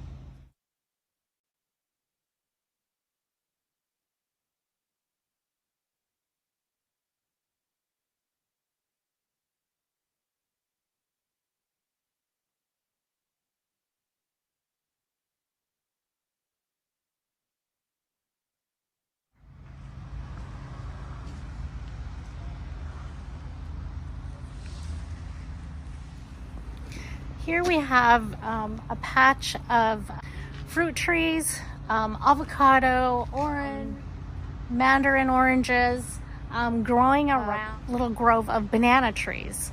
And then at the foot of these plants, we have natural ground covering, clover, we've got a little lavender, and we've got nasturtium.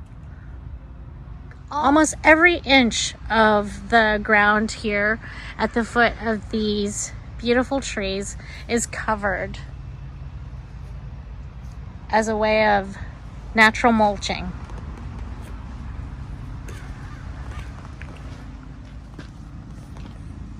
So 2 other options that you've got in an urban environment are what we call passive aquaponics. We call it that because we don't have permanent power here. So we've set up a system here where you have fish, in this case goldfish, and edible plant material working together. The fish fertilize the water, and the beneficial bacteria cleans that water for the fish and converts it into a form that plants can use to grow. So we've got several different edible plants mixed in here. And we also have above ground growing technology. In a lot of urban environments, you have contaminated soils, you have environments like a parking lot where you wouldn't be able to grow traditionally. And that affords us the option to look at new technologies, in this case the SOX box. Each of these boxes has about 48 slots for intensively grown crops. They can be grown outdoors or indoors. They can be put on wheels, rolled out into an emergency situation where you need to be harvesting nutrient-dense food. Really a lot of resiliency and opportunity with technologies like this. So we're excited to show them to the public. So again, in an urban environment, space is at a premium, so you have an option. With a large standard fruit tree, you can do something like espalier, where you're training it in a 2-dimensional shape, like a fence line or a wall. It's great for retaining heat that way. and it's also a good way to manage your space. The whitewash on it is twofold. One, it provides sunscreen to prevent sunburn on the plant, and also it helps to keep the borer beetles away. If espalier isn't your thing, there's a lot of ultra-dwarf rootstock plants that are becoming available. Here to my right, we've got an example of an ultra-dwarf apple. Currently, this has about 7 different varieties on it, and this is the mature size. It's never going to get any bigger than this. Nice thing about grafting multiple varieties on is you get plant material and fruit being generated at different parts of the year. And again, it's not taking up any more space. You could actually get several different trees and continue to graft onto these plants to get 20 different apples. Same thing applies when you're grafting citrus or other. So when you're talking about generating biomass and organic material for your garden, there's nothing that's going to do it faster than banana trees. These guys were about knee-high a couple years ago. They grow incredibly fast, and they do produce fruit throughout the year. They don't have a dedicated fruiting season. So if it cools down, they'll just slow down on a bunch of bananas and finish it up when it warms up again. In addition to the 4 or 5 different varieties of bananas and plantains that we have here on site, we also have 3 or 4 different varieties of sugarcane and lemongrass behind me. Lemongrass, great medicinal. It's a great tea plant, cooking for stir fries, and it looks beautiful in its own right. So it's a good landscape plant with multiple uses.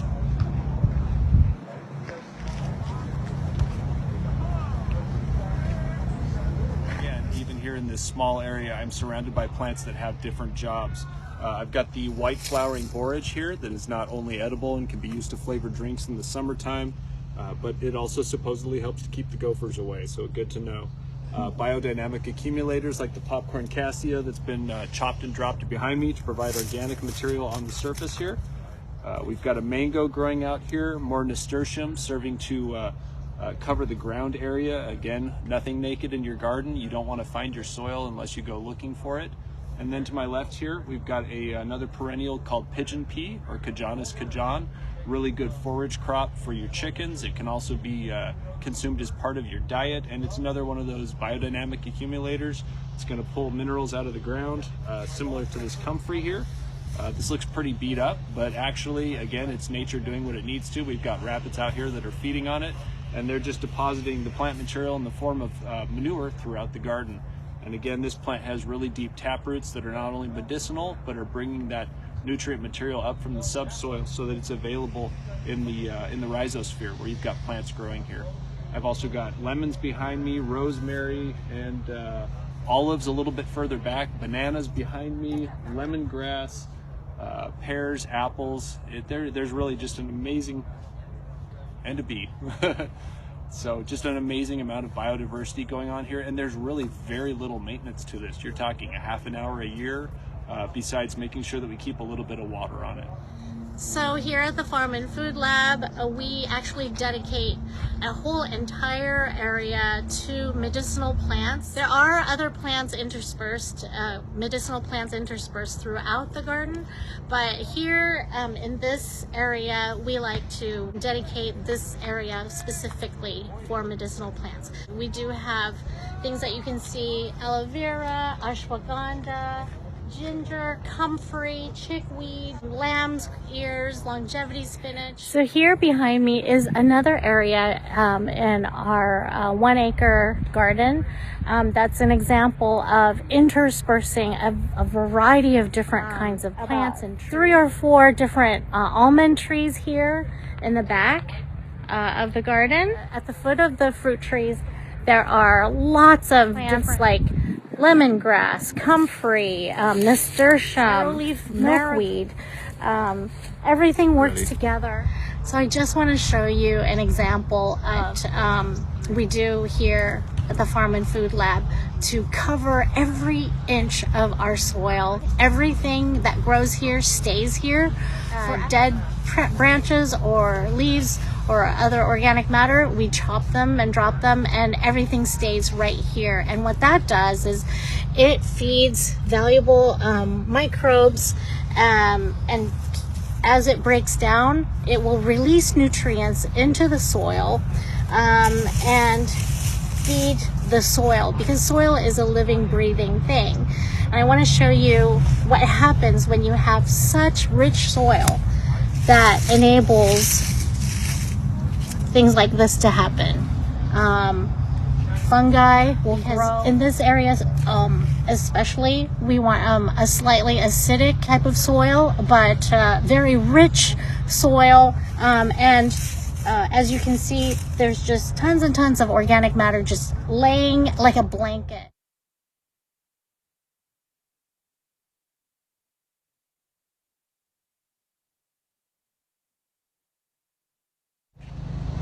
So I hope we've given you a good idea of the diversity in plant microbiomes and the different growing methods and everything that you can do within a small area. This is, we have about an acre here, as we mentioned before. Not everybody can have an acre, but we've tried to show you within, you know, small little patches that even in a small area, you can grow so many different kinds of plants and have so much going on. Increase the ecology, biodiversity in your garden.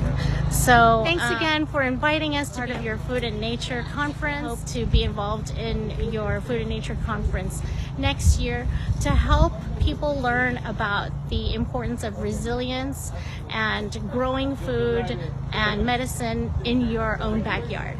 Thanks everybody for joining us on this visit of the Farm and Food Lab. Hope you learned at least one new thing. If you'd like to find out more about what we do out here in Orange County and the greater LA area, please visit sfua.org. And good luck on the rest of this amazing adventure that you guys are on.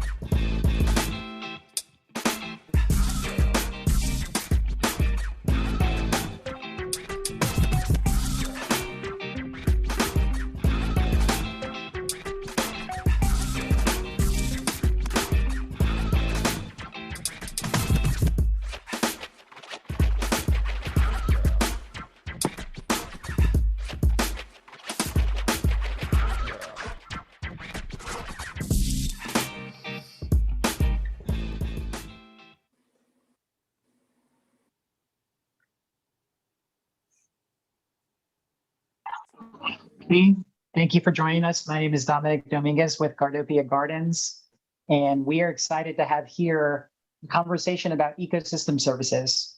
And today we have two guests joining us. First one is Dr. Ben Neal from UIW, and then also Jonathan Molyneux with the National Oceanic Atmospheric Administration. Good morning, guys. Hello, how are y'all? Hello, thanks for having me. Hey, Dom, how's it going? Excellent, doing well. So I would love to hear a little bit about y'all's backgrounds. Jonathan, let's go with you first, and then we'll go on to Dr. Neal. Jonathan, tell us a little bit about yourself and maybe the work that you do in ecosystem services. Yeah, sure. Thanks for that question, Dom. So hi, everybody. My name is Jonathan Molyneux. I am a fisheries biologist with the National Oceanic and Atmospheric Administration, as Dom had mentioned. I'm actually employed under a line office under that organization. It's called the National Marine Fisheries Service. And in the fisheries service, I am a fisheries biologist. I work primarily on Section 7 of the Endangered Species Act. And essentially what that provision of the Endangered Species Act does is whenever a federal agency takes part in a project that could potentially harm or harass endangered or threatened species in a marine environment, they would have to come to our office to get what's called a consultation. Basically, any project that could affect a species in any way federal agencies are required under that provision of the statute to consult with our agency, and we write up what's called either a biological opinion or a letter of concurrence, basically assessing the project. We assess the stressors that could potentially occur to the species, and we either say, go about what you're doing. The project's not going to affect the species really in any way, or the project's going to affect the species in X, Y, and Z. We recommend that you either do these conservation measures, or we actually may require them to do what's called reasonable and prudent measures, which consists of specific best management practices or mitigation measures that will reduce what we call take on a species. So either harming or harassing would result in take, so reducing that harm or harassment. So a lot of what we do involves ecosystem services. We do a baseline assessment of the area where the project's going to occur. And in that baseline assessment, we assess things such as, water quality in the area, the amount of pollutants in the area. We assess, how much human impacts have, distressed the species in an area, whether it's subsistence hunting or if it's, commercial fishing. So, all these different things within our baseline basically are assessing kind of, the overall ecosystem as a whole, and those ecosystem services that are provided, to both our species. Our species provide us ecosystem services, and also just the natural environment as well. There's three main components, or actually four main components to ecosystem services. You have, services that regulate. So, consider like a wetland, for instance. That wetland right there is regulating kind of, potential pollutants in the area. You have your provisioning services, to provide food for us, as I mentioned, subsistence hunting. You have your ecosystem services that support, a nutrient-rich environment, nutrient-rich soil, and then you also have the cultural aspect to ecosystem services as well. Kind of what human uses can actually be done in that area, whether it's like recreation or tourism or whatever. So, I feel like I just provided a mouthful, but a lot of what we do in Section 7 of the Endangered Species Act has to involve kind of assessing those services in a baseline manner to see kind of how that project is going to impact those. So that's kind of in a nutshell what we do, Dom. So, thank you so much. And Dr. Benjamin Meal is here with us from the University Incarnate Word. Dr. Meal, would you mind giving us a bit about your background and maybe your work in the environmental sector as well? Yeah, I'd be happy to. So thanks for having me on, and thanks to Stephen for putting all this together. I've watched a lot of the other earlier stuff. This is really great stuff today. So my background, I'm a professor of English at University of the Incarnate Word, so I kind of come at this from the other side, or a different side of the picture, talking about more humanistic approaches to the study of the environment, kind of environmental humanities stuff. I actually have a background in Renaissance literature. So I spent a lot of years studying Shakespeare, basically, but that is surprisingly good preparation for a lot of the topics that we discuss in classes like eco-criticism or bioethics or other environmental humanities classes. Awesome. Thank you so much for that, Dr. Meal. And my background, again, I'm Dominic. I'm one of the staff members with Cardopia Gardens, the Chief Operating Officer. My background is in sustainability and development, and then also in environmental science. So we're here to have a robust talk about ecosystem services and why they're important. And just as John said, there are many things that come into fruition when we're talking about ecosystem services. We're considering conservation efforts, as he said, which is protecting biodiversity, habitat, stewardship, soil formation, food. But then on the other aspect, we also consider the many benefits to people as well. And that's something that we typically are having discussion about, but mostly it gets involved in the discussion about environment and the economic sector. But I'd like to hear more about the benefits of nature and how they would maybe come and support the cultural or social background or fabric of our society. So, Dr. Meal, can you tell us a little bit about the benefits of the environment as it pertains to people? Yeah, I'd be happy to. It's an excellent question. It's kind of a multifaceted question. There's a very long history of, at least in America, of nature writing. A lot of people will go back to Thoreau and the Transcendentalists to kind of talk about how nature writing can be inspiring, can help us have this sort of communion with nature. And in psychology and sociology, they have a word for this, euteria, a sense of losing yourself in nature. I feel like recently another aspect that has been pointed out to the environmental movement, which has been predominantly straight white male, is that we need to focus on how the environment can benefit people in an urban setting as well. For the most part, negative effects of the climate crisis are affecting disenfranchised communities really disproportionately. And the environmental movement for the most part was looking at, hey, nature's fragile, how can we preserve it? I think what we need to look at is it's not just that nature's fragile. Human culture is far more fragile than nature. And how can we make sure that the effects of our economic growth aren't disproportionately hurting the weakest among us? And how can we transition to not only an economy, but a culture that is more just and that is able to address a lot of kind of thorny issues? To be kind of frank about it, we're not really going to be able to address environmental justice without addressing racial justice, class justice, or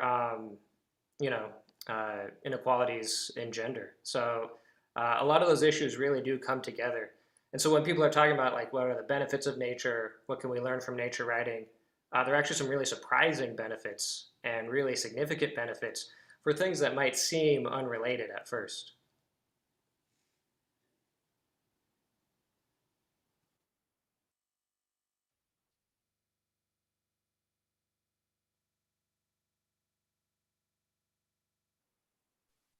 You really said it best when you talked about how nature and the climate crisis, when we're thinking about the shocks that have to deal with resiliency planning and when we're having storms and considering the heat island effect, and those do affect the people who are at more lower incomes first, right? They're going to be the people who are going to see the effects of it. And so I think about if you're lower income and maybe you have to choose between paying your house mortgage or running the AC. And then as we know, it's getting hotter and hotter. This past summer was one of the hottest in San Antonio. And so I think when you consider more affluent communities, they're able to run the AC, they're able to have some of these luxuries. So how can we better prepare the people who are in need of those resources, in need of economic stability is something very important. So it was a good takeaway. Jonathan, what about you? What about your thoughts on environment as it pertains to people? Do you see any benefits that are happening right now in the work that you're doing? Yeah, definitely. And kind of getting back to what Dr. Meal was talking about as it relates to, kind of how conservation has been looked at in the past. It's been, pretty straight white male dominated. But I think that is beginning to change a bit. And not just related to, as it relates to, more so how conservation has been looked at kind of through the lens of having one intended outcome. We've had, from the beginning of, our early park system, the main idea of conserving land was, we're just going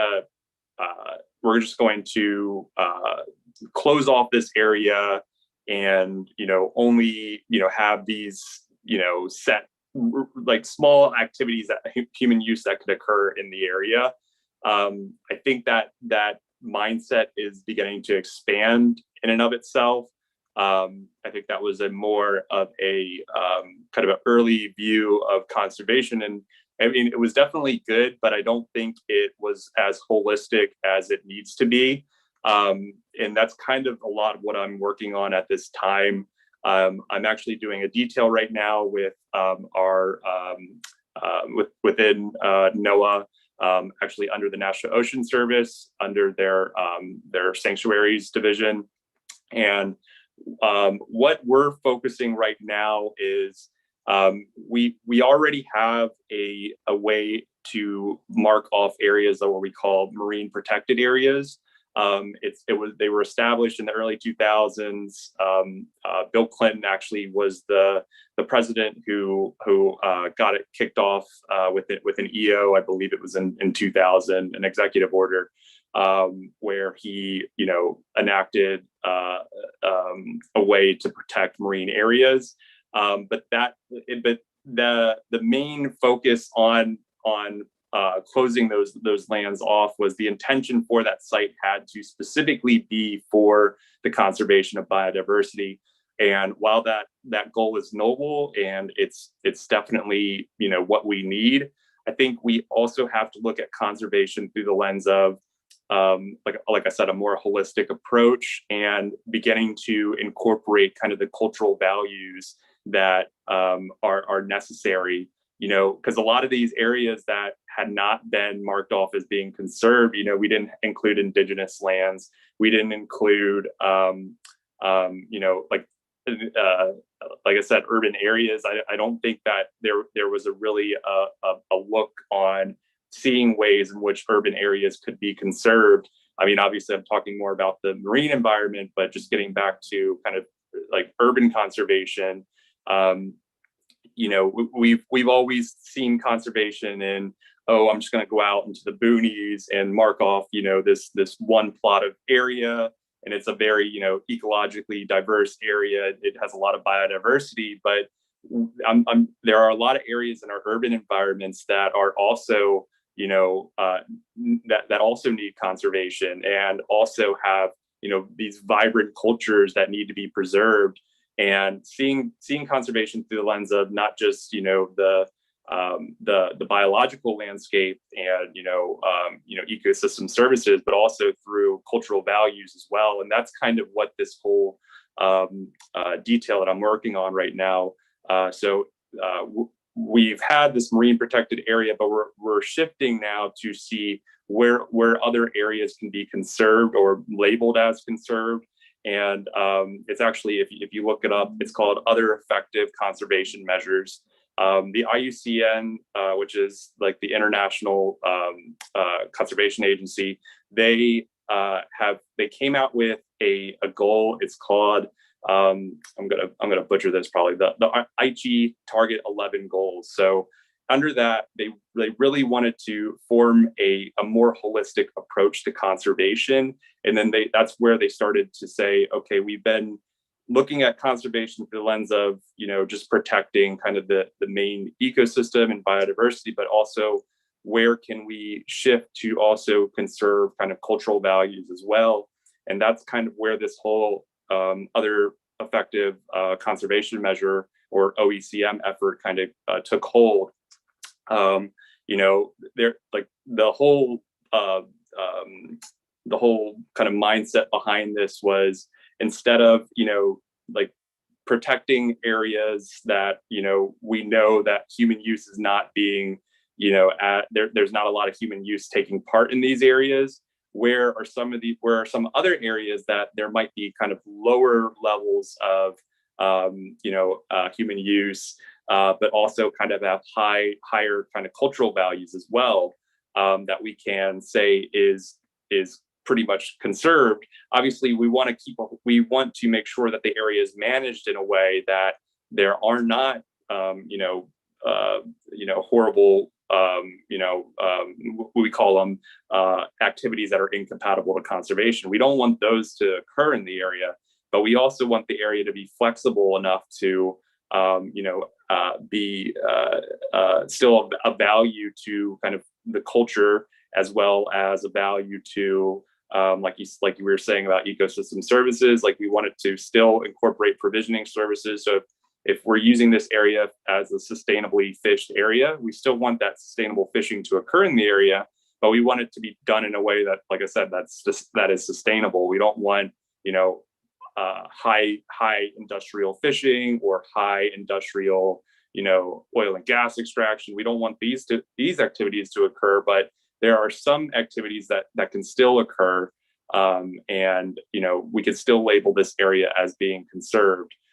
So in a nutshell, I just think that we need to look at conservation as in a more holistic lens, and see kind of how these areas can be managed more holistically. And if there are activities that are occurring in the area that are incompatible to conservation, where can we work with the managing authorities to maybe increase protections? And I think not just in the marine environment, this can be done in the urban environment. It can be done, pretty much anywhere. So yeah, thanks for that question. I think I pretty much rambled on there, but yeah.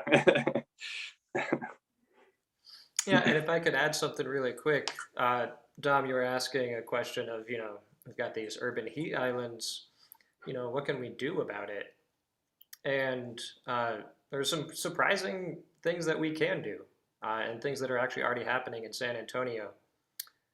For one, just planting more trees in certain neighborhoods has just a huge impact.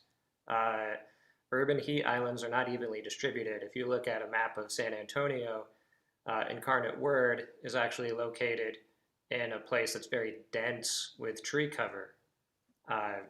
Just drive down Broadway about 10 minutes, and once you're in South San Antonio, that dense tree cover disappears.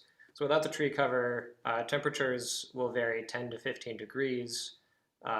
So on a hot summer day, it's 10 to 15 degrees warmer in that neighborhood. It's also drier. Even though it feels hot, the trees are sweating too. The trees are also pulling in moisture to help themselves. And, just providing shade, also the aesthetics of it, having the tree as something that is beautiful, has a very therapeutic effect. So just planting trees in these communities really has an amazing impact, and it can happen relatively quickly. San Antonio has a few programs. They've got the fruit tree adoption through the city, and other organizations have tree adoption as well. All of those are free, which is excellent. But I think if there was a more systematic program in place to target neighborhoods that needed it, I think that would be more helpful. Bring up a great point about having informed decision making. And so we know that we give trees out. The city of San Antonio provides trees, but referencing our observations, as you said, when you go further down Broadway, you see that those tree canopies aren't as prevalent. And so what we actually did here at Gardopia is we gave those trees through Parks and Recreation. We had a tree adoption, and utilizing geographic information systems, ArcGIS, we're able to determine where those trees were going throughout San Antonio and make a map of where those would be. And that was just something really great to see. In particular, here at Gardopia, we're in the east side of San Antonio. And so a lot of those trees stayed within our zone. And so utilizing information in order to leverage changes in ways of thought or action, or maybe even policy, is something that we can take advantage of and be able to translate those into resources that can benefit all people, not just us. But in my heart, more specifically, people who have been historically excluded and marginalized. So that brings me to, we're only going to have time for one more question. I know our time just flies by, but I think about how do we show the value of nature? Here, I know it in my heart. I work with, and myself and Stephen, we work with kids at Young Women's Leadership Academy Primary and Young Men's Leadership Academy and a few other schools in San Antonio, and I see the benefit firsthand. But how would I go about translating that qualitative or quantitative feeling into something that would be beneficial for advocating to maybe city council or my council district person or somebody that I want to share with who is able to change the systems at play? Dr. Meal, do you have any comments on that? Yeah, excellent question. This is how I start my semester with eco-criticism. And it's an answer, I think, that has evolved over the years. And I really owe a lot to Stephen because his garden-based learning initiative has really pushed me and others at UIW to think differently about how to create classroom space and how to use classroom space. I think there's a larger philosophical issue here, and I'll try to distill it down very quickly. But the larger philosophical issue is that some people think that nature can only be experienced, through a harsh climb into the mountains. You have to be alone at midnight, in the full moon, in the woods. But then once you come back into society, it's totally different. You don't have that experience anymore. And there's kind of a dividing line between nature and culture there. This is something that goes all the way back to Plato's allegory of the cave, of course, an allegory where the person who sees the truth goes out into nature, tries to bring that nature back into society, and in a tragic and ironic twist, the plan backfires. Everybody tells him, "You're lying, fake news," and they murder him. And that's, it's not just an allegory, it's really an admonition. We need to understand rhetoric before we try to, force something onto people. In psychology, the backfire effect is very well documented. And we've seen it, right? Just look at all the stuff that's happened with COVID, trying to convince people to do things for public health. Immediately the backfire effect kicks in. So I think what we really need to avoid the allegory of the cave, to avoid these past pitfalls, is a new way to think about storytelling. And that new way to think about storytelling has to include a new understanding of nature. And just by switching to the plural, really, if we just talk about natures instead of nature, capital N nature in the singular, that really opens up a lot of different opportunities, a lot of different chances for buy-in from different communities. And it also doesn't make it seem like this alien, other isolated place. If we can see the natures around us as really part of our part of maintaining our livelihood, that's very important.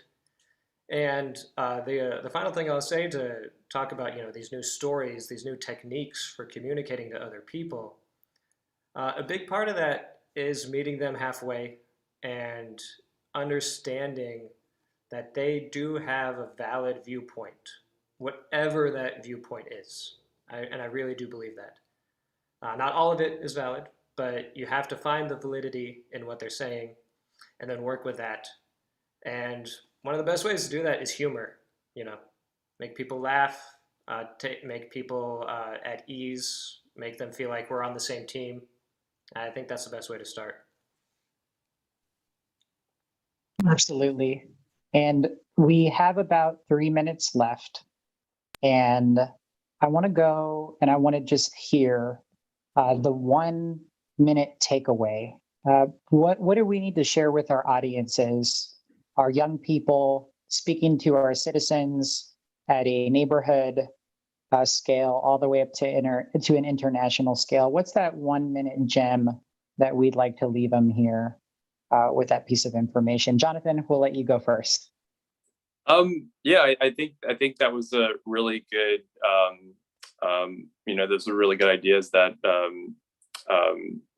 that he was bringing up, I actually just watched this news segment earlier today about the Mekong River in China, and how they're building all these dams right now to harness electric power, and the downstream impacts from that dam are causing these massive impacts to the people downstream. All these small businesses, these small fishing industries, and I think just seeing value in nature, seeing the value in everything and all services that that nature provides is crucial for us to be a more sustainable human race. We can't just I think we can't just kind of rule out there's we have to take a holistic approach to seeing the value in nature. We have to assess kind of everything that nature is providing for us to get a better understanding on its true value. We can't just make rash decisions based on making a buck here and there.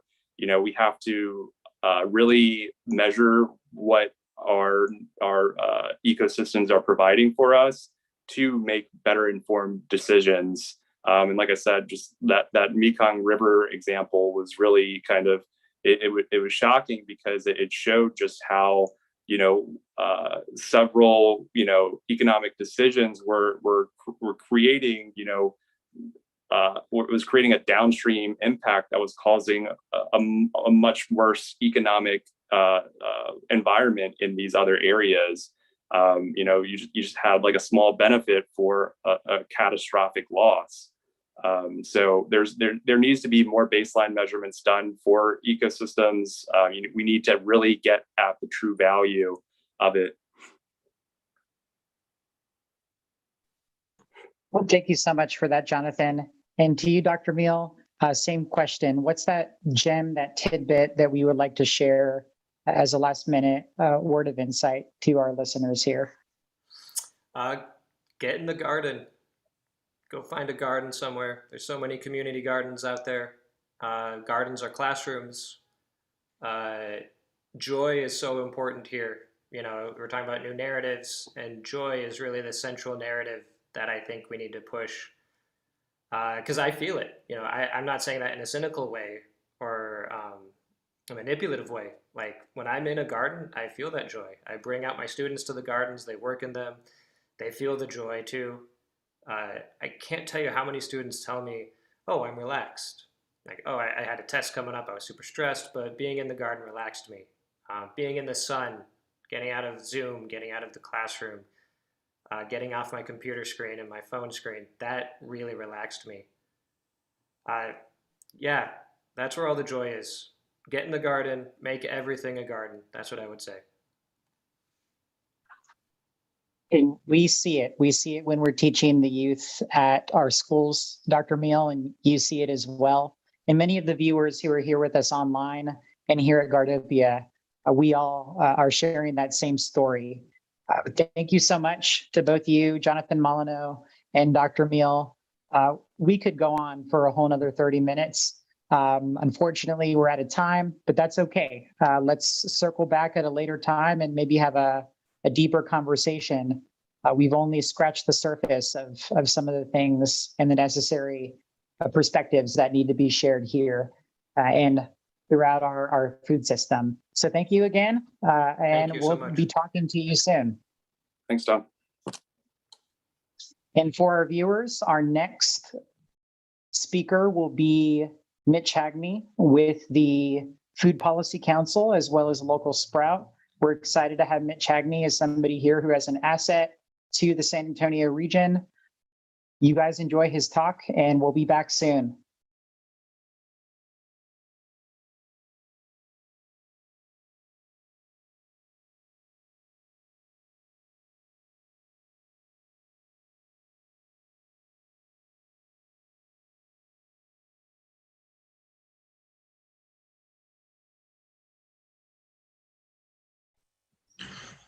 Well, hi, everyone. Thanks for attending this awesome event. And thanks for giving some attention our way. My name is Mitch Hagney. I am the owner at Local Sprout, where we have a hydroponic farm and a food hub that I'll explain a little bit more about. I'm also the current president of the Food Policy Council, with a lot of other really valuable and good-hearted advocates for the food system throughout the city. So what I'm hoping to talk about today, we hear a lot about urban farms and urban gardens, and producing the food is a real big challenge. It requires a lot of different types of expertise. But what I want to mention a little bit about today is what happens next after you successfully cultivate your crops, and you're not just about to turn them into a raw ingredient salad. What happens then, and how do they potentially reach consumers? Because what you want to do as local food advocates is a couple of different things at one time. We want to grow food with less of an environmental impact, with less pollution. We also want to grow food that is less susceptible to supply shock problems, so droughts, floods, hurricanes, all sorts of other things. If we can create a resilient local food system, then perhaps we can cultivate crops through those challenges. We want to make sure that fewer people go hungry every day, that everyone is getting the amount of food that they need, and that the food that we're providing has a good source of nutrition at the same time, so that they can effectively live healthy and satisfying lives, along with hopefully delicious and good types of crops.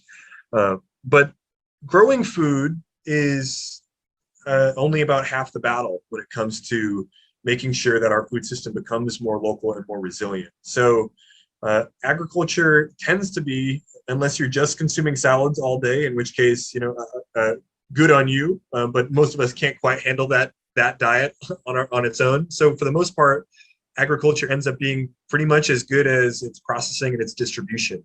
And I want to talk a little bit about that processing and distribution component today.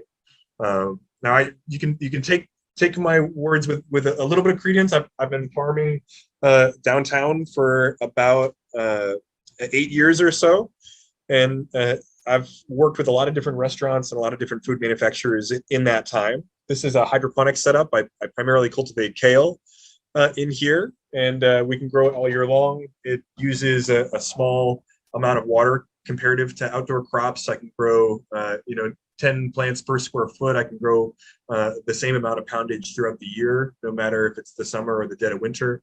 And there's no pesticides, there's no herbicides, there's no fertilizer runoff. So types of agriculture like this, I think, are helpful to get us closer to a food system that we're more likely to view as sustainable. But what happens if you don't just want to mow down on 30 pounds of kale a day? Then we have to figure out how to get all sorts of other crops that can hold on for a long time and then be processed into something that consumers find valuable and hopefully nutritious.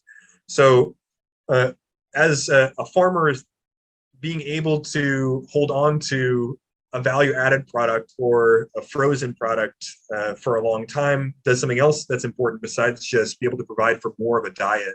It allows you to, as a farmer, have revenue that's recurring over a long time. So if you had a citrus orchard, for example, so you have 20 acres of citrus trees, well, for the most part, you're only going to have a pretty narrow window of when that harvest ends up taking place throughout the year. You maybe are harvesting for about a month or so, and the rest of it, that's not the case. So first, we have to make sure that with that citrus, or in my case, sometimes with my kale, how I can turn that raw ingredient product into something that can be processed into a juice, a fruit concentrate, a lot of different types of things, so that they can last and sell for a while, so that we can be consuming them throughout the year if we want to consume our own stuff, but also that we can get revenue throughout the year as opposed to just getting it in one fell swoop.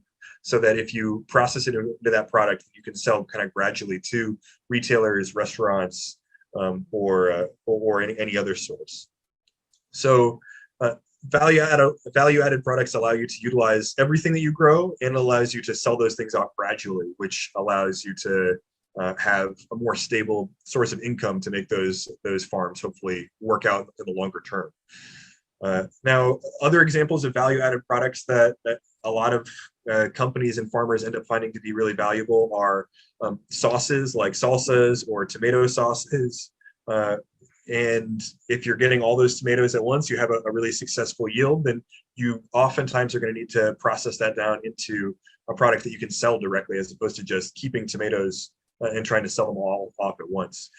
Juices, crackers, breads, sausages, charcuterie, pickles, kimchis, sauerkrauts, simple syrups, pickled eggs, soaps, perfumes, creamed honey. There's a lot of different types of products that once you get a raw ingredient out, you can process it into something else that hopefully then gets a better diet for you throughout the year and a better bottom line if you're trying to operate a business. Now, in order to operate a farm that produces some value-added products, you need to either have some equipment on site, or you need to be able to work with co-packers or other companies that are going to be able to enable you to turn that food into something different. So downtown, next to where our hydroponic farm is, we also are connected to a number of different companies that are producing a lot of different sorts of those value-added products. We just passed a raw juice company called Health Nut that you might have seen at the Pearl. But warehouse facilities like this might not look like intrinsically culinary environments, but they're necessary in order to keep items of packaging like these bottles that are used for a Bloody Mary mix, to be able to keep packing peanuts or other things in order to process your stuff into saleable or shippable items. You need to be able to store things like jars. This is a type of sauce that's used for to make chili that's manufactured here at this facility. You need to have a lot of cold storage as well. The cold chain is a really important thing in order to make sure that your raw ingredients end up being usable over the course of a long period of time. We have large walk-in coolers and freezers. This one is totally full of grass-fed beef. Behind it is another one that's all full of pasture-raised pork. Now, if you effectively can cultivate these crops or animals, then eventually you're going to need to be able to store them in a location and then distribute them out. Now, a farm may have them all in one spot, or it might be in a shared facility like the one that I'm in now. Kitchens are really important in order to process those ingredients and prepare and chop and maybe eventually smoke some of those things. Where you can get, a couple briskets off of a cow, but you need to be able to chop down that brisket in order to make sure that it's smokable and then sellable. And cuts like that are really important for the longevity of a ranch, to be able to make sure that they're getting exactly the types of products that they want.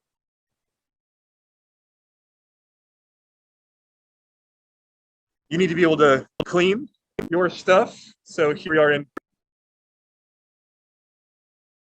a little area and make sure that everything is nice and tidy.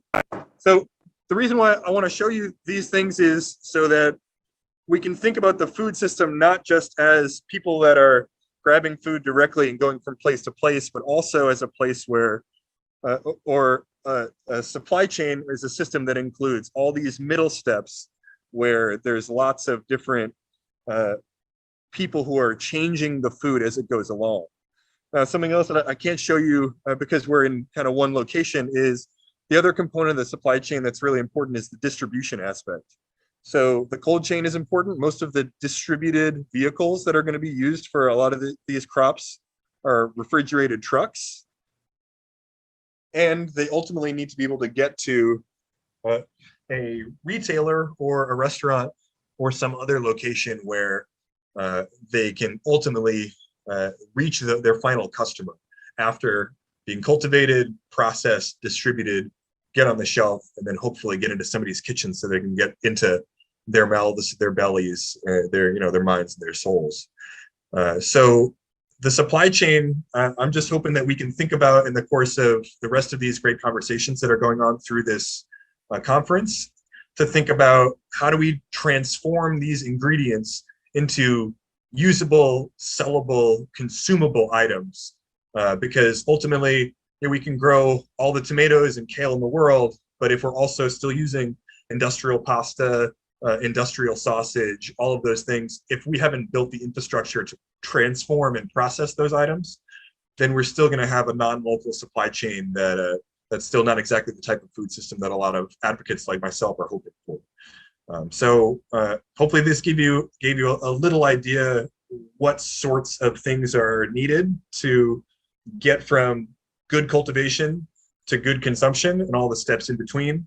And while you're hearing all the other speakers talk about different ways to cultivate or different priorities for equity and justice, think about that middle step that can be a little bit industrial or a little bit boring, about that transformation and distribution in order to get what we want in the long run.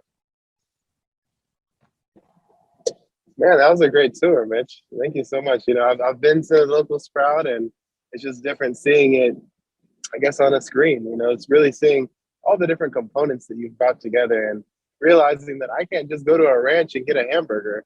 That's not how it works, right? Like, there's these steps in between that need to occur. Really quick, just for our audience, I'm going to go ahead and share my screen of essentially what you just showed us in one facility. So we have food production, but then we go into these other components of the food system elements.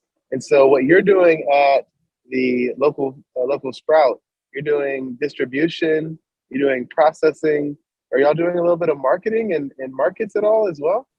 So we don't have markets on site at the Food Hub, but we do oftentimes combine. So one thing that I think that we do as marketing is individual ranches or farms or product manufacturers, for them to do all their distribution on their own can be a real challenge. And so something that we found, at least by pooling resources and putting all these food businesses together, is that when I sell my kale to Battalion, for example, which is one of our weekly deliveries, they also are interested in some pork that's cultivated by Peaceful Pork, which is a ranch that stores in here.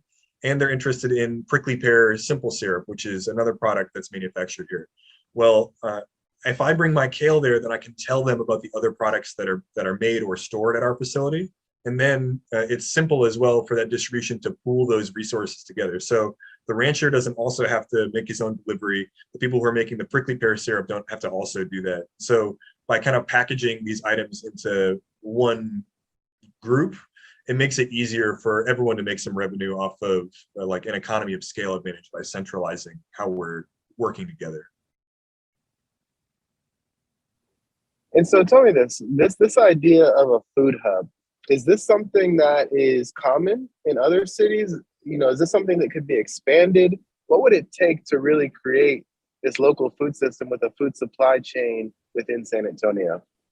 So more infrastructure is going to be important as we get more local cultivation. Food hubs themselves, we certainly didn't invent it here at Local Sprout. We have opinions on ways that a really good food hub will work. But historically, what food hubs usually mean are places where farmers end up aggregating or putting together their crops that then are shipped off and distributed. Having processing facilities like all these kitchens and grinders and smokers and other things in the same facility as where a lot of these crops are coming from, that's what we think is a more optimal version of a food hub, where that transformation can take place before the distribution. But at its simplest, the food hub can just be a place where food is centralized and then goes off. Ultimately, for us, we're gonna hopefully see more urban farms, more regional production, more emphasis from consumers to be able to purchase those things. And if we want those things to be saleable and usable, then more facilities like this food hub are going to be necessary to transform and utilize those products. And I know that your food hub, again, one of the first in San Antonio, has some additional components around sustainability. Y'all have solar panels, or is there anything that you're incorporating not only to procure food and process food, but make sure that you're lowering your carbon footprint? Yeah, we have 36 kilowatt solar array on the roof, which is what the majority of our food trucks are actually powered on. This place also functions as a food truck commissary. So when food trucks go out, come back from the day, for example, then they need to recharge. They use our solar. We have some waste mitigation measures where we combine into a compost bin, and then we utilize it at our garden outside. There's certain methods that we use in order to insulate to more efficiently use the electricity that we do need to operate. And then we can reduce the total amount of packaging and transportation by centralizing the different companies together when they purchase glass, for example. They get one large shipment as opposed to several smaller shipments that they would have needed if they were separate. And similarly, if we're distributing to a restaurant, several companies doing it at once reduces the total number of trips. So from an infrastructure standpoint, there are some other collaboration opportunities we find. So in this hydroponic farm, oftentimes we'll actually have our fermentation specialist company, which is called Madge's Food. They'll store some of their fermentation tanks inside our farm. That produces extra CO2 that then can be uptaken by the hydroponic plants within. Whereas in other greenhouses or hydroponic systems, they'll just burn propane to produce CO2. We use a natural CO2 generation process from the fermentation of a different value-added manufacturing product. We would love to integrate mushroom cultivation so that we can use gas exchange between our hydroponic crops and mushroom cultivation, but we don't yet have that feature. So there's a lot of companies that are focused on locally grown or sustainable type ingredients that are here. And then we have some infrastructure developments that help us reduce those impacts as well. Well, I just feel like I went through a nice food distribution, food supply chain 101. Hopefully our viewers did as well. So how can people find out more about your organization and what you're doing?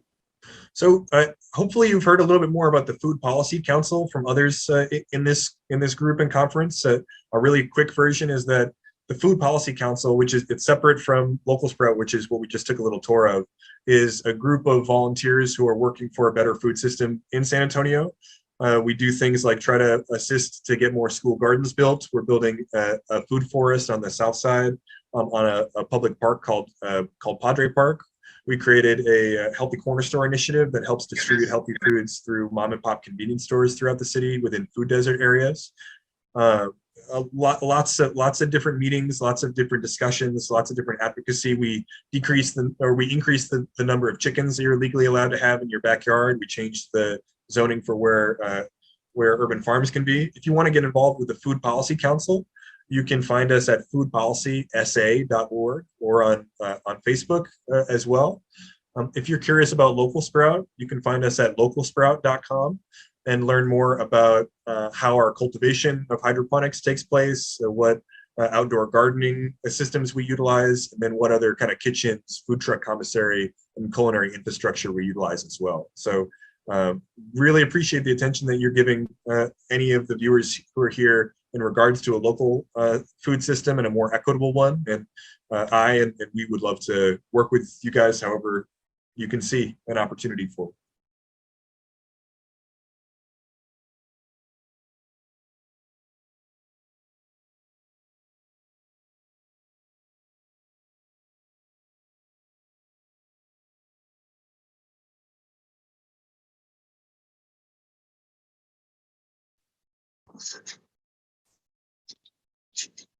Hello, folks. Welcome back.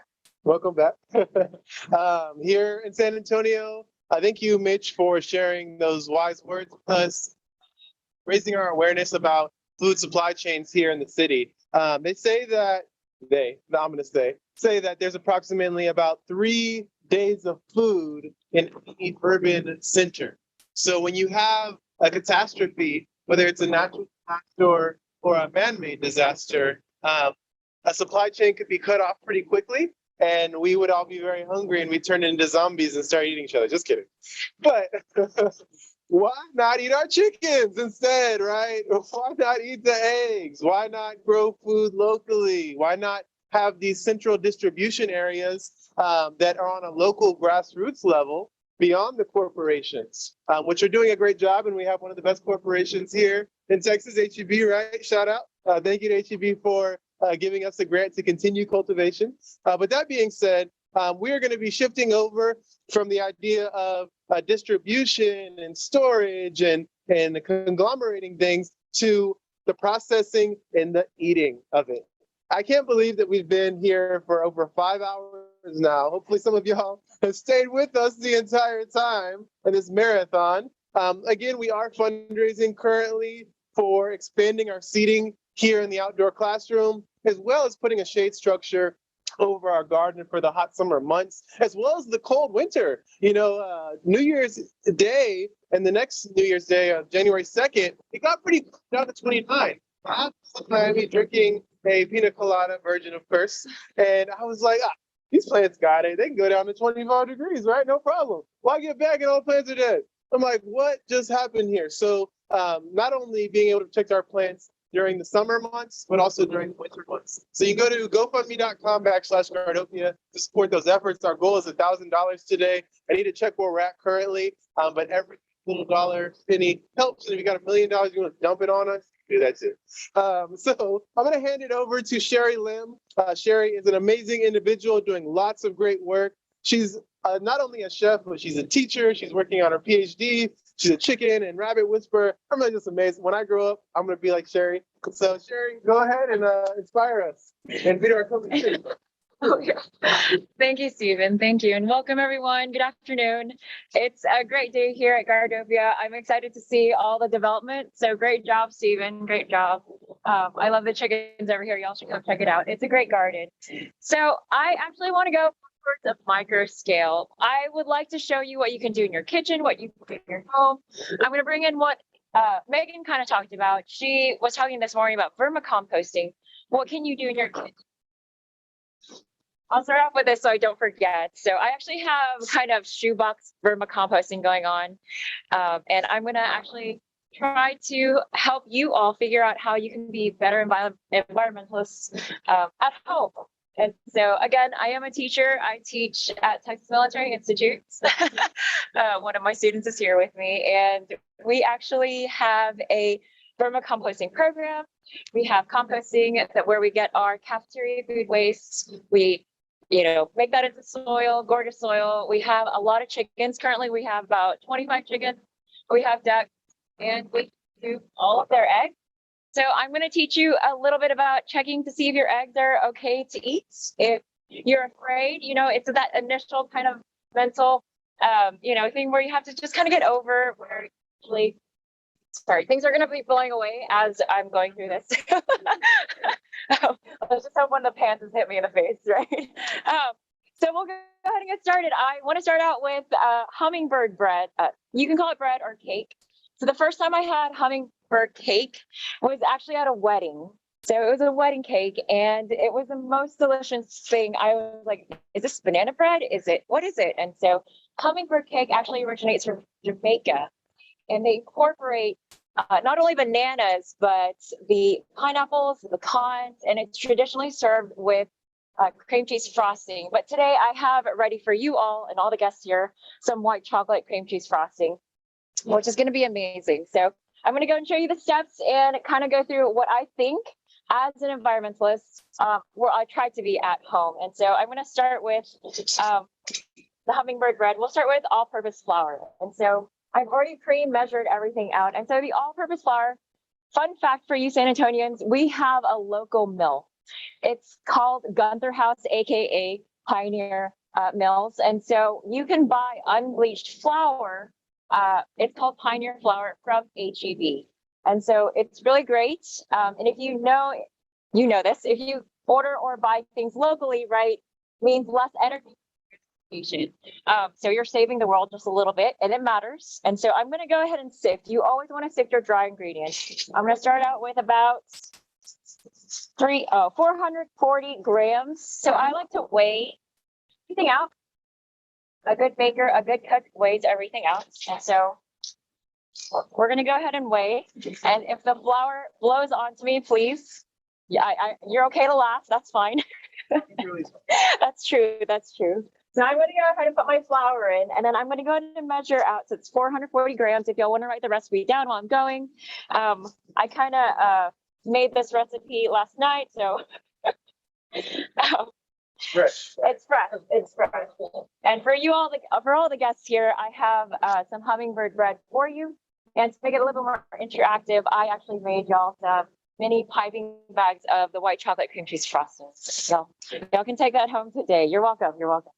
Yay! So I'm gonna go ahead and grab 1 teaspoon of cinnamon. I'm also a little bit rare in that I'm not selling anything. I'm not selling anything. Yeah, Sherry. I'm more of a giver. Actually, I like cinnamon. I said 1 teaspoon, let's put 2. So I'm going to go and put 2, and then I'm going to put 1 teaspoon of baking powder, 1 teaspoon of baking soda. My hands are cold. I do apologize. I wish I was moving faster. I'm trying. Plenty of time. I do want to quickly talk about how you get your groceries. So I am a huge advocate for actually physically going to the grocery store and feeling and touching your ingredients. And so I just added 1 teaspoon of sea salt. I don't like to use iodine salt in your baking needs or whenever you're making anything in the oven, because iodine salt is really, really fine and it'll make everything taste saltier. So I like to use sea salt. I'm going to go ahead and sift my dry ingredients. So cinnamon, flour. We have our baking soda, baking powder. And I'm going to put a little twist to this. I'm actually going to use cardamom. So there are some people who just hate the taste of cardamom. I love the taste of cardamom. I was going to have one of you actually grind some fresh cardamom here. However, I think it's a little too cold for that. So I'm going to use the canned stuff. Awesome. So I have it, and you actually want this well blended. So I'm going to go and use a dry whisk. I want this well blended so the baking powder and the baking soda are even. Fun fact as well, you know you're eating, what is it, box cake. If you slice into the cake and all the sponginess is even, if you don't see air pockets, that means it came from a box. I don't know if y'all know that. Fun. All right, so I'm going to go ahead and go to the wet ingredients, which is going to be, I'll use a clear bowl here. It's going to be 1.5 cups of oil. You can use canola. You can use, can't talk, vegetable oil. That's perfectly fine. Go ahead and add 1.5 cups. Rinse. No, I actually can't taste the difference in baking stuff. I'm sure people would probably choose canola, which is what I got, but no preference. And then I'm going to go ahead and add 2 cups of sugar. So I already weighed that out. Sugar just from HEB. Thanks, HEB, for helping us out today.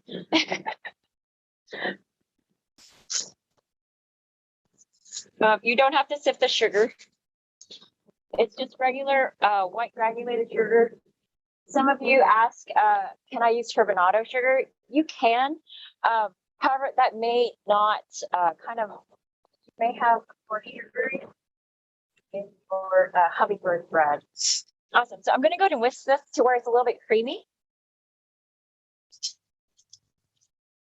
And then I'm going to add my chicken eggs 1 at a time. So this is good. I'm up here doing this because it's going to make me hopefully sweat a little bit. All right.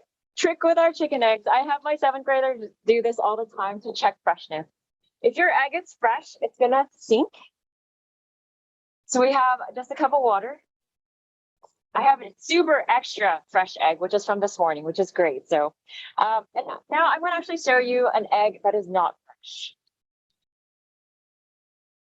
It floats to the top because there's an air bubble inside, and that air bubble over time gets bigger and bigger.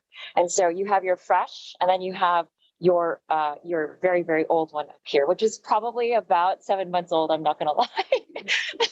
Eggs. How long? Yeah, what's the period? So 3 months max. A lot of people will say a month, or 3 months in the refrigerator if they're out in the open. I would say a month out.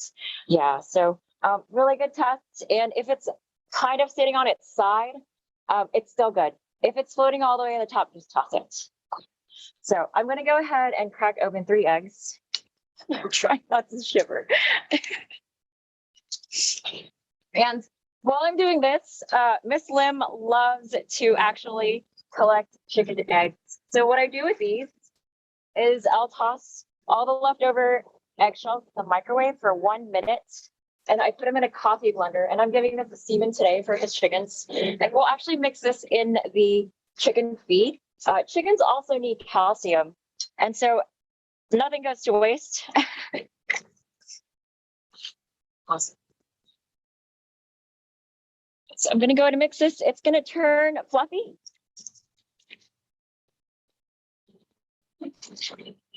This part of my dry ingredients.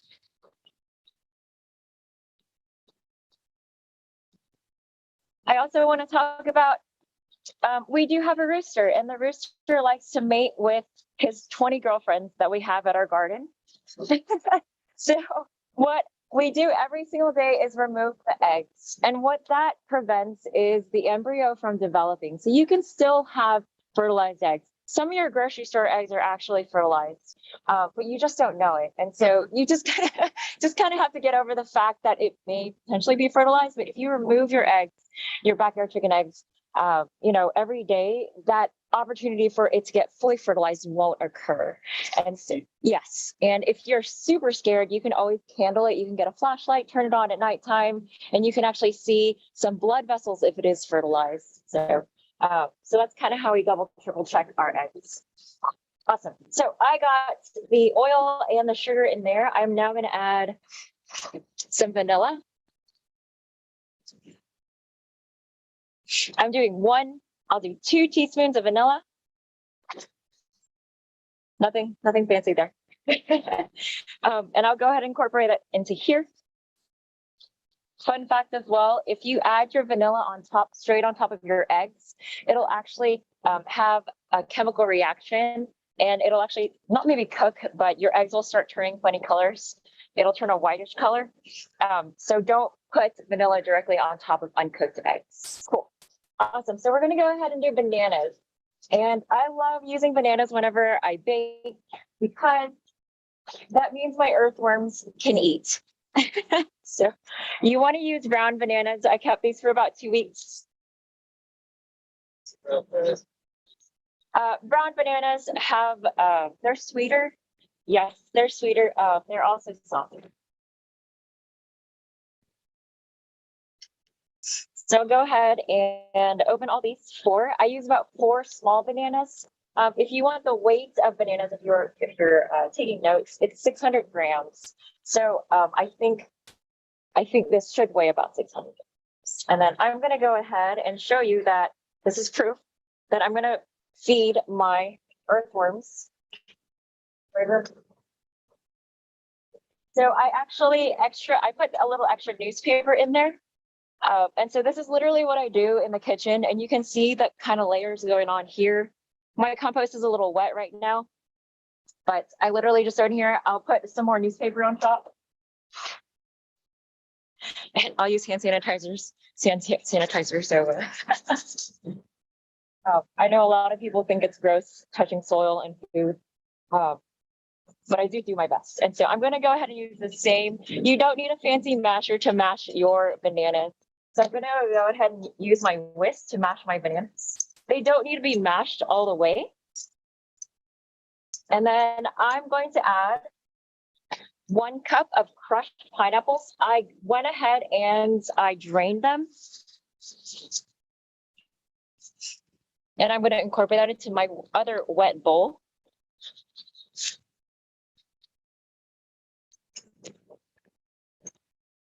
Sometimes to prevent the bananas from getting too brown, they will actually add a squeeze of lemon juice. And it really does taste good. So that's pretty nice. Sorry, I didn't bring a lemon. They will have a good version. Yes, there you go. And then that'll work situation here, yes. All right, so we have pretty much everything set up. Sorry, I do try to. It doesn't want to come down. Sorry. So what I'm going to go ahead and do is I'm going to incorporate pecans. If you have, a house in San Antonio, most likely, or you may know someone who has a pecan tree, use those pecans. It might be so that, your neighbor has a pecan tree and they're willing to share because they do drop a ton of pecans. So I went ahead and toasted these for 5 minutes in the oven for about, at 350 for 5 minutes. And so what that does, it really does bring out the aroma for these pecans. Also, if you have sitting and old pecans, it'll actually flush them up. So preventing food waste, right? We want to prevent food waste. I'm going to go ahead and dump those in there. I also had some coconuts. It was a little old too, but I threw it in the oven, 350 for 5 minutes. So it's a little toasted and you can kind of see my hands aren't numb. So there we go. All right. So I'm actually going to use a spatula to fold in this right now. Super whiskers. Yes, it is. I don't want all this to get stuck in the middle of my whisk, so I'm just going to fold this in. Okay. And then, so the key here for making any kind of good banana bread or hummingbird bread is don't mix too much. You don't want that hard gluten to form. And so I'm actually just going to barely incorporate all of this into my wet batter. Make sure I have everything. It's cool.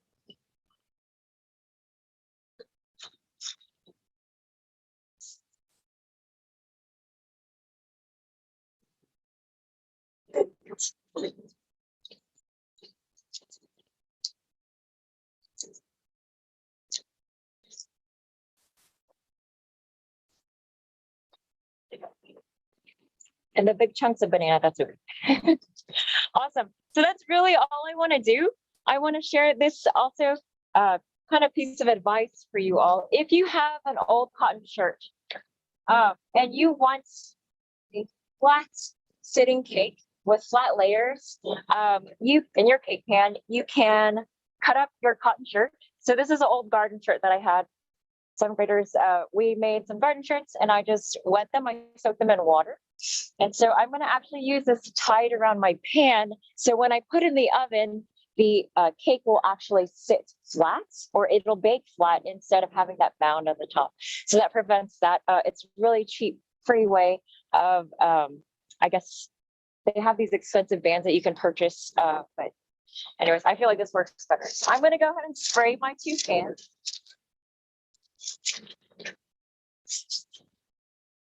I put parchment down and I spray on top of the parchment as well.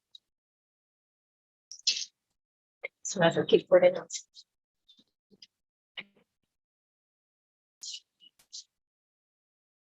You don't need a lot.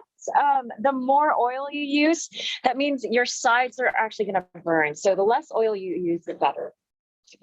Side, I'm going to divide this. If you are doing this at home, in each 8-inch or 9-inch pan, you're going to have about 1,100 grams. So that's how you make sure if you weigh each layer that your cake layers are going to be even. So I'm going to go ahead and pour.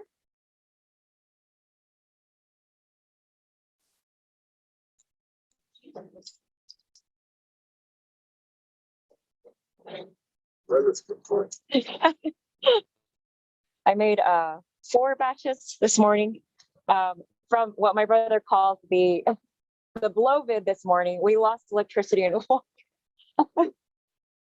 for how long? For an hour and a half. Oh, I'm so sorry. I didn't have my dry ingredients. It's okay. You know, yeah, there you go. Yes, dry ingredients. You're funny. That's okay. You know, we all make mistakes and we have to learn from them. Yes, yes. It's probably because my hands are so cold. Yes, I was like, it does look a little soupy. Actually, I'll show you a trick. If you ever do pour your pans in and you forgot ingredients, yeah, this is the wonderful thing about, yeah. Thank you, Sean. Shut your bowl. That's right. That's right. My twin brother, he's been so amazing. Thank you, Sean. All right. And so if that ever happens to you, you can always respray your pan.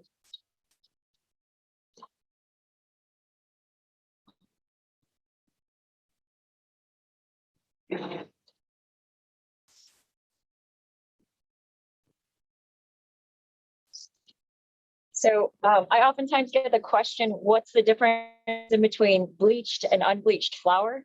I prefer unbleached. Bleached is definitely a little more white. It also does last longer.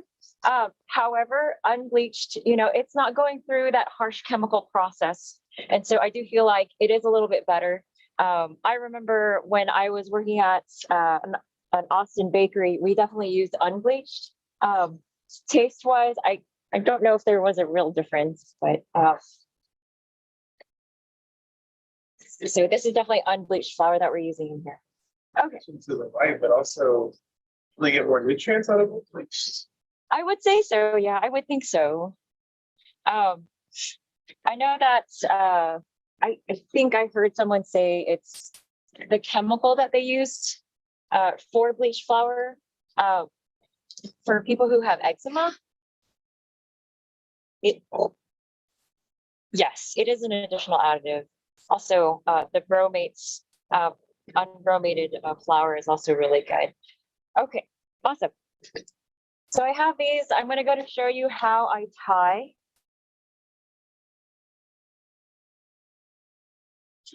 I'll show it up there. I know y'all probably can see the. No worries. So I'm just going to tie it around the cake pan. And then I will show you what the results look like here.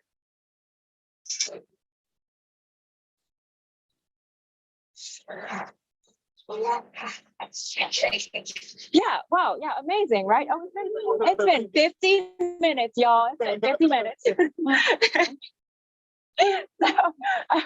So, we have our very flat cakes. So I'm going to actually show you how to assemble them. I have, yes, exactly. And I'll go ahead and clear some space for myself. Thank you. Awesome. So I went ahead and if you would like the recipe for this white chocolate cream cheese frosting, and I think this is recorded. It is. Okay. So we have 1 pound of cream cheese. I can actually show you 1 pound of cream cheese here. So that's going to be 2 8-ounce blocks of Philadelphia cream cheese. And then I'll just put it in here. So we have 2 blocks. They're at room temperature right now. And then we have 8 ounces of butter. So you want your ratio of cream cheese to be more than your butter because that's going to that's what you're overpowering taste. Cool. And then I actually have 5 cups of what we call 10x or powdered sugar. And so you would sift this in. So we're going to go ahead and sift this in. You can hand mix this. It's a little cold right now, so it's actually not at room temperature. I'm not going to hand mix it. Sorry, blowing on y'all. And you always want to sift just in case there are hardened pieces of. Can y'all see the? I'm sorry. Okay. Well, yeah. Okay. Amazing. All right. Now we have frosting. All right. So I'm going to go ahead and show you how I take it out of the pan and how I put it on a cake board. So I'm going to put a little bit of frosting on the cake board so it does stick. And I went ahead and I got a bread knife and I cut it even flatter because I want flat surfaces. So I'll go ahead and show you. You always want to remove the parchment paper at the bottom. There was one time I did assemble a cake with the parchment paper at the bottom. Yes, I got in really big trouble from my chef. So I went ahead and cut this. Awesome. So I'm going to go ahead and I'll probably just make a naked cake for you all. Yes, they're called naked cakes. I promise I'm usually not this messy in the kitchen. So I'm going to put a good layer because it is just 2 layers.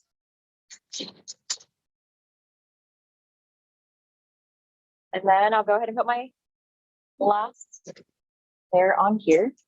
I kind of do this to loosen it. Take off the parchment. That.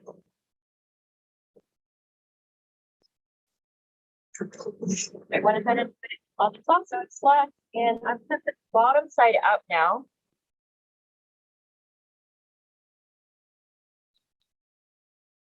Who's gonna take this home? Don't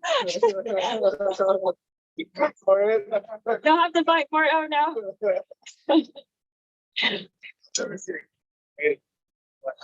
Now you can say a cake was made in your garden. How special is that, right? See this. This is true. So you can actually just leave it like this if you wanted to. I'm sorry, I didn't bring really fancy decorations.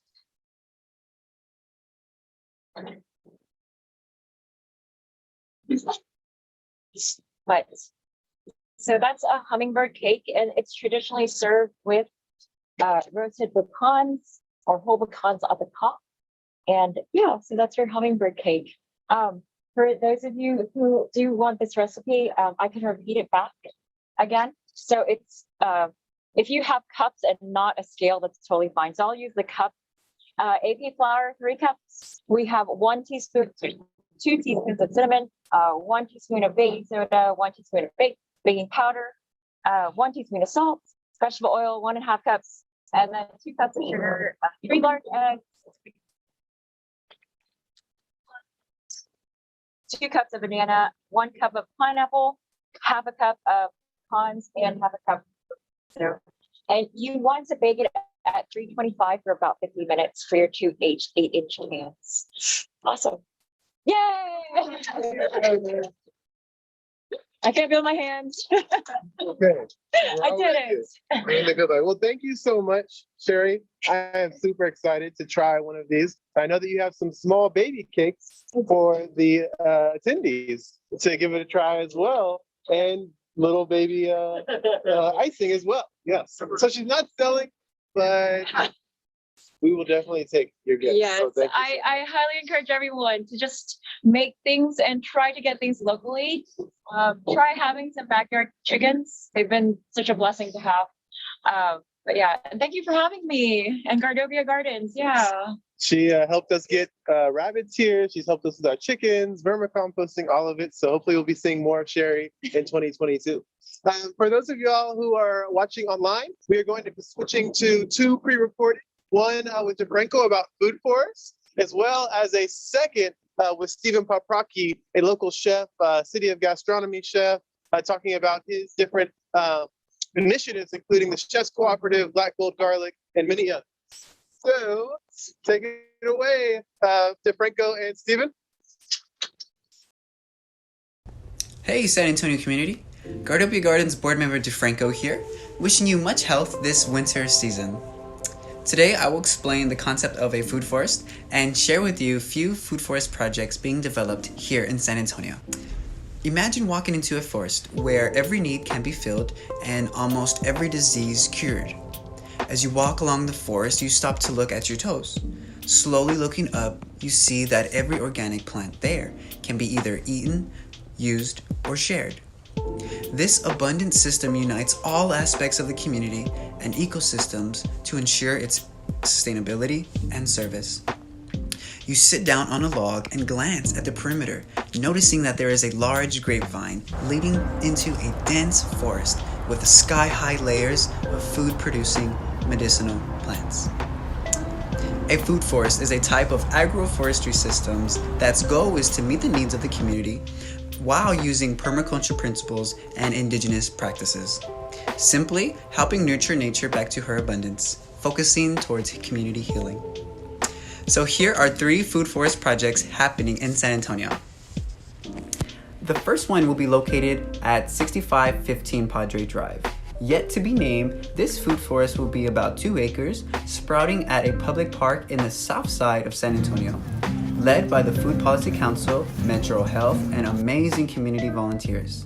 This park aims to help connect local community members to garden and community building programs while nurturing local ecosystems. Featured at this park is a natural drainage ditch, a concrete slab in which we hope to convert into an outdoor classroom, a pecan orchard with 40 trees, a grassland prairie, direct access to the San Antonio River World Heritage Sites, and much more to come. We are still in the designing phases of this program in which we seek to organize and empower community members to lead this project to find long-term success and bring in health and wellness to our community. The second one is located at STEM Early College High School, in which I graduated from.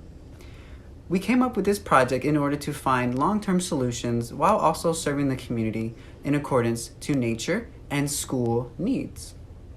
With recent design meetings led by student alum, club presidents, ecocentric business owners, community members, we put together a well thought out community feedback process in which we hope to continue throughout its creation.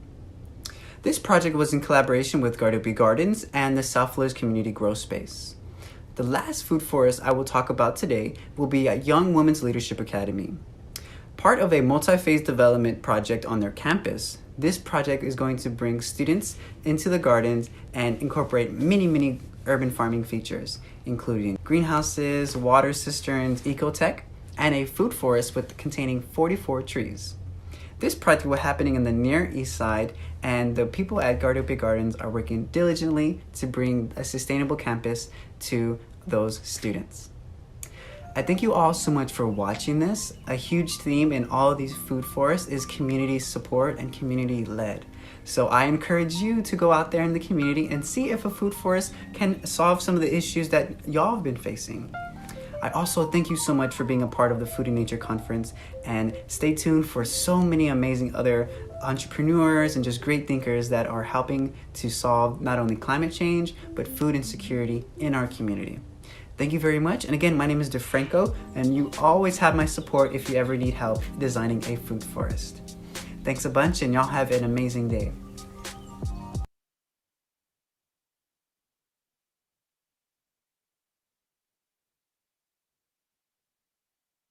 Hello, my name is Steve Paprocki. I'm the owner of a few different concepts here in San Antonio. Primarily, everybody knows, I guess I'm the black garlic guy. So Texas Black Oak Garlic, farmer from the farm, president of Chef Cooperative, partner and owner at the Co-op SA, Gunslingers SA, and Ghost Kitchen SA. So that's pretty much it for that. We've had a beautiful year, I guess. You know, COVID's coming back with a vengeance, so we're on, like, I guess, wave number whatever, you know, but some of the things that have changed with us is, like, well, for example, Ghost Kitchen SA is a concept that was born out of COVID. It was basically, we started doing a ghost kitchen out of Los Patios because we had a chef there that was renting out that kitchen space and couldn't pay his rent. Reason why is it was due to him being a catering company. So we put in Ghost Kitchen SA, me and my partner, Adrian Cruz. He was actually a furloughed chef. He was out working in Padre Island at the F&B, and he needed a job. So he's one of my first chef ambassadors. So he came back to San Antonio here. He was helping me out at Black Oak Garlic. We're bagging and tagging some product. And I was like, hey, you want to open up a ghost kitchen? We'll go out and help out over there at Fork and Garden, help them pay rent. And that's exactly what we did. So we've been operating Ghost Kitchen SA for over a year now. That also spawned off our restaurant. So our restaurant is Gunslingers SA. That was just us opening up the front restaurant because we were already selling out the back. So with Gunslingers, we were already incubating and beta testing Gunslingers online. Wing Master, Soul Brother, Number One Wing, Save a Burger, Winner Winner Chicken Dinner. You know, Ghost Kitchen SA is more than one concept because we want to be known for chicken sandwiches, wings, burgers, mac and cheese, and sides. So we know that we're in a great place to, you know, help facilitate because everybody was furloughed. They were at home. We did very, very well for the first 6 months. Then COVID started going away. So like everything else, we started to pivot. We started putting VIP cards on all our ghost kitchen bags that would go out and invite them into the restaurants and become a VIP of the restaurant, and you get 10% off your meals for life, because we wanted to bring people back into the restaurants. And that's what we started. And then with that being said, you know, we've done really well with the restaurant. We've been open since September 1st. We're a non-alcohol campus that basically, because of Blue Heron being on property, they have a recovery program there. So I think it's a beautiful concept. For me, I love the opportunity to be able to do this. And then there's also other restaurants there. So it ain't just us with Gunslingers SA, with Comfort Cafe, Naco, Ola Express. She opened up a coffee shop over there at Gunslingers as well. So we used our past successes with the Co-op SA to pivot Gunslingers. We knew that if we opened it, we'd have to sublease some of it because it was so big. So with the Co-op, we were Black Oak Garlic, Farmer from the Farm. We were over there at that property off of Crosswinds. And we wanted to make our own neighbors. Like, we had 2 abandoned places on that property. So we started the Co-op. We knew people needed commercial kitchen space. They needed, dry storage, cooler storage, pallet storage. There was so much that was out there, and we wanted to do it and also do it right. So when people do become an anchor tenant or a tenant, and you have certain things, because it's the Co-op, let's say, for example, you're $1 a square foot. We have added value stuff where a food truck might plug in front of that space. Well, that food truck credit goes to the people in the Co-op. So actually your rent as a tenant there actually gets lowered. We're trying to actually help incubate and start small businesses. With that being said, when we did the restaurant, we knew that we had too big of a space at that restaurant. We should try to sublease out spaces. So we had a beautiful space up front with a beautiful fireplace and everything else, and we knew we weren't going to use it. But we subleased it out to Ola Express, and she's got a coffee shop, very beautiful. And then we also had smaller companies that needed a Metro Health or a state manufacturing license that couldn't afford all the bells and whistles over at the Co-op to be an anchor tenant, but they could use space in a restaurant. So we had Spread the Loaves. She started her company out of basically COVID as well, making bread at home because she couldn't go to work.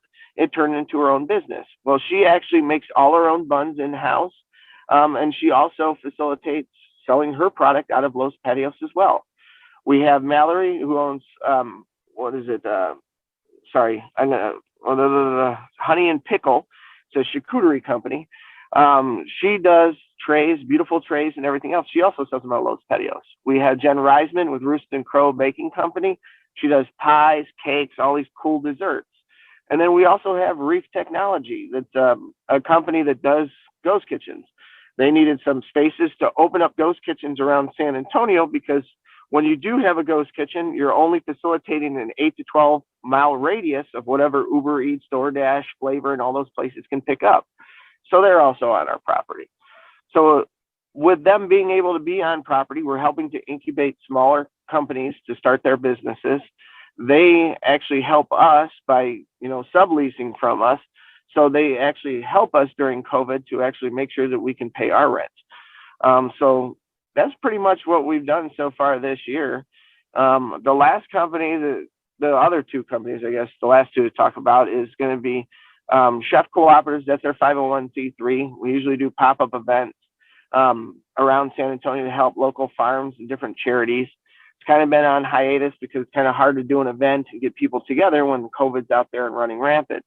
So we had to postpone our events. I think our next one's going to be this spring. We're going to be doing it actually for Blue Heron Recovery. They have a garden on property that they want to bring back. So this way, their people that are in treatment in NA and AA and stuff like that can actually go out to that garden and, as a stress reliever, be able to work with the soil and, make plants. It's something that's actually really good for them. And it's something I believe it takes peace. That whole property is beautiful. You come in, it's like gorgeous. And then lastly is our Farmer from the Farm. That's our supplement company. We went through a rebrand this year because of COVID and everything else, and we're launching 2 new products. One of them is Black Shallot, and the other one is Black Ginger. Black ginger is like going to be like a wave of the future, I guess, for males, is because through our research and finding out, we were fermenting black garlic, black ginger, and black shallot just for food, but we found out that the health properties, it's like a mind blow. Black ginger has been used for hundreds of years over there in Asia, Japan, China, and everything else, as a treatment for ED, erectile dysfunction.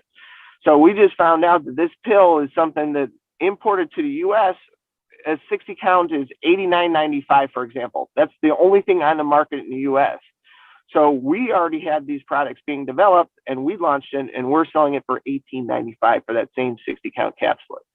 So we're trying to take care of our customers, take care of our consumers, take care of San Antonio's incubator scene by trying to help smaller businesses, and just trying to, like, I guess, go through life with COVID being something that's out there every which way you turn. So it's a great opportunity. Thank you for allowing me to speak today. I really appreciate it, and appreciate all you guys do too for the community. You know what I mean? Gardopia Gardens, so I was blessed that you guys asked us for some help back in the day, Chef Cooperatives. We did one of our events over there off of Nolan Avenue, and it was, to me, one of my favorite events, and be able to get connected with you guys, you know what I mean? And to try to do something to help you guys out too, but what you guys are doing for the community is amazing. Keep up the great work. All you guys, seriously, from the bottom of my heart, thank you guys for all that you do.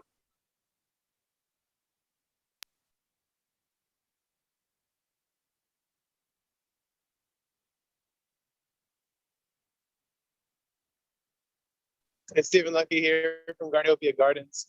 It's been an amazing 6 hours of providing educational awareness around environmental sustainability and healthy lifestyles. Really, it's truly amazing what is happening in San Antonio, what's happening in Los Angeles, what's happening in Hawaii, right? What's happening in Florida. We want to continue bringing y'all this content so that we can inspire you.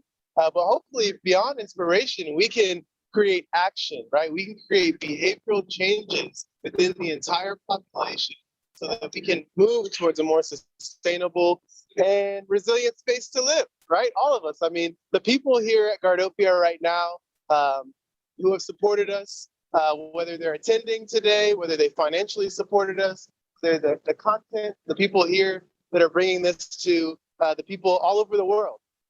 We couldn't do it. And again, we're in a public health pandemic right now, and we have to take steps to prevent this in the future, right? And the healthier we are, the more we individually can fight it off, but also as a population, right? And so making sure that we have good nutrition. I also think, though, with the climate crisis that we're currently in, that we have not really addressed at all. We have not invested into solutions that are going to address the rise in temperature, which creates less arable land.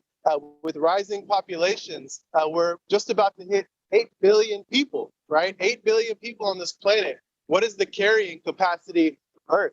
Estimated between 9 to 13 million. So how are we going to feed our mouths? But how are we going to feed these mouths sustainably, right? Because we know the current food system is not sustainable for the long term. So all of us, I think, want to make that change. All of us need to make that change. All of us can make that change. And it starts with a little community garden on the east side of San Antonio, right? A little half acre. I believe that on the quarter acre that we're really using for food production, we can create enough calories for a family of 4.